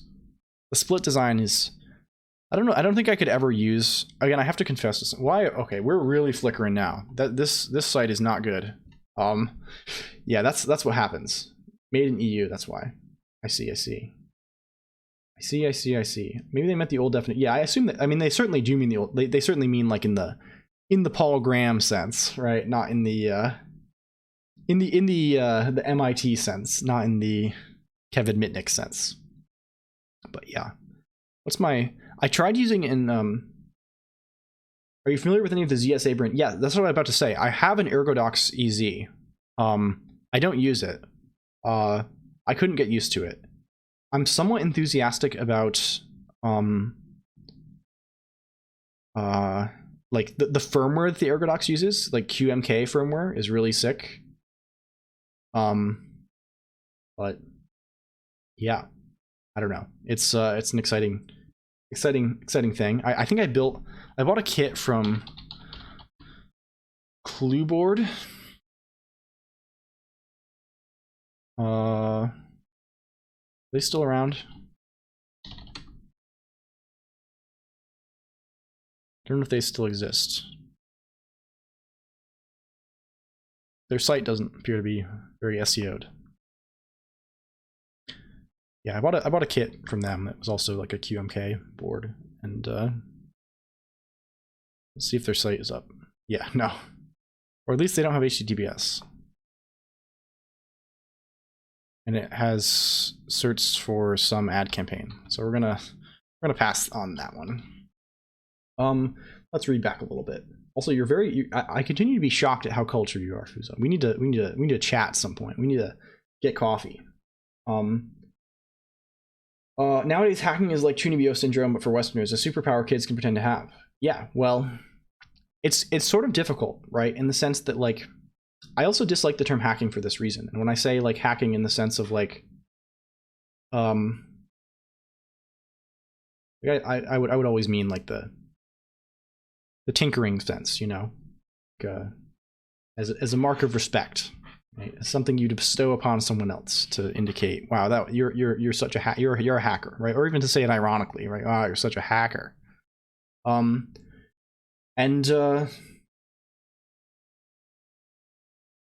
Yeah, I mean, there certainly are a lot of people, especially in like technical high schools, I find, right, or like colleges, who are like, whoa, epic, right? Or and the extent of what they're doing is like installing Nmap and Metasploit or like something like this, right? Like they're doing things that aren't super interesting, right? They're doing a little, like, you know, I don't know, but there's also value in that. Like if someone gets as far, like, I don't know, it is cringe, right? It is cringe and chuny, but like that shit is cool because like you can do interesting things, and if that leads you in the direction of like playing CTFs and like that kind of thing, right? Like that's a win, right? Like you can do stuff, right? Like so I don't know. I think it's yeah, I don't know. It's a complicated thing, but it can be both cringe and kind of good at the same time, right? There is value to being a kid interested in computer hacking, but the cringe is where you start. Digby has the right of it. Cool. Gosh, Colin, for an AI, you're really good. Well, I'm not an AI. I'm letters. That's letters are always good at flattery, right? Like letters are the classic medium for romance. So of course. Oh, I haven't done a CTF in forever. Yeah, I've never actually like participated in a CTF. I do like some amount of reverse engineering adjacent things often. But yeah, I don't know. I don't play CTF, and I'm certainly not even close to being any kind of good at that sort of thing. I don't know. I think it's just that most quote unquote master hackers are lazy and don't actually want to learn. I wasn't satisfied with just pretending. Yeah, I mean, there's yeah, in any category, right? There are tons of people. Like the thing that like makes me instantly like skeptical of a person is any sort of claim to mastery, or it has been my like I mean, this is a common thing, and plenty of people like people who are confident don't need to say that they are competent generally. I feel. I don't know. This is getting off in the weeds. Like you can just do things. Like you don't have to like gas yourself at all, right? Like and I would prefer to just do things and have other people just do things and have everyone just getting things done and building cool shit versus like any kind of like the posturing is frustrating, right? Like context, I don't get it. Oh yeah, sorry, I see the ping. Also, welcome Dynamug, another one of our regulars. Yeah, I'd also like the context Dynamug. That's interesting. I've seen some of his streams, but he's a character for sure. Well, let's not take it too far in the direction of, you know, we're trying to keep it keep it cool and chill here. So yeah, no. I've always been quite interested in this sort of thing, but I never bothered to dig into it for the risk of stretching myself thinner than I already do. Yeah, I can see that, right? Like there's some value in like focus, but I also think like, I don't know, I feel this in myself a lot. Like, we're looking for context just on Dynomug replied to Moonpie Dumplings with regard to George Hotz, aka GeoHot, who's like a kind of famous reverse engineer kind of guy. I think he did like a bunch of like PS3 era exploitation of consoles, and now he runs an AI startup and streams on Twitch too. I kind of like his streams a little bit, but he certainly has a interesting personality. By master hacker, I mean the people, yeah, the iPhone jailbreaks, yeah. I mean the people who show up on r/master hacker skiddies. Yeah, I don't see that stuff. I don't look at it. I'm not a, I don't know. I'm pretty isolated from like the internet culture of a lot of that stuff in large, because I don't read any like programming stuff online. Other than, well, I read Hacker News. That's where I get like anything. But Hacker News is also like barely tolerable. I definitely am not like on R programming or anything like that, or that kind of thing. Mostly just like his followers. Well, they're too worshipy for me. Yeah, and I can see that kind of thing, right? Like it happens. Yeah, NPS3 hack Dynomug. Yeah. Console hacking is super cool. That's an exciting thing. I like that. If I was competent, the classic life under an electromagnetic rock. Yeah, it's too short. You know, you gotta just better to make shit. If I had a year where I didn't have to work, I would spend a year getting real familiar with the PS4 graphics API, right? And then spend a year getting real familiar with various PS4 system libraries. Maybe even try and find a leaked copy of the SDK or something, right? You're getting real comfy with it, and then I'd spend another year getting real comfy with re-implementing those things in a shitty half-assed way, and then I get real comfortable with trying to run PS4 games on other hardware using this compatibility layer. Basically, like the not emulation, but doing the wine style thing for PS4, which would be maybe exciting. Don't we have kernel level access to PS4 now? I'm actually unsure. I'm unsure of the state of the last time I did any sort of PS4. Wait, no, people are already doing a PS4 compatibility. Yeah, I've seen some efforts in that direction, like, but yeah, it'd be fun to just do it, you know, like the existing PS4 emulators all run Undertale at least. Oh, I didn't realize they were that far. My impression was that they got far enough to get to like the boot screen or something, right? They could like render like one screen and then no further, right? Like they were incomplete past that point.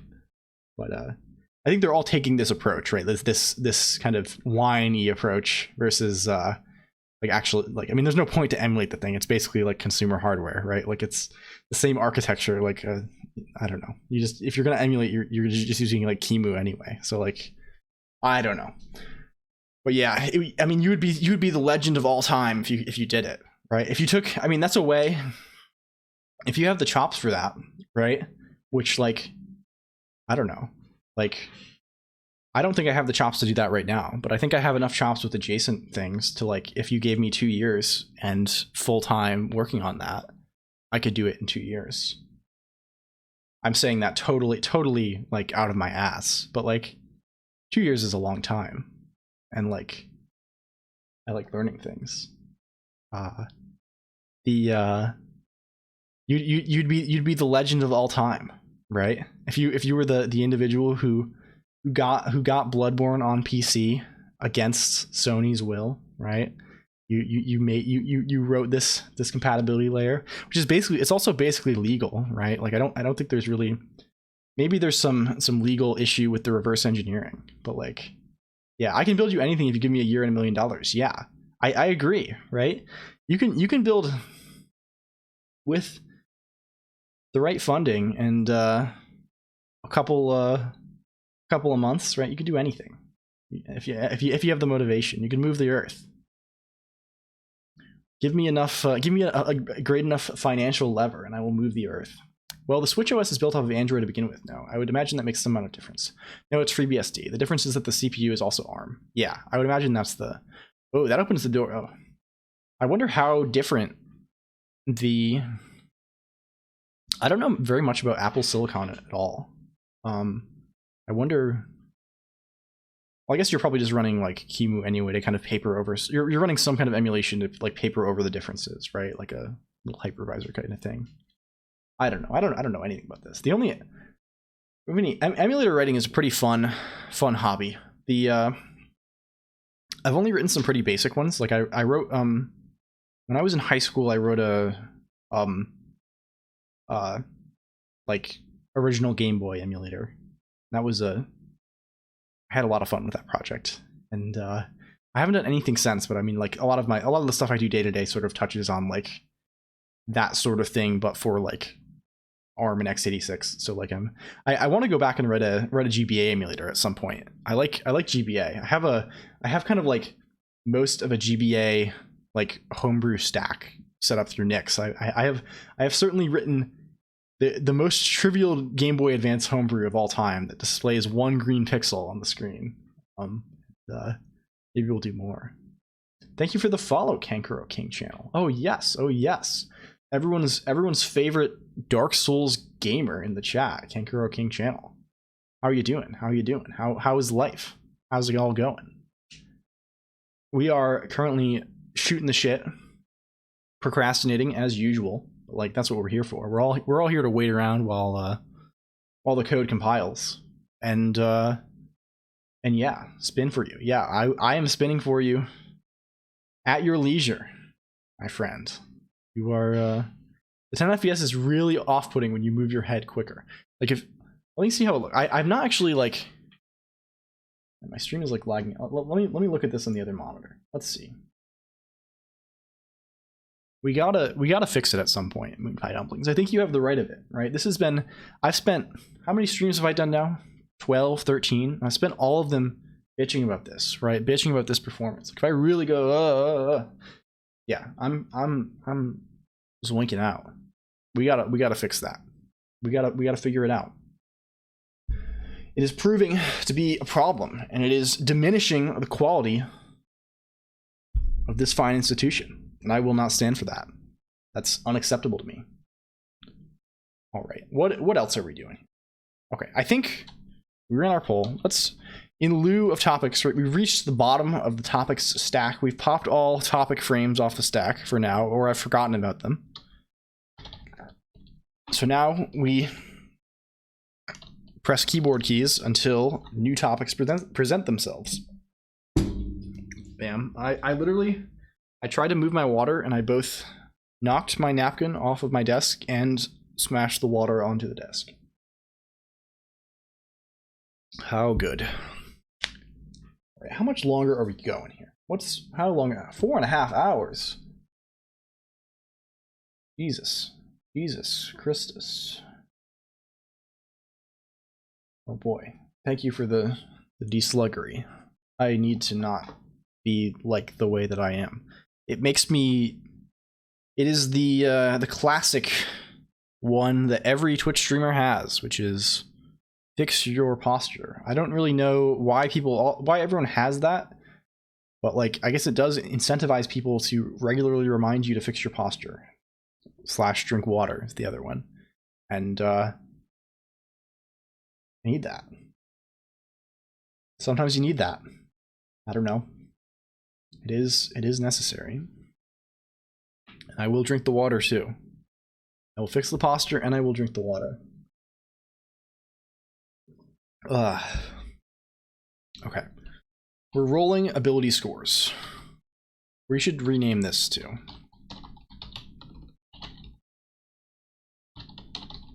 Twitch streamers tricking their fans into making them live healthy lives. Yeah, God, I wish. I think someone mentioned Bad Cop maybe mentioned earlier that we should have a workout stream. That would be very exciting. I'm sort of interested in that. That would be fun. We could do push-ups together. Are you planning to have a TTS redeem? I don't. Well, I've thought about it a lot, right? Like, it's kind of a natural thing. I don't know. I need to fix my audio setup so I can actually hear things on stream, right? But like, I will. I'm not gonna do something that's like generic.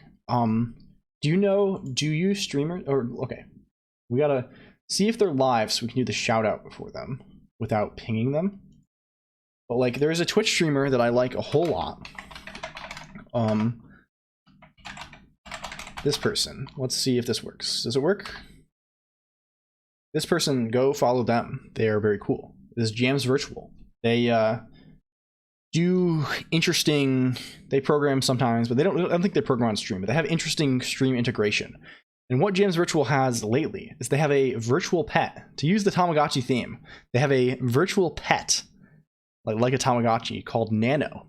Nano is built off of the ChatGPT API, I think, and also has some like simple TTS. And I think the TTS is actually like a Mandarin TTS, so it has a very interesting sound, right? It's very cute and cool, and you can both the streamer will talk to the pet and it will respond if asked things by name, and also chatters can redeem something to ask it questions and it will answer.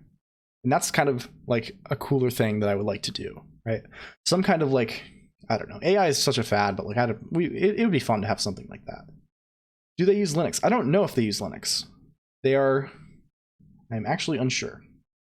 Me too. Small streamers, but with a lot of interesting topics. Well, I'm glad you. Well, I hope I'm in that category, and I'm glad you're having fun. I also love small streamers. I'm a small streamer enthusiast. It's cool. There's a ton of like that range of like small. So I feel like for me, like the kind of the inflection point is like when the streamer is small enough to read almost every chat message, right? That's like a very fun thing, right? Like here, this stream here, it feels like we're all just kind of having a chat, right? Like occasionally I'll miss a message, obviously, or like gloss over something that's like repeated, but like we're all kind of conversing, right? There are individuals here, and that's compared to like going in like a, I don't know, like even like mid-sized streamers. Like I don't know. It's hard to get a word in edgewise sometimes, and you feel like, well, do I say this? Like, I really think this is relevant to the conversation, but like, I mean, maybe they saw it and ignored it, and like, you know, like that's a little awkward, right?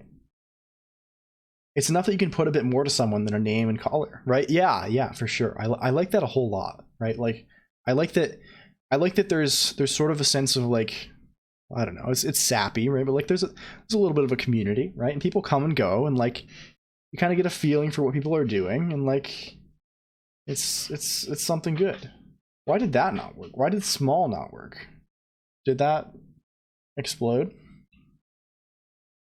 It did. Okay, we need to restart the one thing because it failed to DVIP bad cop. Oh, you don't put the at Moonpie Dumplings if you want to steal bad cop's VIP. Yeah, no at.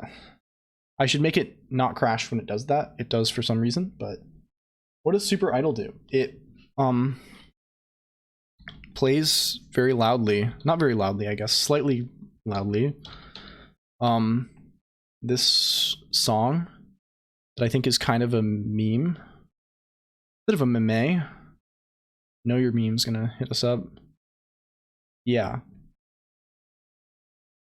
It plays this song, Who You Love 105 Degrees Celsius. And I don't know, it's just a funny little song. I think it's a funny thing. We're gonna have a few more. I like it. Well, I mean, this is maybe contrary to the having a smooth viewing experience, but I think a smooth viewing experience is not what you want, right? Like sometimes you want like a very like aggravating viewing experience, right? You want a stream that's going to cause a lot of distress for but like it's like a cathartic sort of distress. Another favorite streamer of mine, there's a streamer kind of a much larger VTuber, like in the, I don't know, partnered and everything, Hina Bobina. Hina Bobina has, like, I don't know, just does crazy bullshit, right? Like, and has crazy ass redeems that like play full screen video over everything for like 30 seconds, and like that's crazy, right? That's so cool. I like the feeling of like, I like when the viewers can affect the stream to like a large degree, right? Like I like not being in the driver's seat so much with regards to like the way that the thing is gonna go. I like it's like feels like it's a little more reactive. I like the meme of Ashley Graham RE4 as a mouse. I don't know if I've seen that. Do we have any RE4 gamers in the chat? Like, I'm not a horror game guy, right? But like, it seems pretty good. And like, I like the concept of Resident Evil. Like, I like that sort of like adventure game gameplay of like getting the items to, like, it's like the Zork thing, you know, like getting the items to solve the puzzles, and like, I don't know, it's kind of a distant relative of like Myst or something, right? Finding the crank to do the crank. I think Resident Evil 4 is more like an action-y game, but like there's still some of that, and it looks cool. Cubix says, "Oh shit, it's 8 a.m. I should go to bed. Good night, everyone." Good night, Cubix. It's yeah, please get some sleep over there. I'm sorry I've kept you up so late. I want to control your Wi-Fi password. Yes. Well, I mean, you can as much as you want, I think. Like, I don't think this machine is actually connected to Wi-Fi, so you should be able to do that at your leisure, and you won't disrupt anything. There isn't the page of the other meme, right? And we just missed it. That would make sense. We're gonna go back there. We're going back. We've been reduced to a reacting to know your meme pages stream. I want to make that very clear. This is a problem. This is a problem for everyone. Ashley Graham is a mouse. This is the trending images. Are you mousely? This is an entertaining thing. I like that this. What if you booted up Resident Evil 4 Remake and Ashley was just a tiny mouse? What would you do? I don't know what I would do. I'd probably cause a problem for everyone. I'd probably play the game. I don't even know. That's sophisticated. I want to change desktop environments or use Bedrock Linux, and chat can change what Linux distro you use for the day. That would be exciting. That sounds like potentially deleterious to everyone's mental health. What's an interesting thing that chat could like disrupt massively, but then it also wouldn't be that big of a deal? What could we do? I'm thinking like, like what is a thing that just like seems totally bonkers on the face of it, but like wouldn't be that horrible actually? More VTuber avatar actions, right? I mean that's par for the course. Disable your control and alt keys. Yeah, that could be fun. We could do something like use VI, right? And so we could do something to randomly swap keys, right? Randomly swap the functionality of keys in normal mode. That'd be fun.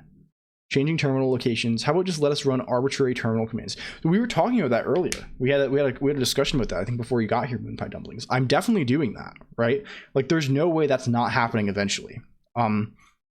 The question is, how isolated will it be from the rest of everything? I think probably not so bad.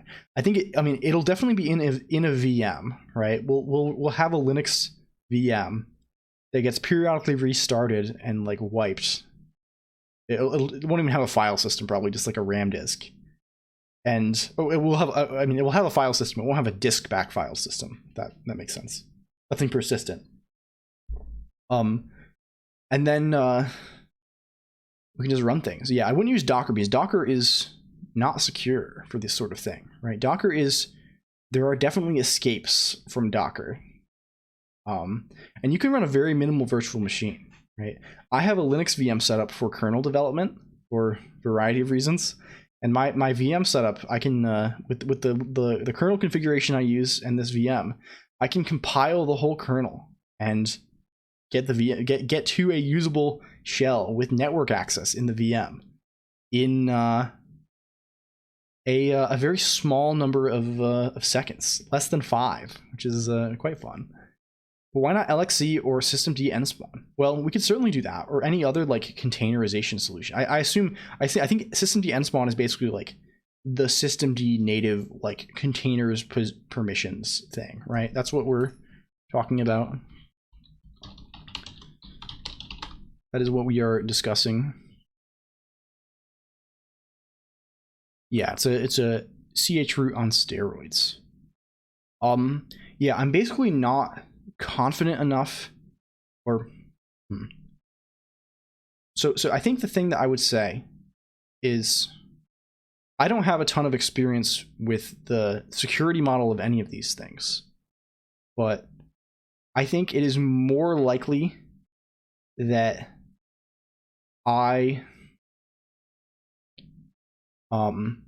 misconfigure this in such a way that it isn't isolated properly, then a chatter finds / executes a QEMU escape without me noticing, right? Like the security model we're operating on is pretty different than like running the thing in production, right? In the sense that like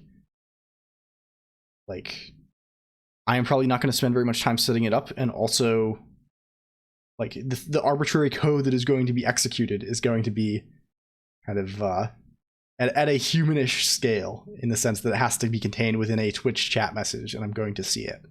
So I don't know, but like I definitely want to look into this more, right? Like I'm a Docker door. I don't do anything fancy with containers other than like Podman or whatever, right? Like actually I don't even use containers at all for my personal stuff anymore. I just am on like mostly like old school stuff without any kind of isolation like this.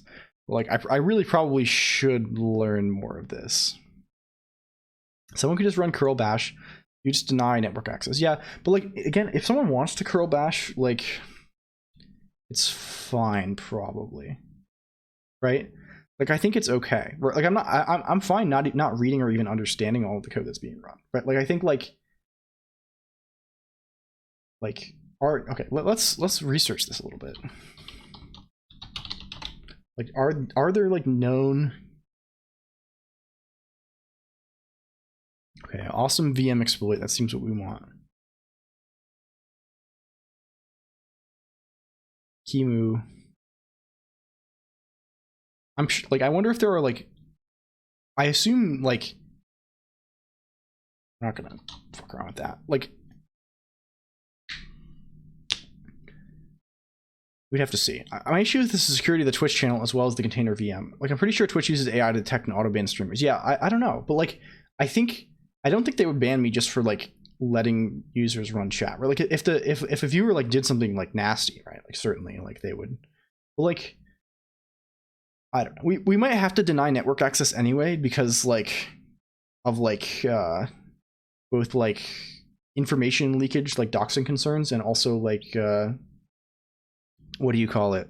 I don't want people like trying to like deny, like just send tons like slow loris somebody or something, right? Yeah. Twitch would, yeah. I mean, and we're kind of relying on like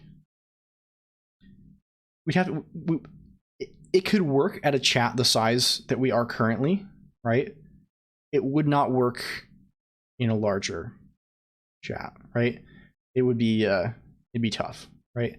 Like I doubt they would be banning automatically, right? So we could definitely like, I think Twitch doesn't ban you often if you doesn't ban you if you like take it down quickly and like are obviously not intentionally trying to show. I don't know. I don't actually know the rules here. That's kind of exciting. Have you heard of NixOS containers? I think I have.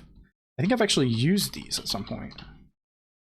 This is built on the same infrastructure. I think Twitch even auto bans smaller streamers. That is interesting. Yeah, it's built on the same systemd nspawn. That is very cool.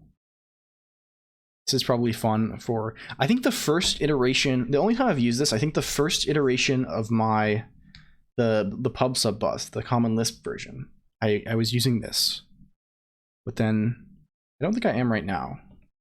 I don't think I don't have it on this machine, so I'm not gonna check. But I think the current version just runs normal systemd services. Have the Elder Scrolls Morrowind running in a small window and allow chat to play it. Bam, RPG mechanics. That'd be fun. Yeah, all that stuff opens up. It'd be interesting. It'd be very. I want to have just like it's again like so many of these things that we've discussed. It's a delicate balance between like providing user interactive elements that like keep people engaged and like doing making that the whole focus of the thing, right? Like I could see like you could definitely do like a Twitch plays Pokemon thing where it is just Twitch plays Morrowind poorly, as Kinwu points out. But like, yeah, I have a better idea. Pass and play games against an AI, like Worms or something, or that Tanks game. Yeah. So one thing that I'm definitely doing for like, I don't want to like, I want something that like is like integrated enough that I can like engage with it and like provide commentary or like participate and have that be fun. So one thing I want to do is I want to, oh, hello, Sleary. Hello, world. Hello, Sleary. How are you doing? Welcome.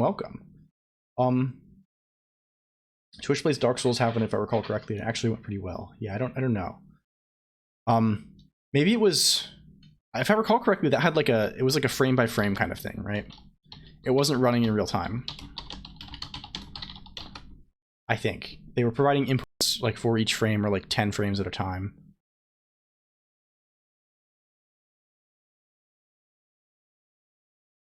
It runs 20 to 30. Yeah, according to Polygon, those responsible for Twitch plays Dark Souls have modified the game so it pauses for 20 to 30 seconds after each player character action. Yeah. You have chat direct and AI that does the actual playing of the game. Yeah, I thought like that's actually fun. That like doing like having chat control the routing rather than that's kind of fun, especially for games like Dark Souls. And I imagine like any sort of like non-linear game where like there's meaningful routing through the world to be done. That's an interesting thing. Okay, so one thing I really want to do is I want to see like, so people have explored, there are lots of people who play like role-playing games solo, right? Like if you're like if you're an extreme dork and have no friends, you have to resort to playing your RPGs solo, and there's various systems and like things called GM emulators, which are like complex kind of like dice tables to handle this sort of thing, right? But it's gotten a little nicer now because of what do you call it? AI, right? You can kind of have a GM for you a little more easily with ChatGPT or whatever. I wonder if I kind of want to explore the AI as a player, right? Like asking AI, like you wouldn't want to do a full thing. Like so here's my model, right? I want to maybe run a D&D game or like some simplified tabletop RPG, where the players are. Also, thank you for the follow, Sleary. I want to run a game where the players are. It's two players. Well, I'm DMing. One player is chat, and I'm interacting with chat both through like primarily through polling, right? Through interactive through democracy, if you will, right? Less than a full campaign, maybe. Yeah, like short, like something. Well, and something very like old school, like just like dungeon crawly, right? Like really just like focus on like the puzzle solving and like that kind of thing. Less of like a long form kind of story thing, right? Just like mostly gritty dudes getting in there and robbing tombs, like text adventure. Yeah, sort of like that, Sleary. Am I saying your name correctly? I'm sorry if I'm destroying it. Chatocracy. Yes. Staff. I love Chatocracy. I love buys bots. Well, in our polling system, you can just spend channel points to get more votes. So that is an option. But money will buy you power in the upcoming tabletop session. But so I would have one player be chat and poll them, but then I would also ask an AI the exact same questions that I'm polling chat, just like simple like 2 or 3 option sessions. So then we'd have two players, right? We'd have chat playing one character, and we'd have chat GPT playing another character. And I think that'd be a very interesting thing. So the main thing that seems like an obstacle to me is getting enough information to the AI, right? I'd probably have to do like some kind of speech to text thing to record what I'm saying and then provide that as part of the prompt, because I don't want to like have to pause and like type it out.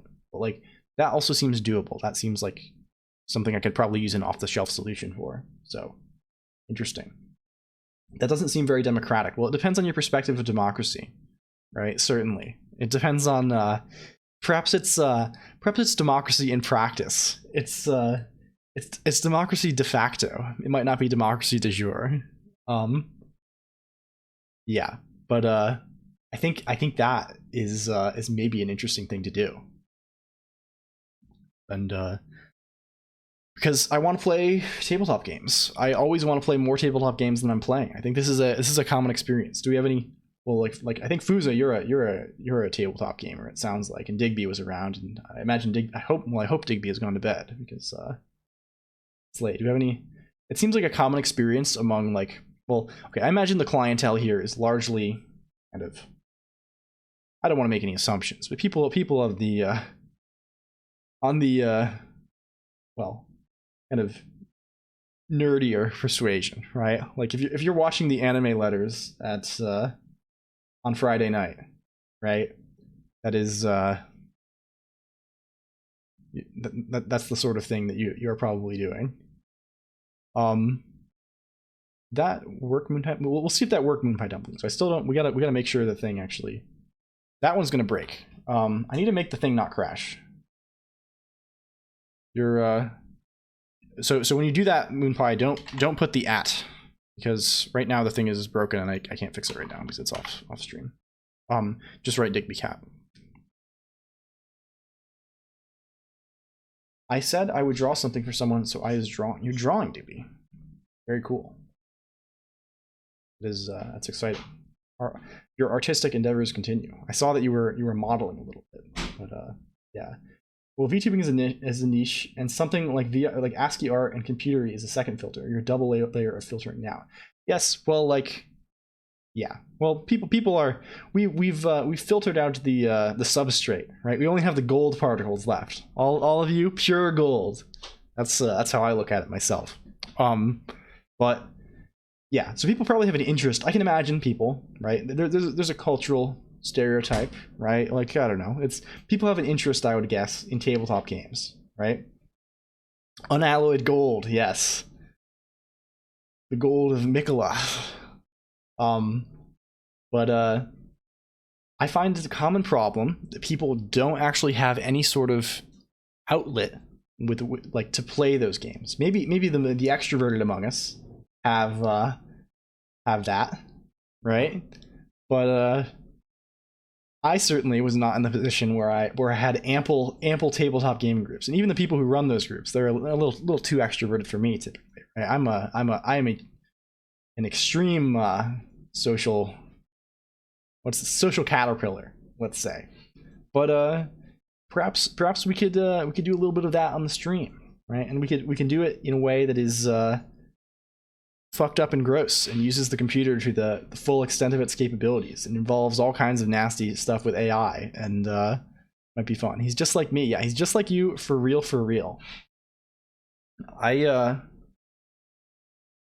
Yeah.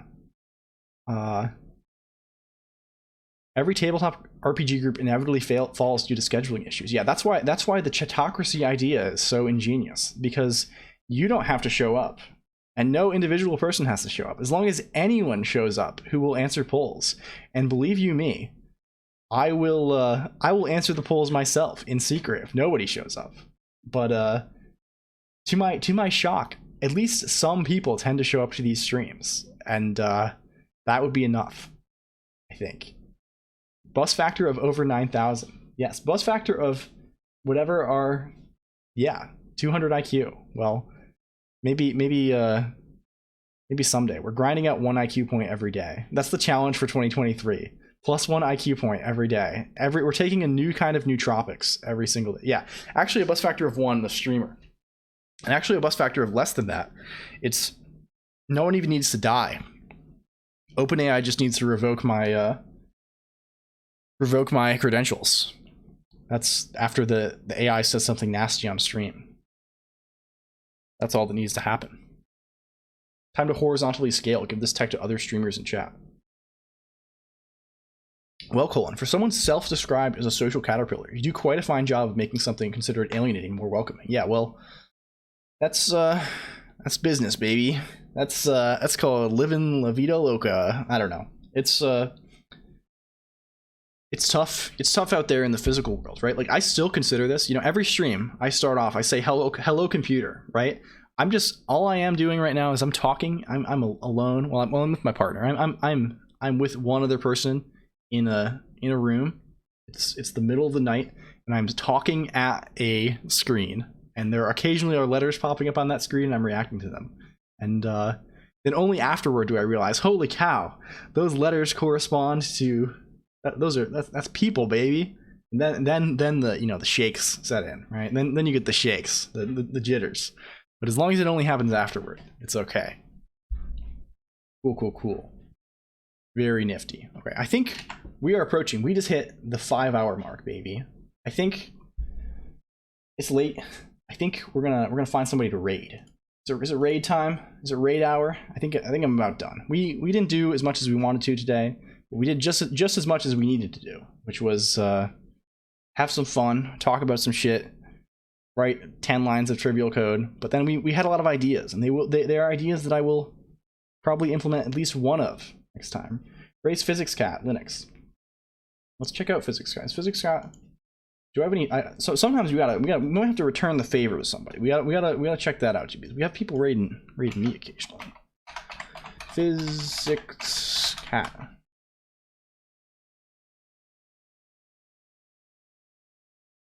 Let's see. Playing some Doom 2. That seems a little exciting to me. Might have to check that out. Who else we got on here? Who else is in the zone that we follow in this arena that we call Twitch? Everyone but one is using Linux. Oh, very cool. We have Corpse is around playing Skyrim mods, I think. Professor Bloom is on. Nero, Spooksy. I think we did Spooksy last time. Hex is done at this point. Okay, you know what? We're gonna make new friends today. We're gonna raid PhysicsCat. So that seems like a cool enough thing. If I type this, is it gonna show up? PhysicsCat, Doom 2, Hell on Earth. Start raid, baby. We're headed over there. Let's do the thing. Okay. Well, thanks everybody. This was really cool. I hope you all had fun. Thanks for coming by. We go live every Friday, so you should join the Discord too. There's someone type the exclamation point Discord before I go. We're gonna before we hit the raid button. Thank you for coming by, Digby. Yeah, join that. It's Discord, I know, I'm sorry, but come by. We'll shitpost a bunch, we'll hang out, it'll be cool. Anyway, let's click the raid button. Goodbye, kisses, bye.